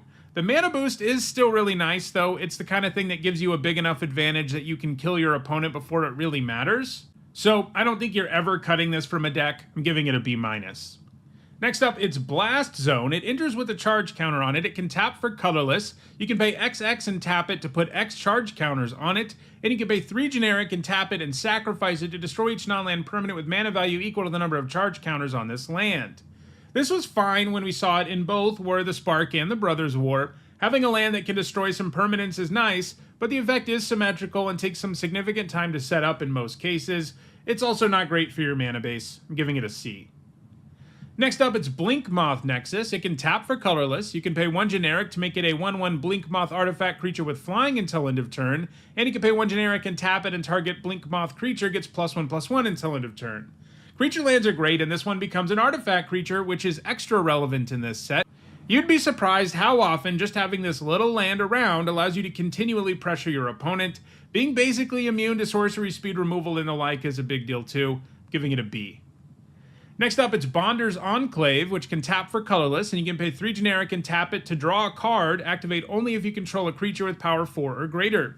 This was pretty good last time we saw it. Of course, that was also a set with a prominent 4 or greater theme, and this set doesn't have one. Still, if you have enough high power creatures, this is a great way to spend your mana in the late game, and I think it has enough upside to justify playing it despite the damage it does to your mana base, giving it a B-. Next up, it's Cascading Cataracts. It's indestructible, can tap for colorless, and you can pay 5 generic and tap it to add 5 mana in any combination of colors. This is not good in Limited. It's not good at producing mana with either of its abilities. Only tapping for colorless is a liability, and while it can eventually produce colored mana, all it does is filter that mana, and you effectively pay like 6 mana to get 5 back because you have to tap 5 lands and this. That's just not something you need to be doing in Limited. It's just not a good land. Giving it an F. Next up, it's Cathedral of War. It enters tapped. It has Exalted, which means whenever a creature you control attacks alone, it gets +1/+1 until end of turn, and it can tap for colorless. So only tapping for colorless is enough of a problem for your mana base. Having a land that also enters tapped is a big problem. Having Exalted on a land can be nice, as it can improve your attacks, although there are also a decent chunk of situations where you'd still rather attack with everything, so this card doesn't really do anything. The entering tapped and mana limitations make this hard to get behind when the upside is so small, giving it a D+. Next up, it's Celestial Colonnade. It enters tapped, can tap for white or blue, and you can pay 3 generic, a white and a blue, and until end of turn it becomes a 4/4 white and blue elemental creature with flying and vigilance. It's still a land. So this whole mega cycle of creature lands from original Zendikar and Oath of the Gatewatch are on this bonus sheet, and there's some of the best cards on it. They're all just super good. They might enter tapped, but they fix for 2 different colors of mana and become very real threats when you need them to. The Colonnade smashing in for 4 at a time and having Vigilance so that you can still use it as mana is pretty great. Having a land that you'd play 100% of the time in blue-white decks turn into a legitimate threat on almost any board is just bonkers. It's a B+. Next up, it's Contested War Zone. Whenever a creature deals combat damage to you, that creature's controller gains control of this land, and it can tap for colorless. You can pay 1 generic and tap it, and attacking creatures get +1/+0 until end of turn. The fact you completely lose this land when your opponent hits you is brutal, making it especially awful when you're behind, since your opponent is likely to be able to make more use of that ability. The upside here really isn't worth the massive downside. Sure, +1/+0 to your whole board for only 1 mana is a decent deal, but not so much that I want to risk running a card that's bad for my mana base and can give my opponent a big advantage, giving it an F. Next up, it's Creeping Tar Pit. It enters tapped, can tap for blue or black, and you can pay 1 generic, a blue, and a black, and until end of turn it becomes a 3/2 blue and black elemental creature. It's still a land. It can't be blocked this turn. This is another one of those Zendikar lands, and it's great too. It might not be as big as the Colonnade, but it's pretty cheap to animate and entirely unblockable, so it represents a very real threat, just like the Colonnade does, giving it a B+. Next up, it's Crystal Quarry, which is a land that can tap for colorless, and you can pay 5 generic and tap it to add 1 mana of each color. It's kind of silly they put this and Cascading Cataracts on this bonus sheet. They're not identical, but they're very, very similar cards, and they're both bad and limited for the same reasons. It's an F. Next up, it's Deserted Temple. It taps for colorless, so you can pay 1 generic and tap it to untap target land. Untapping lands is rarely meaningful in Limited. It's not like you have Gaia's Cradle or Tolarian Academy lying around, although there are those 2 planet lands in the main set that can do a bad impression of those cards, but still, this basically doesn't do anything 99.9% of the time, and it's bad for your mana base. It's an F. Next up, it's Dust Bowl. It taps for colorless. You can pay 3 generic, tap it, and sacrifice a land to destroy target non-basic land. Destroying lands in Limited is rarely viable, especially when restricted to only non-basics. It's true this set will have a significant number of non-basics, partly because of this bonus sheet, but having to give up a land and spend 3 mana to take out a non-basic land just isn't a relevant effect very often, and even when it is, it's not usually worth using until the late game, and at that point it mostly doesn't matter. This is an F. Next up, it's Echoing Deeps. It has the Cave subtype, and you can have it enter tapped as a copy of any land in a graveyard, except it's a cave in addition to its other types, and it taps for colorless.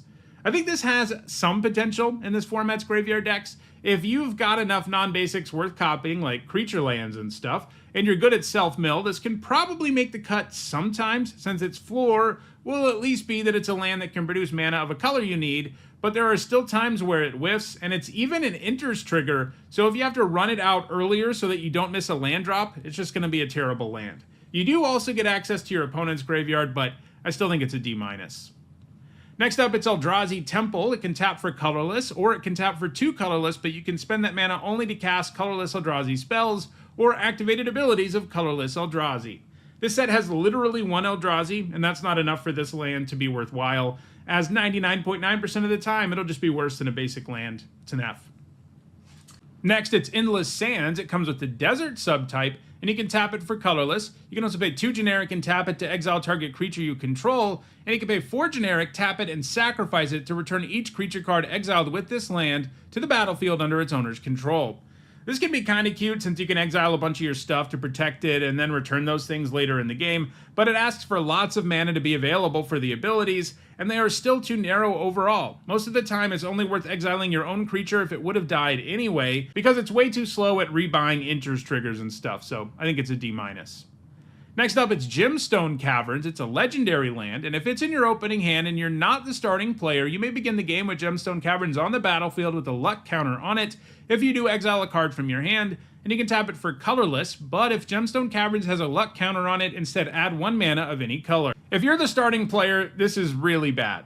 But if you aren't, well, it's kind of like you mulligan in order to get a mana boost, and you will have 2 mana on turn 1. That's like not a small thing. That can really help you out. And it's worth mulliganing to do that. One thing I do want to note, I've seen a lot in the comments as I've been doing the set review, is that if you exile a card with warp with this, for example, you can't cast it as if you warped it earlier. It has to get exiled by the warp mechanic in order for you to cast it from exile later. You can't just cast any card with warp from exile. So you can't really overcome the card disadvantage this gives you, even with a card with warp. So keep that in mind. But I still think this is actually a playable land. You do need to side it out of your deck in a situation where you know you're the starting player. Like, you don't want this in your deck if you're the starting player because it's just a bad land. But if you're not the starting player, it does give you a pretty legitimate advantage, and one that, like I said, is worth mulliganing for in most games. I'm giving this a C+.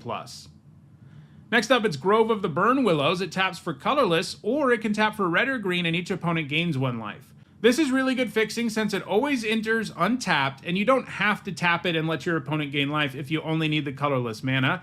And giving your opponent life with your land isn't optimal. This isn't a set with ways to punish your opponent for gaining life, but it's definitely worth the downside to have a land that's so good for your mana base, giving it a B-. Next up, it's High Market. It can tap for colorless, and you can tap it and sack a creature to gain 1 life. So this is a free sacrifice outlet, but it's rarely worth giving up a creature to only gain 1 life. That said, there are reasons to sacrifice stuff in this format, especially in Black-Red, which is the deck that's the most into Void, a mechanic that pays you off for having things leave the battlefield, and this gives you a way to do that. There are also some straight-up sacrifice payoffs in Black-Red, so I think in that deck this is actually playable if you get there on having enough expendable things and enough bonuses for sacrificing things like Void, but I think it's an F in most decks and a C in that kind of deck.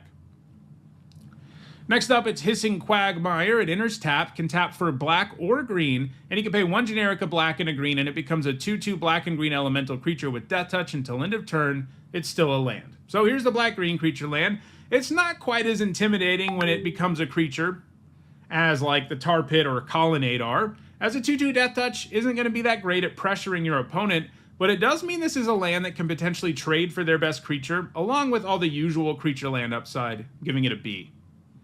Next up, it's Ink Moth Nexus, which can tap for colorless, and you can pay 1 generic to have it become a 1/1 Phyrexian Blink Moth artifact creature with flying and infect until end of turn. It's still a land. So this is the Phyrexianized version of the other Nexus we saw earlier, and honestly, it's going to be a little worse on average than Blink Moth Nexus is, because this set doesn't have a significant enough poison theme for this to really win that way.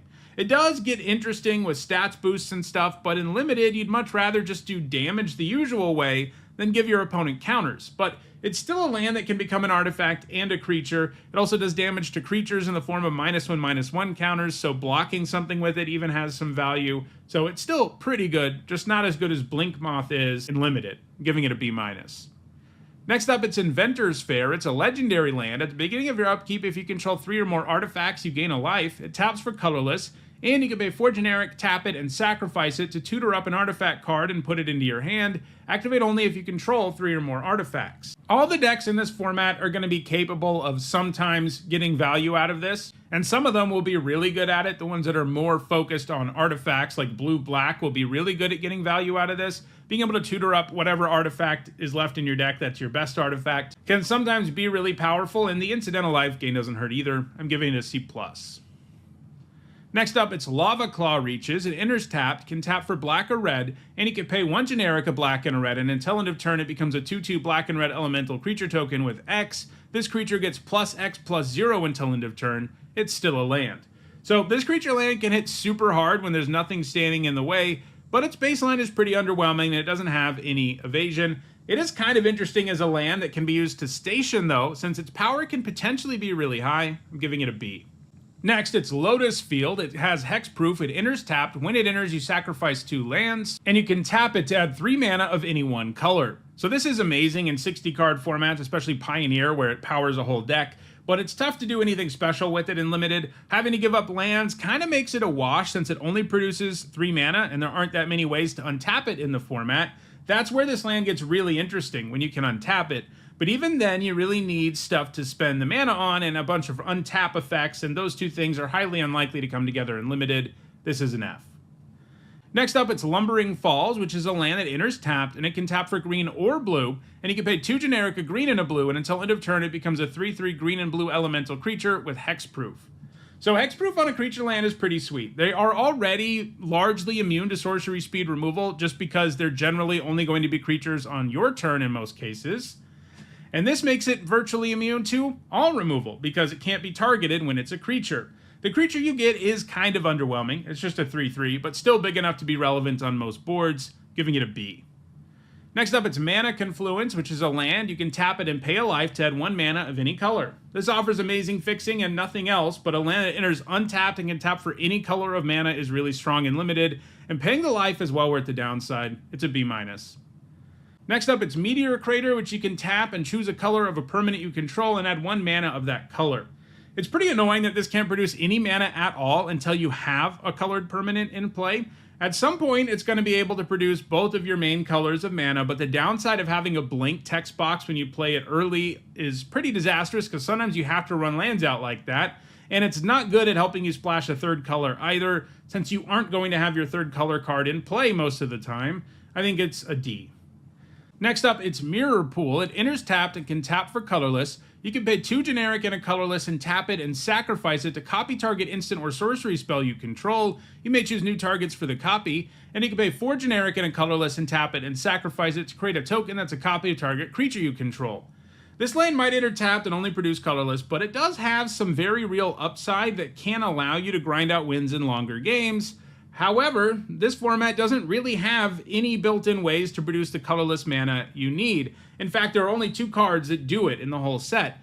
There is more of it on this bonus sheet, as we've seen, but so few of those cards are going to get opened that you can't rely on the bonus sheet to give you ways to produce colorless mana, and that really holds this card back, because if you don't have regular access to these activated abilities, it's just a land that's horrible for your mana base that enters tap, so it's an F in a set that just doesn't have colorless mana. Next up, it's Mutavault. It taps for colorless, and you can pay 1 generic, and it becomes a 2/2 creature with all creature types until end of turn. It's still a land. This is another nice creature land. It doesn't have evasion or anything, but it animates for a very reasonable cost. It would be better in a set that has a prominent typal theme, but that's not really going on at all in this set. There's like one Kavu payoff and maybe a handful of other payoffs for creature types, but there's nowhere near enough of them for this card to be more than just a land that can turn into a 2/2. The good news is that makes for a pretty good card. I'm giving it a C+. Next up, it's Mystifying Maze. It can tap for colorless, and you can pay 4 generic and tap it to exile target attacking creature an opponent controls. At the beginning of the next instep, return it to the battlefield tapped under its owner's control. This isn't very good for limited. It's tempting to imagine this blanking attacks, but because this is on the board, your opponent knows it's coming and can play around it quite easily, like by attacking with any of their mini creatures that likely have an enters trigger. The ability is also super expensive for what it is, and it hurts your mana in a big way, so I think it's just an F. Next up, it's Needle Spires, which is a land that enters tapped and can tap for red or white, and you can pay 2 generic, a red and a white, and it becomes a 2/1 red and white elemental creature with double strike until end of turn. So a 2/1 double strike is relevant on almost any board and can get particularly nasty when you're holding on to tricks, and before you feel like animating it, it's great for your mana, like all of these are, giving it a B. Next up, it's Nesting Grounds. It taps for colorless, and you can pay 1 generic and tap it to move a counter from target permanent you control onto another target permanent, activate only as a sorcery. Moving counters has some relevance in this set. The green-white deck in the format is a +1/+1 counter deck, and the Spacecraft use charge counters, but only moving one at a time is super slow, even for a relatively low cost, and this is another one of these lands that's just bad for your mana base, and it can't overcome that problem. I think it's a D. Next, it's Petrified Field. It can tap for colorless, or you can tap it and sacrifice it to return target land card from your graveyard to your hand. This activated ability is rarely worth using since your lands aren't likely to be all that powerful, even with this bonus sheet, and giving up a land to get another one back isn't particularly useful when you're usually getting back basics. This just looks like an F to me. Next up, it's Plaza of Heroes. It can tap for colorless. It can also tap for 1 mana of any color, but you can spend that mana only to cast a legendary spell. And it can also tap for 1 mana of any color among legendary permanents you control. And you can pay 3 generic, tap it, and exile this land to make target legendary creature hexproof and indestructible until end of turn. You know, if we'd seen this on the Final Fantasy bonus sheet, it would have been an okay card, at least because there were so many legendaries. This set doesn't have nearly as many. There are only a handful of them at lower rarities, I think 7 at uncommon or lower, and they're all gold cards, so you're not that likely to be playing all of them. So this means you're rarely tapping into this card's actual power, and that's not worth making your mana really bad. I'm giving it an F.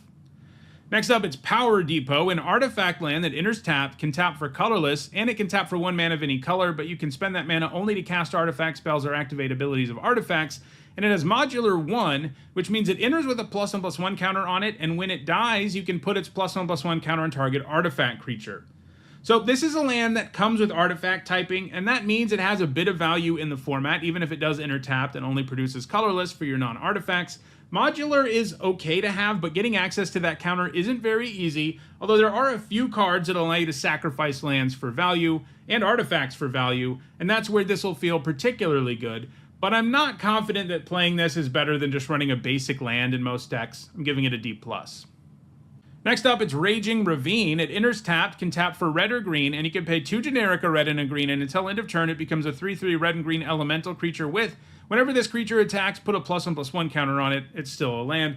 So this begins as a 3/3, which isn't amazing, but it gets better every time it attacks, and it snowballs in a big way. I'm giving it a B+. Next up, it's Reflecting Pool. It can tap for 1 mana of any type that a land you control could produce. This is too reliant on your other lands to be that good, since it means that it isn't ever going to give you your second color of mana when you really need it. When you do have both types of lands you need, it can help you produce multiples of those colors, which is nice, but the limitations here are significant, giving it a C-. Next up, it's Scavenger Grounds. It has a desert subtype, can tap for colorless, and you can pay 2 generic, tap it, and sacrifice a desert to exile all graveyards. So this format does not have a massive graveyard theme. There's really only one color pair that's super into the graveyard in black-green, and black-red is kind of interested in the graveyard, but it's not all about it, and there's not a major mechanic in the set that allows you to do stuff out of the graveyard either. So this isn't the greatest set for this to show up in. There would be some sets where this would be worth main decking because there's such a graveyard theme in the set, you know, like Innistrad sets or Duskmourn. That's not really the case here, so that makes this a sideboard card since it's bad at producing mana and its effect is irrelevant against a lot of opponents. But if you're playing one of those really graveyard-oriented decks, it's going to be a pretty quality card for you.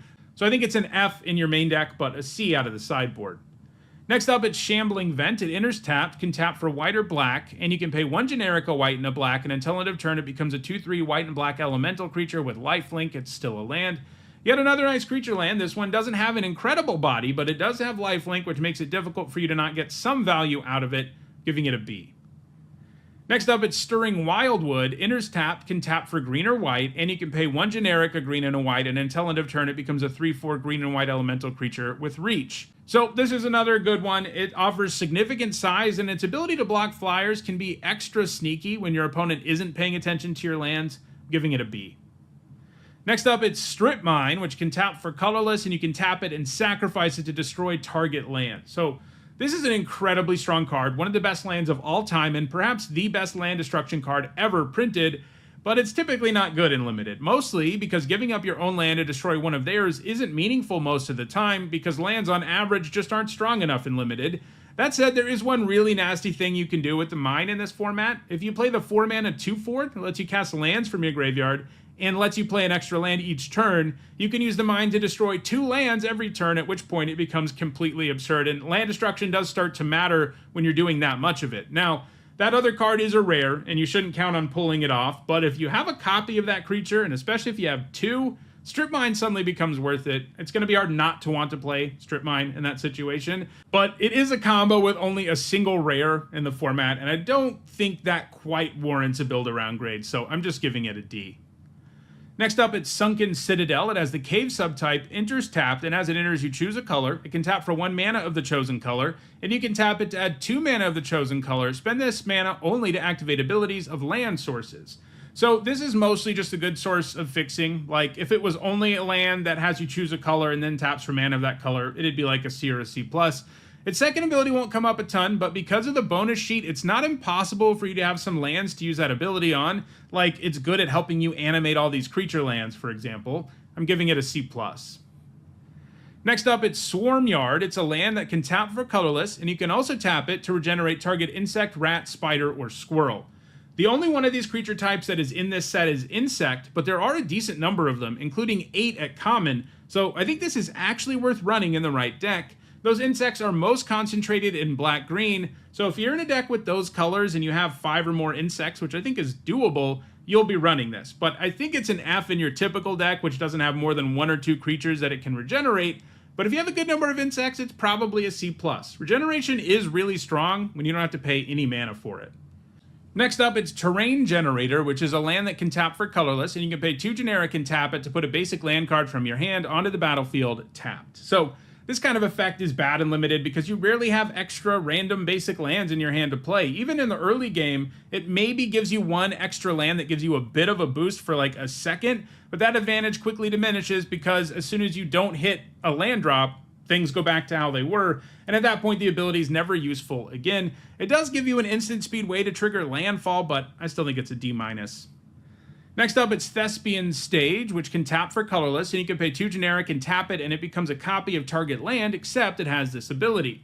Copying lands isn't going to be useful very often in Limited, although it does mean this land can produce more than just colorless mana, but having to spend the mana to get there is a pretty big problem. If you end up with a few of the best lands on this bonus sheet, it probably becomes worth playing, but I don't see that happening very often. It does also let you copy your opponent's lands, which does make it a little broader, but it's still not very good in Limited. I'm giving it a D. And our last card from the Stellar Sights bonus sheet is Wandering Fumarole. It enters tapped, can tap for blue or red, and you can pay 2 generic, a blue and a red, and until end of turn it becomes a 1/4 blue and red elemental creature with pay 0, switch this creature's power and toughness until end of turn. It's still a land. So we're finishing off with another one of these good creature lands. This one can hit hard when it needs to and plays defense well when it needs to as well. I'm giving it a B. All right, let's move now to the special guests. These are 10 reprints with special card frames meant to make them look like retro science fiction pulp magazines. Remember, these are even rarer than a bonus sheet with only 1.8% of packs containing them. And the first of these is Deafening Silence, an enchantment that costs 1 white mana, and each player can't cast more than 1 non-creature spell each turn.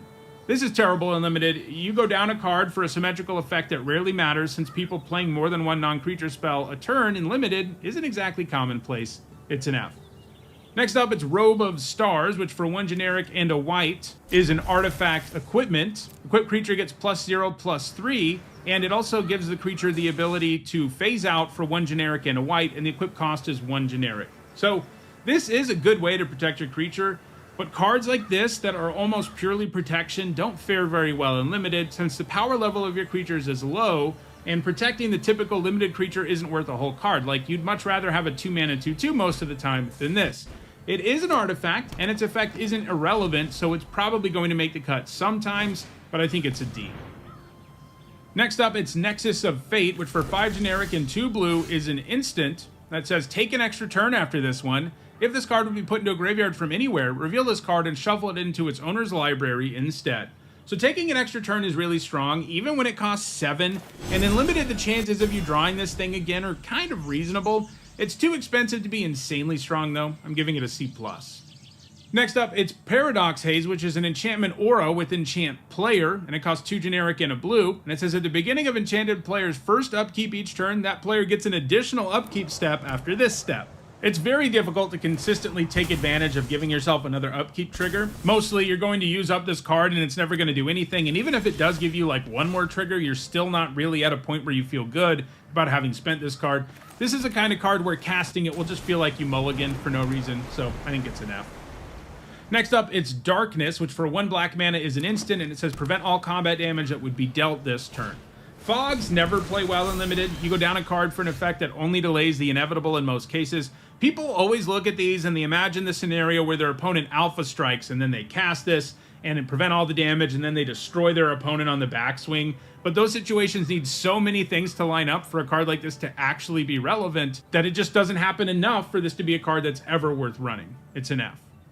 Next up, it's Magus of the Moon, which for 2 generic and a red is a human wizard. It's a 2/2, and non-basic lands are basic mountains. Nerfing non-basic lands isn't meaningful in limited, and this has horrible stats. It's another F. Next up, it's Burgeoning, which for 1 green mana is an enchantment, and it says whenever an opponent plays a land, you may put a land card from your hand onto the battlefield. So if you play this on turn 1, there is some potential for serious ramp, but you do need to have the lands, which is not guaranteed, and you'll find that you quickly run out of them. And it's a pretty awful card from the mid-game on, so yeah, this is another F. Next up, it's Green Sun Zenith, which for an X and a green is a sorcery, and you search your library for a green creature card with mana value X or less, put it onto the battlefield, and then you shuffle Green Sun Zenith into its owner's library. Well, it looks like we're going to break our string of Fs at least, although it's not like this is incredible and limited either. Tutoring something up directly to the battlefield is good, but keep in mind it's restricted to green creatures.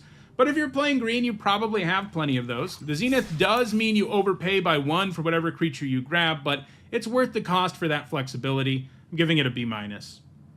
Next, it's Sliver Overlord, which costs 1 of each color of mana for a 7/7 legendary Sliver mutant. And you can pay 3 generic and search your library for a Sliver card, reveal that card, put it into your hand, and then shuffle. Or you can pay 3 generic to gain control of target Sliver.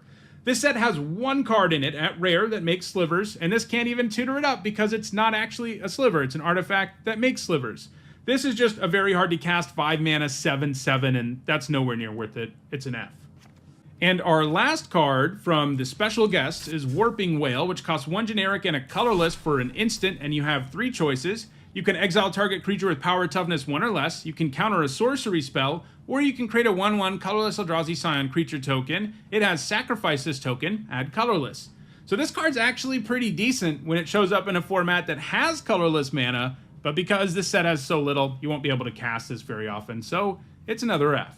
Alright, so those are all of the cards that will show up on occasion in your booster packs, the Stellar Sights bonus sheet and the special guests. As usual, there were a lot of Fs. That's usually how these go because a lot of these reprints are more intended for Commander players, but I am really excited that they are giving us all of those dual lands because those are all really fun and really powerful. So that does it for this video. If you enjoyed it, don't forget to like it and share it so that others can enjoy it too. If you want to make sure you're caught up on the set review, you should see a playlist on your screen shortly. And if you want to catch future content, including an archetype guide, draft videos, and more about this format, go ahead and subscribe. Thanks for watching.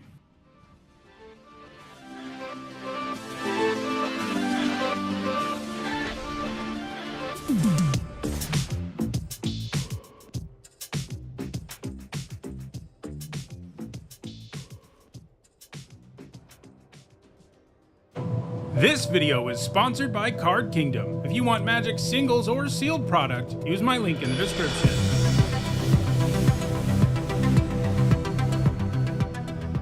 Hi everyone, I'm Hone, and this is my Edge of Eternities Archetype Guide. I've already evaluated every single card in the set, and in this video, I'm going to break down the synergies for each of the two color archetypes in the format.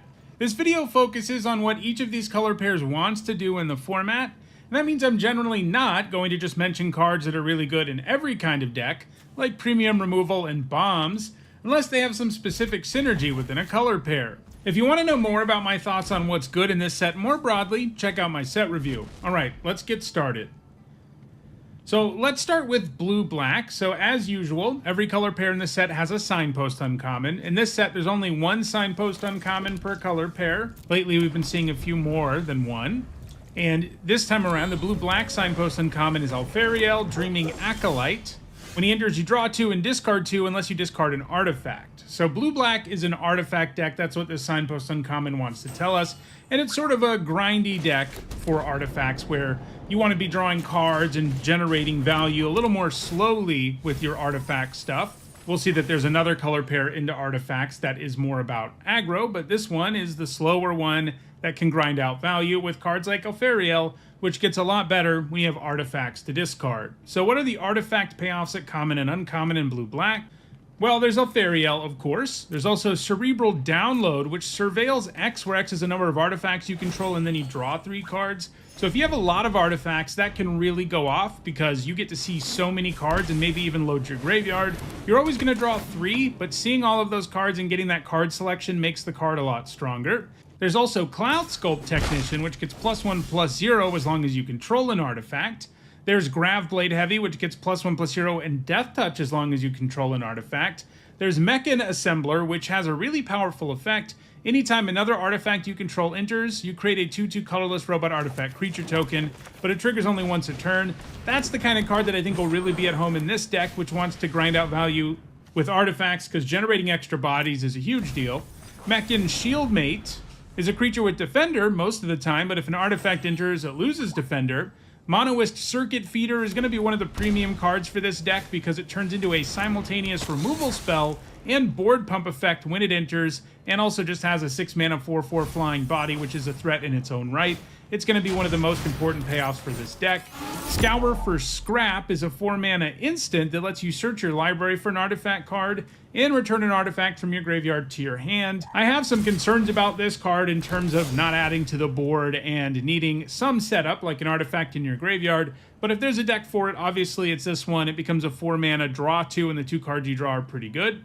There is Selfcraft Mechan, which when it enters lets you sack an artifact, and when you do, you put a +1/+1 counter on target creature and draw a card. One thing you'll note is a lot of these are artifacts, and that all means they're enablers and payoffs, which is always nice. Steel Swarm Operator can tap for mana for artifacts. It can produce 1 blue to cast artifact spells, and it can produce 2 blue to spend this mana only to activate on abilities of artifacts. So let's look at the rares that work well here. Well, there's Emissary Escort, a 2 mana 0/4 that gets +X/+0, where X is the greatest mana value among other artifacts you control.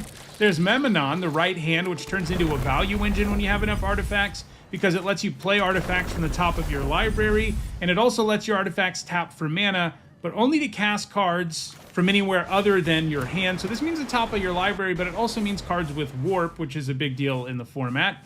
There's Secluded Starforge, which can make artifact creature tokens, and its other activated ability lets you buff creatures by tapping artifacts.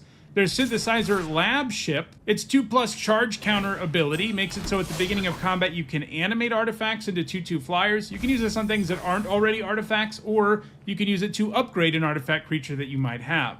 There's also Tezzeret, Cruel Captain. He gains loyalty counters when artifacts enter. He can untap artifacts and creatures. He can tutor up artifacts with mana value 1 or less. And his ultimate puts 3 +1/+1 counters on an artifact you control, and if it's not a creature, it becomes a 0/0 robot artifact creature. So that's blue-black. It's a grindier artifact deck. There's also blue-red, which is more aggressive. Here the signpost uncommon is Memanon, Uthros Exile, and whenever an artifact you control enters, you put a +1/+1 counter on target creature. One thing to note about most of the artifact payoffs in this set is that they don't care whether things are tokens. And that's good news because this format has a bunch of artifact tokens in the form of robots and landers and stuff. So these are going to be even better than they usually are when these cards say non-token. And blue-red is mostly about using artifacts to make your creatures stronger. You know, that's sort of what an aggro deck would be doing, and that's what Memenon is doing here. So what are the payoffs at common and uncommon? Well, there's Memenon, and then there's the others that we've already seen. Things like Steel Swarm Operator, which can tap for mana. Things like Self-Craft Mechan, which can let you sack artifacts to make it bigger and draw a card. Mechan Shieldmate might be a little better in this deck because it's a 2-mana 3/2, and if you can play an artifact on turn 3 and you're like the beatdown, being able to attack with this on turn 2 is pretty strong. Same thing with the Technician. It might be a little bit better here because it becomes a better attacker when you control artifacts. And a Mechan Assembler, I think, is probably a little more well-suited to the blue-black deck, but one sweet thing about it is if Memenon's in play, anytime you play an artifact, you're going to get another token and another counter because of that ability. Then there's stuff like Orgplate Pangolin, which you can pay 1 generic anytime you have an artifact in order to put a counter on it. There is Weft Stalker Ardent, which does 1 damage to your opponent anytime a creature or artifact enters. And there's Slag Drill Scrapper, which lets you sacrifice artifacts or lands to draw cards. When it comes to rares, we've already seen most of them, but there is also Pinnacle Emissary, which is a blue-red card, which is really strong. It generates a 1/1 flyer anytime you cast an artifact spell, and it has Warp for blue-red hybrid mana, which means there might be turns where you can play this earlier and then drop an artifact and get a token worth of value out of it. Rust Harvester is also quite strong. You do have to get artifacts in your graveyard, but once they're there, it can exile them, turn them into counters, and into burn spells. So it can turn into a crazy value engine if you've got stuff in your graveyard. And Tanic Steadfast Second gives your artifact cards and red creatures warped for 2 generic and a red. Warmaker Gunship does damage equal to the number of artifacts you control when it enters, making it one of these really good spacecraft because it's a removal spell to begin with, and then it turns into a threat later. So that's blue-red. It's a more aggressive artifact deck. Let's move to black-red now, where the focus is most on the Void mechanic. It's not the only color pair with Void, but it is the color pair with the most Void, and that is the most concentrated on it. Our signpost uncommon here is Interceptor Mechan. It's a 4-mana 2/2 flyer. When it enters, you can return an artifact or creature card from your graveyard to your hand. That's pretty good value to begin with, but it also has a Void trigger. And Void checks to see if a non-land permanent left the battlefield this turn or a spell was warped this turn.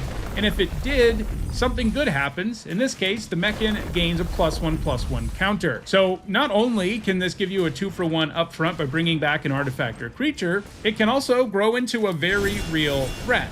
Its interest trigger does work nicely with Void because in this deck, you're likely to want to give up permanents sometimes to trigger other cards with Void, and this can get them back. So in terms of payoffs and enablers, I went a little deeper here than I usually do, mostly because there are so many different ways to trigger Void, and I wanted to touch on all of them in some capacity. So one of the ways is with lander tokens. So you've got a card like Beamsaw Prospector, which makes a lander when it dies, and landers can be sacrificed for 2 generic. That counts as something that will trigger Void. You can also run things that sacrifice artifacts, like Comet Crawler, which when it attacks has you sack a creature or artifact, and if you do, it gets a buff, and it will also help trigger your things with Void. Cheap cards with Warp, like Saurian Voidborn, which has Void for only 1 black mana, are going to be really efficient ways to trigger Void sometimes. Hilderblade is a card with Void. It equips to a creature for free at the beginning of your instep if you've done the Void thing. Hymn of the Faller is a better draw spell if you've triggered Void. Voidforged Titan triggers at your instep if you did the Void thing, and you get draw a card and lose a life if you did. Caveron Skywarden gains a +1/+1 counter at the beginning of your instep. Plasma Bolt becomes an even better removal spell. Tragic Trajectory, same thing. It's already a good removal spell, but it becomes a better one. Roving Actuator, when it enters, lets you cast a spell, a cheap spell from your graveyard for free if you've triggered Void. Insatiable Skittermaw is another creature that gains a +1/+1 counter. And then there are also some ways to sacrifice them in addition to Comet Crawler that will work nicely. When you're sacrificing things for value already and you have something like Lightless Evangel in play, which will gain a counter whenever you sack a creature or artifact, and then you're also triggering Void, that's a lot of value. And Umbral Collar Zealot is probably the premier way to trigger Void just because it can do it for free and for some very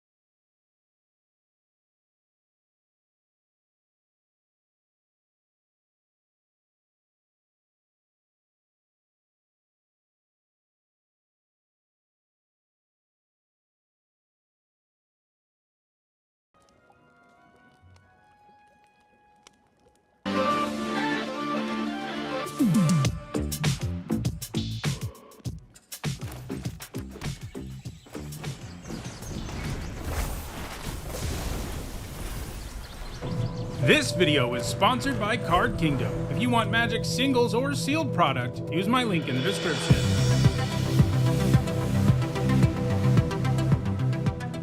Hi everyone, I'm Hone, and it's Saturday. That means it's time for Nitsa Notes, my weekly vlog series about limited Magic. We are in the very early stages of the new format, Edge of Eternities. As usual, the first video, like after my set review for a set completes, the first Nitsa Notes video, is sort of a Cliff's Notes where I give you my best commons and uncommons for each color. Sort of a quicker way to get an overview of the format than watching the hours and hours of set review video that is out there. But if you do want to know my thoughts about all those cards, that playlist is available. I've drafted about 5 times already thanks to the early access event, and there is one card on this list that has moved up for me, but for the most part, the things we're going to see here are the same as they were in the set review in terms of where cards rank, as at this point it's too early for me to say, well, I was wrong about this.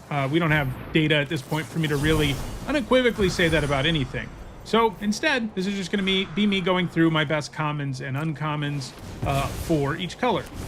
As usual, let's start with white. I think white's third best common is auxiliary boosters. This card has a really decent rate. Like, we see 5 mana 3/4 flyer with upside be pretty decent, like one that puts a +1/+1 counter on something, for example. Be a pretty decent card in most limited formats. And I think this has even more upside than that does. Now, it doesn't generate typically that value immediately, but it kind of does, because it brings a body into play, equips itself to it. You've got 2 permanents. If your opponent kills a token, you still have the equipment. If your opponent kills the equipment, you still have the token. If the token ever goes down, you can equip it to something else for a surprisingly reasonable cost for limited. Like, paying 3 generic for that is a super good deal, especially in the late game, and it's the kind of buff that can make anything pretty threatening. Throw in the fact it gives you 2 artifacts and 2 permanents, and it overlaps into being good in lots of different decks in the format. Also, it's like the premier thing to grab with the 2 mana 1/1 uncommon guy who can tutor up equipment. Grabbing this at instant speed sometimes is pretty sweet. So, that's an extra bonus point that it gets, and I do think it's white's third best common. I think white's second best common is Banishing Light. This is a card we see all the time. It's not as premium as it once was. There once was a time where this would have easily been white's best common instead of being second, and not being that far ahead of auxiliary boosters, to be honest. And auxiliary boosters is an example of why. Banishing Light, not good against that card, because you get 2 permanents. Your opponent isn't going to be able to answer it entirely with Banishing Light. But there are still enough things out there that this does answer, and it's flexible, it exiles. These are all things that are nice. It's not as amazing as it used to be, but Banishing Light is still a pretty good card overall. And I think it's probably white's best removal spell at common. We always get a white removal spell these days that does damage equal to the number of creatures or whatever. And that card's fine, but those cards never really end up in the conversation for best commons, or like being really good cards, because they are situational enough. Sometimes you can spend 1 mana or whatever on Focus Fire and get a really great deal, but it's conditional enough, it needs enough bodies, etc., that it's not amazing. Banishing Light is far less conditional, and it's still a pretty good card. But I do think there's one white common that's better, and that's Night Luminary. So, as I said in the set review, if you spend 4 mana on this to get a 3/2 and a 1/1, that would be a solid card in limited. It might be the third best common still. It might still be in this list. Maybe it'd be like 4th, but it would be pretty good. But it's way better than that, thanks to Warp, which gives you all kinds of bonuses. Not only do you get that Inner's Trigger, so you end up getting 2 tokens out of this in the end if you do have the time to warp it, or do it on turn 2. But that's part of the benefit too. A card like this fills 2 points on your curve. If you have this in your opening hand, you don't have a 2-drop, you do have a 2-drop, right? It's not the most exciting 2-drop, but you have one, and it works pretty nicely there. Then you play it on 4, that feels good too. Throw in the fact also that Warp works pretty nicely with stationing spacecraft. You can get a 3-power thing on board to station a spacecraft a little bit ahead of schedule here. And then throw in the fact that both black, white, and red, white are pretty good at going wide and can take advantage of all of those, the 2 tokens it makes, plus the other body really effectively. And you're in really good shape with Night Luminary. It's just a very efficient card. White's best uncommon. This one was close for me. I do think Starfield Shepherd is great. Every time I've played that card, it's felt amazing.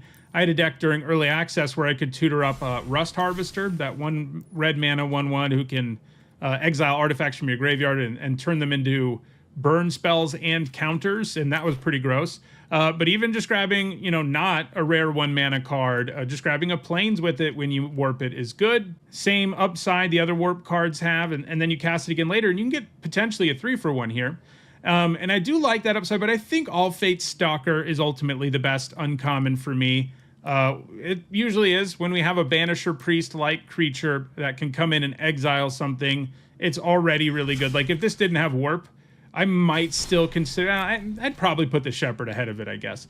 But with warp, it gets even better, because not only can you use it still to exile your opponent's thing so that you can get a blocker out of the way, right? You can also use it to blink your own thing for value. You can also use it to blink a token, to remove it entirely. There are so many things you can do with this just off of warp that it's amazing, and then later it just turns into Banisher Priest. So, which is a great card. Add to the board, take away from your opponents. It's how you win a lot of games of Limited, and this card is an all-in-one card that can do it. Let's move now to blue, where I think the third best common is Selfcraft Mechan. So this starts out as a 4-mana 3/4. That's not amazing, but it is actually a solid stat line in Limited. I mean, obviously 4-mana 4/4 would be better, but 4-mana 3/4, you're sort of at a point where you're okay with it. I mean, it would need to have abilities. Luckily, this does. But higher toughness in Limited is often better because it puts it out of range out of super cheap removal. And this certainly does, especially if you can take advantage of the Inter's trigger, which will make it a 4-mana 4/5 that draws you a card. You do have to have an artifact to sacrifice. That's not automatic in this set, but blue often doesn't have a problem. You've got landers, you've got robot tokens, you've got drone tokens. Like, there are 3 different kinds of tokens in this set that can be sacrificed to this, in addition to there being some stuff that's just good to sacrifice for value. And I also like that in a pinch, this can sack itself, and then you put the counter somewhere else. And it can always put the counter somewhere else, which I think is a big benefit overall, because if it only put it on itself, it wouldn't really have as immediate of an impact, but you could put the counter somewhere else on something that can use it immediately to turn what was a creature that couldn't attack into a creature that can attack. And you're also drawing a card. So the value is nice. I mean, maybe the Mechan is a little bit of a build-around card. If you don't have enough random artifacts, it's not nearly as good. But I love that the floor is 4 mana, draw a card, put a +1/+1 counter on a creature. So, that's not the most amazing card, but that's the floor, and this card can do way more impressive things than that. I think the second best blue common is Lost in Space. We see this card in every set at this point. Sometimes it feels a little too color by numbers. There are certain slots that are always there. The 4 mana instant, put target creature, your opponent chooses to put their creature on top or bottom of their library, then you get some small effect. It's in like every set lately. But it's always solid. It is a way for them to make sure that blue has at least one decent removal spell, which it doesn't always have. And they know by now that this is one. It's not amazing. It's the second best blue common, but yeah, it is a 1-for-1 trade. It's an instant. It can go after all artifacts, not just like spacecraft or something. Sometimes it would make it a little more narrow, right? That it would be spacecraft, which are pretty gross to put on the top or bottom of a library after your opponent works to station them. That is a big problem. This is great against that, but it's good against other artifacts. It's good against creatures. Sometimes you get a huge blowout, like with spacecraft, or if your opponent tries to use a trick. And then it even has Surveil on top of that. So it's one of the better versions of this effect we've seen, because then you get some card selection. Maybe you load your graveyard for value. It just does what ends up being a pretty good effect. The 1-for-1 trade is awesome. People do often underrate this kind of card because it feels a little like a bounce spell, but it's not one. Don't make that mistake. Your opponent has to redraw the card or put it on the bottom. Either way, it's a 1-for-1 trade because you used a card and took one away from them. So it ends up being a solid effect. You're going to play like 2 of these in a lot of your blue decks and be perfectly happy with it. And then I think blue's best common is Mechanizoa. It feels like it should be an uncommon to me. Like, it wouldn't shock me if that's what it was, but no, it's a common. It's another card with warp. You can see I'm pretty high on warp. I love that. This video is sponsored by Card Kingdom. If you want Magic singles or sealed product, use my link in the description.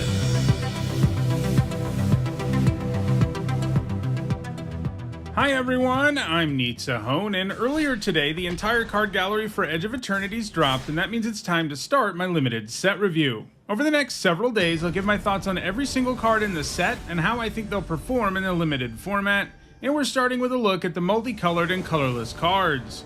This is always a fun place to start because multicolored cards tend to introduce us to the format's two color archetypes, and they also tend to be some of the most powerful cards in the set. For each of these cards, I'll discuss how I think they'll perform in limited, that means draft and sealed, and I'll punctuate each evaluation with a letter grade. If you're new to my set reviews and unsure of what my letter grades mean, you can find a guide in the description for this video. There are some important things to keep in mind as I review these cards. First, because we're only talking about draft and sealed, I'm only going to be talking about cards that can be found in play boosters.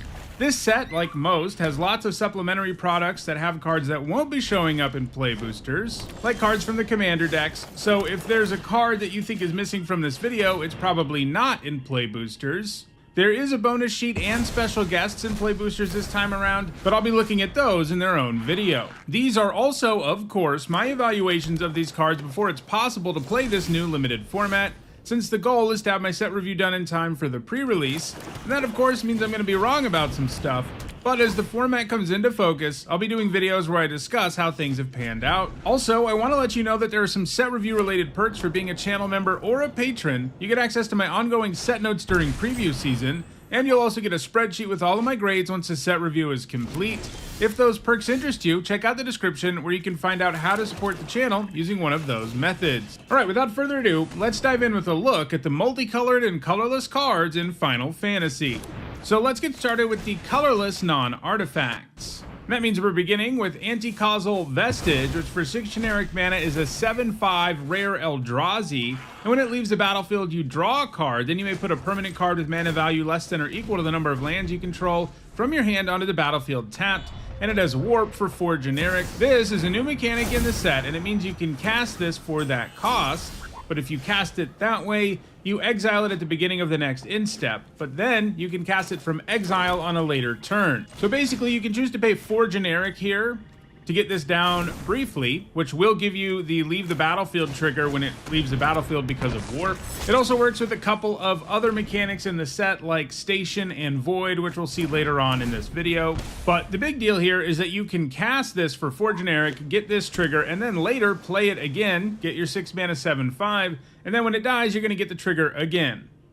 So warping this won't always let you do something super meaningful other than draw a card in limited, but it will sometimes, especially when you warp it for 4. This looks really good to me overall, so a lot of the time you don't have a card in your hand to put into play with this kind of effect, but because this also draws you a card, it increases the chances of that happening, and if you really do warp this on turn 4, there's a pretty good chance you end up getting to draw a card and put a creature of some kind on the battlefield. It's a little less likely that you'll actually take advantage of the trigger when you cast it later, but if the card you draw with the trigger happens to be a creature or something else meaningful, you can put it directly on the battlefield. And it does this with lands too. That's just not particularly exciting overall, especially on turn 6. But yeah, we have potential here for 3-for-1 value because when things go right, you're going to get the trigger twice, and you get a 6 mana 7/5 body that your opponent can't really ignore. So this looks like a bomb to me. I'm giving it an A. Next up, it's Tezzeret Cruel Captain, which for 3 generic is a legendary Planeswalker Tezzeret at Mythic Rare, starts with 4 loyalty, and whenever an artifact you control enters, you put a loyalty counter on Tezzeret. He's got a 0 that untaps target artifact or creature. If it's an artifact creature, put a +1/+1 counter on it. He's got a -3 that says search your library for an artifact card with mana value 1 or less, reveal it, put it into your hand, and then shuffle. And he has a -7 that gives you an emblem with at the beginning of combat on your turn, put 3 +1/+1 counters on target artifact you control. If it's not a creature, it becomes a 0/0 robot artifact creature. Being able to raise his loyalty just by playing artifacts is nice, and it also means that his -3 kind of gives you back a loyalty since you grab an artifact. He's also really cheap and really easy to cast, but I do think he has some problems in Limited, including the fact that he doesn't really have a removal mode, has only a kind of narrow way to protect himself by untapping something, and his -3 is highly restrictive. A lot of Limited decks aren't going to have very many targets for it. This set definitely has artifacts, but overall, Tezzeret doesn't feel like a planeswalker that's going to go wild in Limited. His effects are too small and not good at helping him stay around or impact the board in a super meaningful way. He definitely needs a build around grade because I think he just won't be good in your typical deck in the format. He'll be like a D. I mean, most decks in the format will have enough artifacts that he's not an F, but if you have like 10 or more artifacts, I could see him reaching the B- level. Next up, it's Alfariel, Dreaming Acolyte, which for 1 generic, a blue and a black, is a 2/3 legendary human cleric at uncommon. When it enters, you draw 2 cards and discard 2 cards unless you discard an artifact card, and during your turn, it has Death Touch. So even without the artifact clause, I'm in on a 3-mana 2/3 that loots twice. That lets you dig deeper into your deck and see lots of cards while also loading the graveyard for value, which is what the blue-black deck wants to be doing in the format. And he's almost always going to be a relevant attacker too because of Death Touch. I'm giving it a B-.